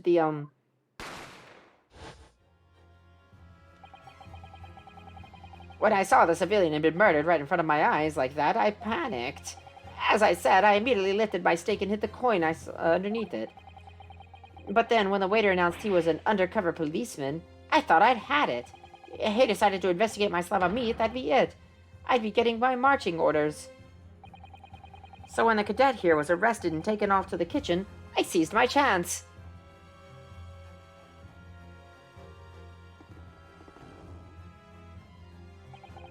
With military precision and timing, I switched my steak with the one on the foreign lady's table. What? You can't have. I never saw you do such a thing. It was called Operation Lightning Bolt. There was no time for strategic planning. It was do or die, I tell you. So yes, I did what had to be done. Unbelievable! However, fear not, Prosecutor-san. What now? I swear on the brass buttons of my uniform. That is all I did, sir. All you did, that's plenty, Sergeant. Yes! So, if Sergeant knows to switch the plates over, it means he took Miss Brett's steak and the plate it was on back to his own table. So, I've had to explain this a few times. That's just his tick. He showed up bleeding out of the mouth and occasionally bleeds out the mouth. Yes, that follows. Inspector Hosonaga. Yes? Early in this trial, you told the court this. You said that you had not only taken Miss Brett's steak after the incident, but also the sergeant's. That to preserve evidence, you had taken both. Ugh. That's correct. Then please, present it to the court now. The plate that was actually on the victim's table the precise moment he was shot. What can it possibly tell us now? I mean, a cold slab of tough meat? I can't have the slightest bearing on the case. No, you're not wriggling your way out of it this time, lady. I beg your pardon? Surely you're not that forgetful. Surely you remember the reason why this steak pan promises to prove such a problem for you, no? You're the one who decided it was a problem, not me. And the reason the defense asked the plate was to confirm something the defendant remembers seeing. He thinks he remembers. I'm quite sure of what I saw, Miss Brett. On the side of the plate that was on the table directly behind Dr. Wilson, there was a clear splattering of blood from the gunshot wound to the victim's chest. I believe the defendant's memory serves him well. And now we have the evidence to prove it. The plate you were eating from, Miss Brett. Let's not prolong this any further. Inspector, will you show the evidence to the court? Present the beefsteak and plate that was originally on the victim's table at the time of the incident.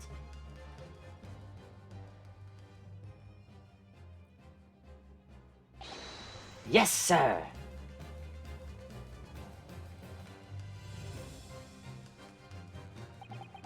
Sorry for keeping you.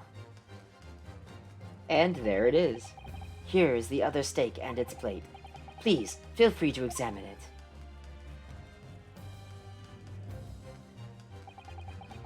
The bloodstain. It's clearly visible. Look. Now, this makes everything clear. The blood you can see on the side of the plate shows that at the moment the victim was shot, facing the table with his back to me. In other words, it's impossible for Naruhodo-san to have shot the victim.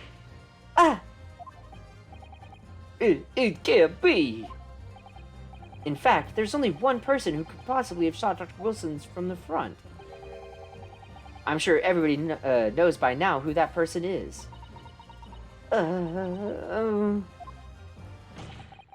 That's right. Miss Giselle Brett.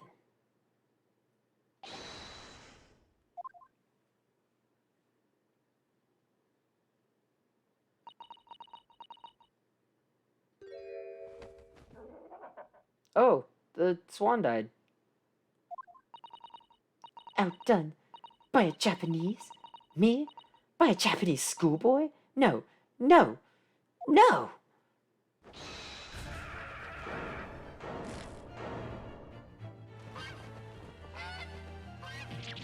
Yeah! Yeah! Oh, it's having babies. Ah! Oh.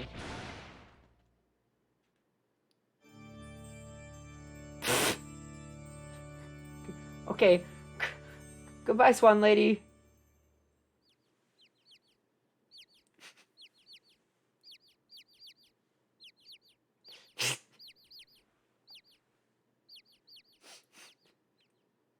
Okay. Welcome back.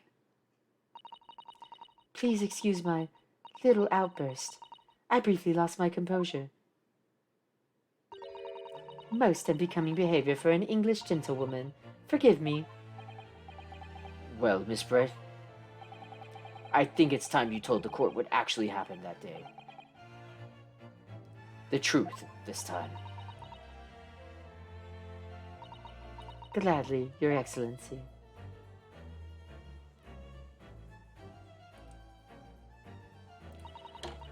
It was I who took the professor's life, using curare. As you surmised, I chose that particular day for one very important reason. The professor had a dental appointment for the extraction of one of his teeth in the morning. So, you planned to kill the professor, knowing that no trace of poison would be found in his water. Because curare is unheard of here in Japan. Yes. Of course, I never intended to remain at the restaurant for as long as I did. I only needed to see the professor take one tiny sip of his water, and it would be all over. I would place the steak I had ordered in front of him to make it appear as though he had been dining alone, and leave immediately. However, before any of that happened, there was an unexpected visitor at the professor's table. That would be me, I suppose. Yes, you. Who else? Such a trifling matter, but the fact that you decided to come over and greet the professor meant that I had lost my chance to slip away unnoticed. In due course, the professor took a sip of his water and was paralyzed. I made sure he was still sitting in his chair, such that he wouldn't fall. There was no going back at that point, so I concocted a plan on the spur of the moment. A plan? A plan to pin Dr. Wilson's murder on this innocent man. I happened to know that the professor always carried a gun.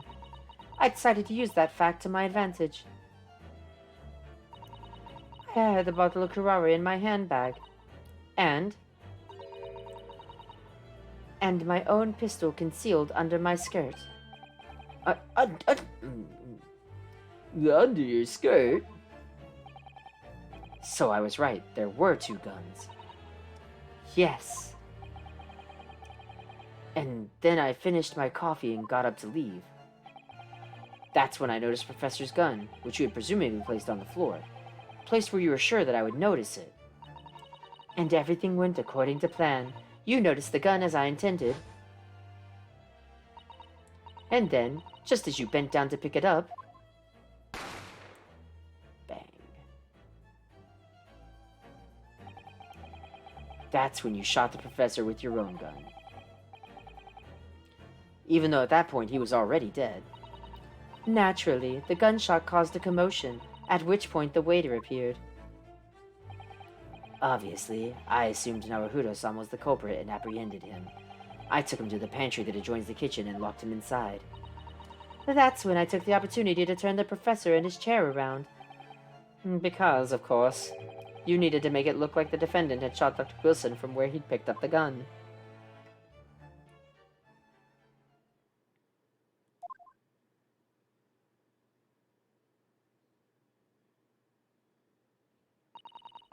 So there you have it.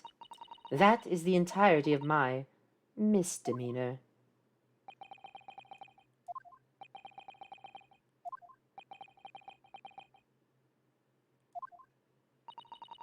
Your Excellency? Yes? I wonder. Might I speak with you in private later? I shall call on you. Thank you. Good day then, everyone. I hope you can forgive me, Naruhodo-san.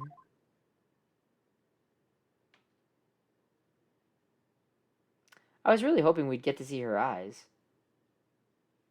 And she faded from existence. It would seem this trial has finally run its course. I presume the prosecution is in agreement. This can't be. Takatsuchi Ouchi does not lose. Not like this. Not to the likes of this rookie student. You'd better start getting used to tough opposition. Ryunosuke Naruhodo. Huh? Yes? This insult to the Ouchi family name will never be forgotten.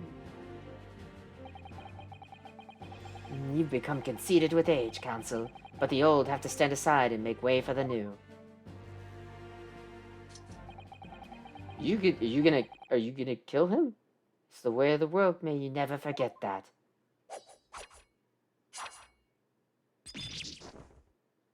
Oh, he gave him a haircut.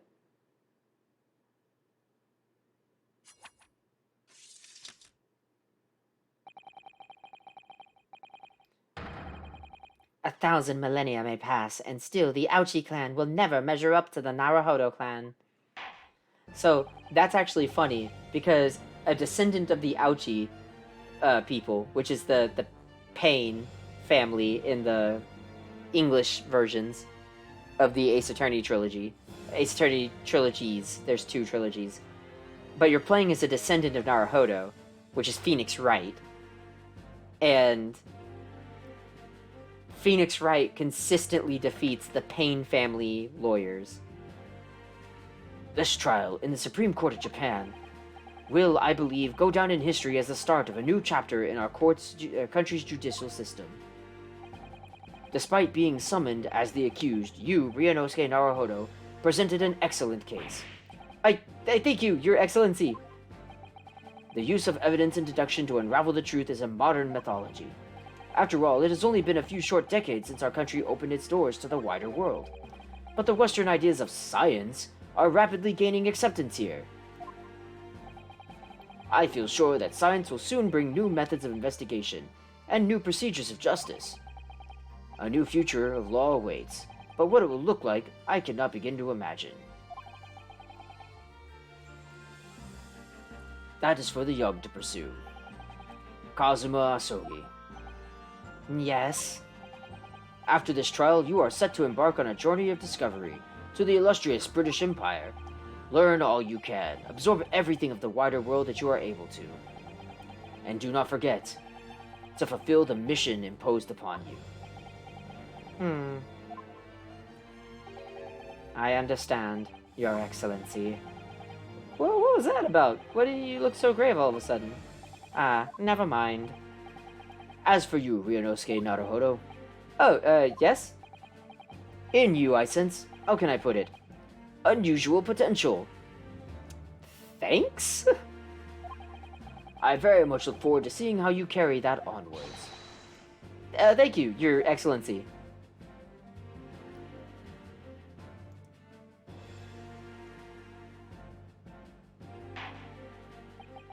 It is time to deliver the final verdict. I hereby find the defendant, Ryunosuke Naruhodo, not guilty.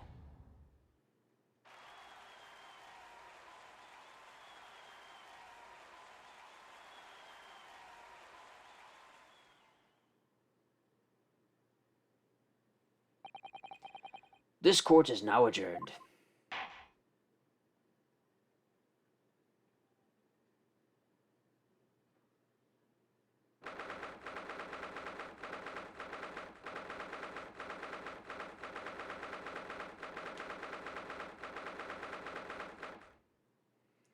All right. I can't believe it. I can't believe what's happened. I made it. I defended myself and made it through that horrendous trial. Ryunosuke, you finally pulled it off. Congratulations. Well, I couldn't have done it without you. Thank you, Kazuma. Ha ha ha! No, it was a pleasure to watch you at work. So, you owe me an extra-large sukiyaki from the place on Yume University Street, don't forget. Good afternoon. All your hard work has certainly paid off. Oh, it's a girl, okay. Good. Congratulations to the both of you for proving Naruhodo-san's innocence. Ah, our trusty judicial assistant. You worked hard for that result, too, you know. Oh, no, I didn't do any. Oh, thank you so much. If we hadn't had that research report of Miss Brett's, I don't know how things would have turned out. Your kind words should really be for my father. I was simply doing as he asked. It was his idea for me to go to the university and investigate. Your father? Ah, yes, of course. Forgive me for intruding on court proceedings, Your Excellency. Susato Mikatoba, Judicial Assistant to the Defense. Speaking of Mikatoba... Ah, there you are. I believe congratulations are in order. Naruhodo, you did an excellent job. Thank you, Professor. Oh no, it is I who should be thanking you. After all, your efforts exposed the true criminal that took the life of my good friend. Good friend? Oh, yes, you mentioned that before. It was you who actually invited Dr. Wilson to Yume University, wasn't it? Yes, that's right. Professor Mikatoba studied overseas himself. He went to study forensic medicine in Great Britain. Presumably, that's when you met Dr. Wilson? Exactly. In those days, we worked together in the same hospital. Oh, you worked together?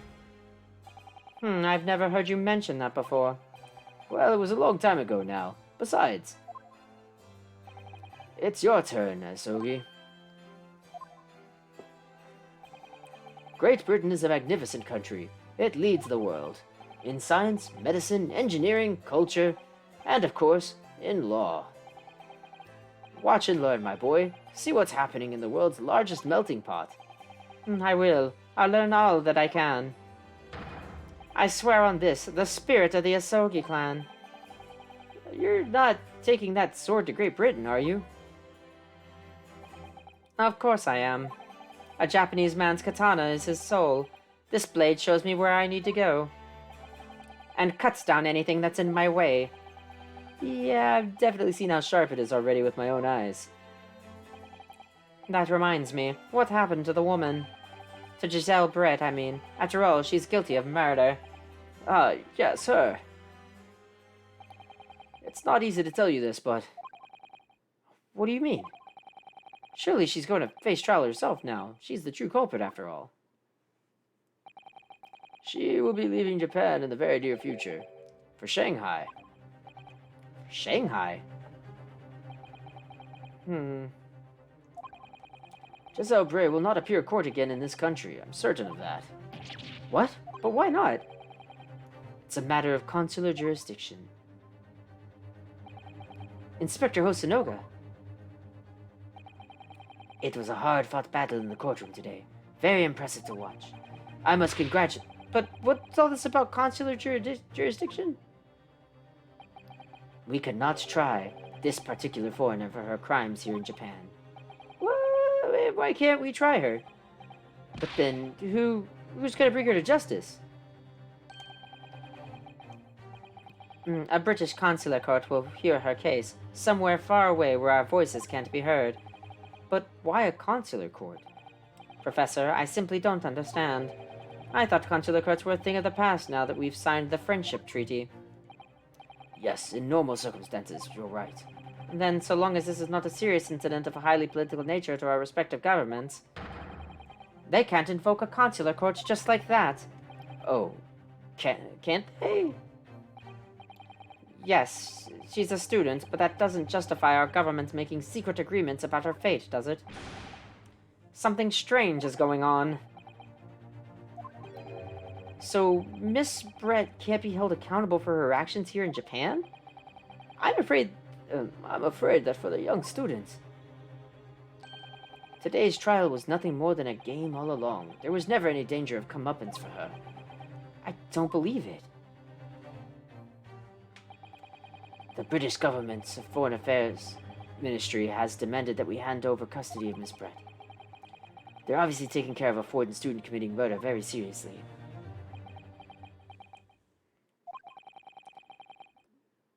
But it's all going to change from now on. We can make it change. This is a time of great turmoil, this new era heralded by the start of the 20th century. One day, I have no doubt, that woman will receive the judgment she deserves. Yes. Yes, change is coming. And we're the ones driving it.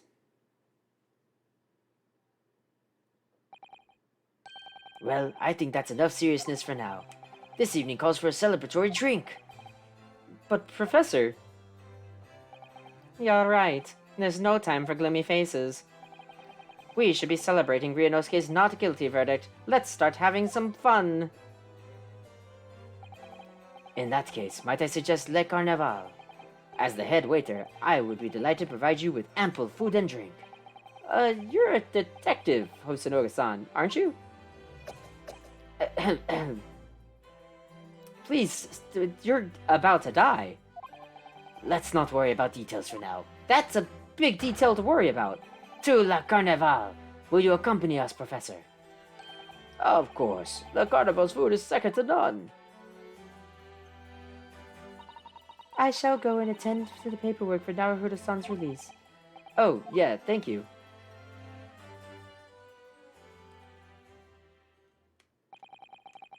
So, Giselle Bray won't be tried here. I suppose that means I'll never know. I'll never find out why she killed Dr. Wilson. Kazuma. Yes, Ryunosuke. I just want to say thanks again, that's all. You really saved my skin today. Ha ha ha! I didn't do a thing. You were the lawyer in there, weren't you? That defense was all your own work. Your skills made the difference, though. Oh, your skills made the difference, though. One day, I bet you'll be the best lawyer in the world. I'm not so sure about that. To be honest, something kept occurring to me over and over again during that trial. I couldn't help thinking that maybe you're the one destined to become a great lawyer, not me. What? Come on, be serious. If I helped you today, it was only right at the very start of the trial. But you have a natural talent for it, for being a defense lawyer, I mean. Oh no, not me. Not all that since verbal combat. I never want to go through that ever again. I did what you told me to do, that's all, because I knew I could trust you. That's the point. Sorry? What do you mean, that's the point? Listen, Ryunosuke. Do you know what the most crucial weapon is that any lawyer needs in order to win? Knowledge of the law? No, the ability to believe. To believe what? A defense lawyer has to fight for his clients. He has to believe in them at all times. Like you believed in me when I said I didn't do it. I'm human, just like you. I don't have some superhuman ability to know the truth. But you have to make a choice about what you believe in and stick to it when you're defending someone. Sometimes in the courtroom, you can't really be backed into a corner. But being able to remain faithful to what you chose to believe in, even then, well, that's not something that anyone can do. It takes a special kind of person. Believing in your client. Just look at today's trial. I'm a student lawyer with precious little experience, but you never stopped believing in me. Well, you face seemingly hopeless situations time and again, but you never stopped looking for the truth. And in the end, you found it, through your own efforts, and because you never stopped believing in me. Thanks, Kazuma.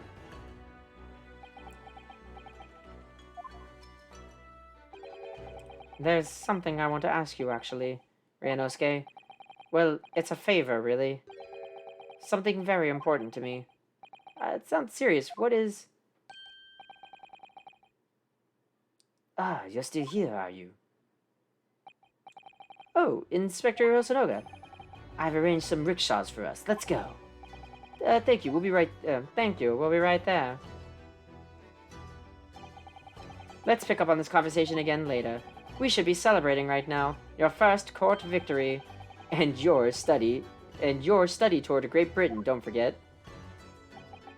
Yes, that too.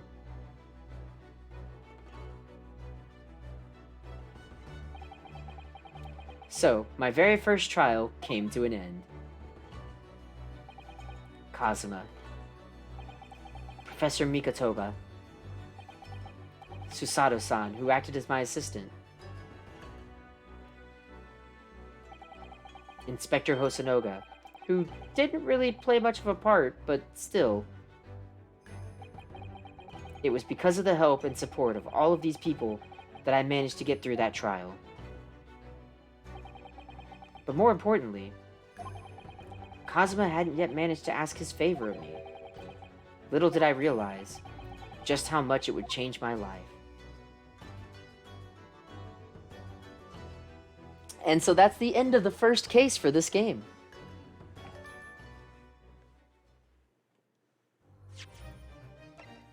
Alright, let's go ahead and save our progress.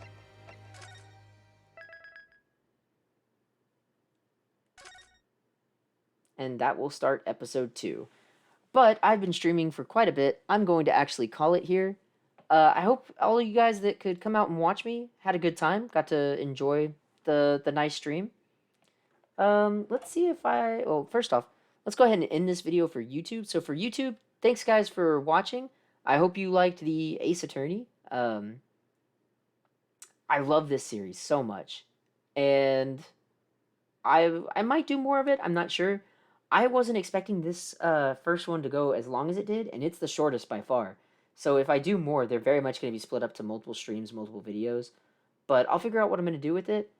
I love this game series so much.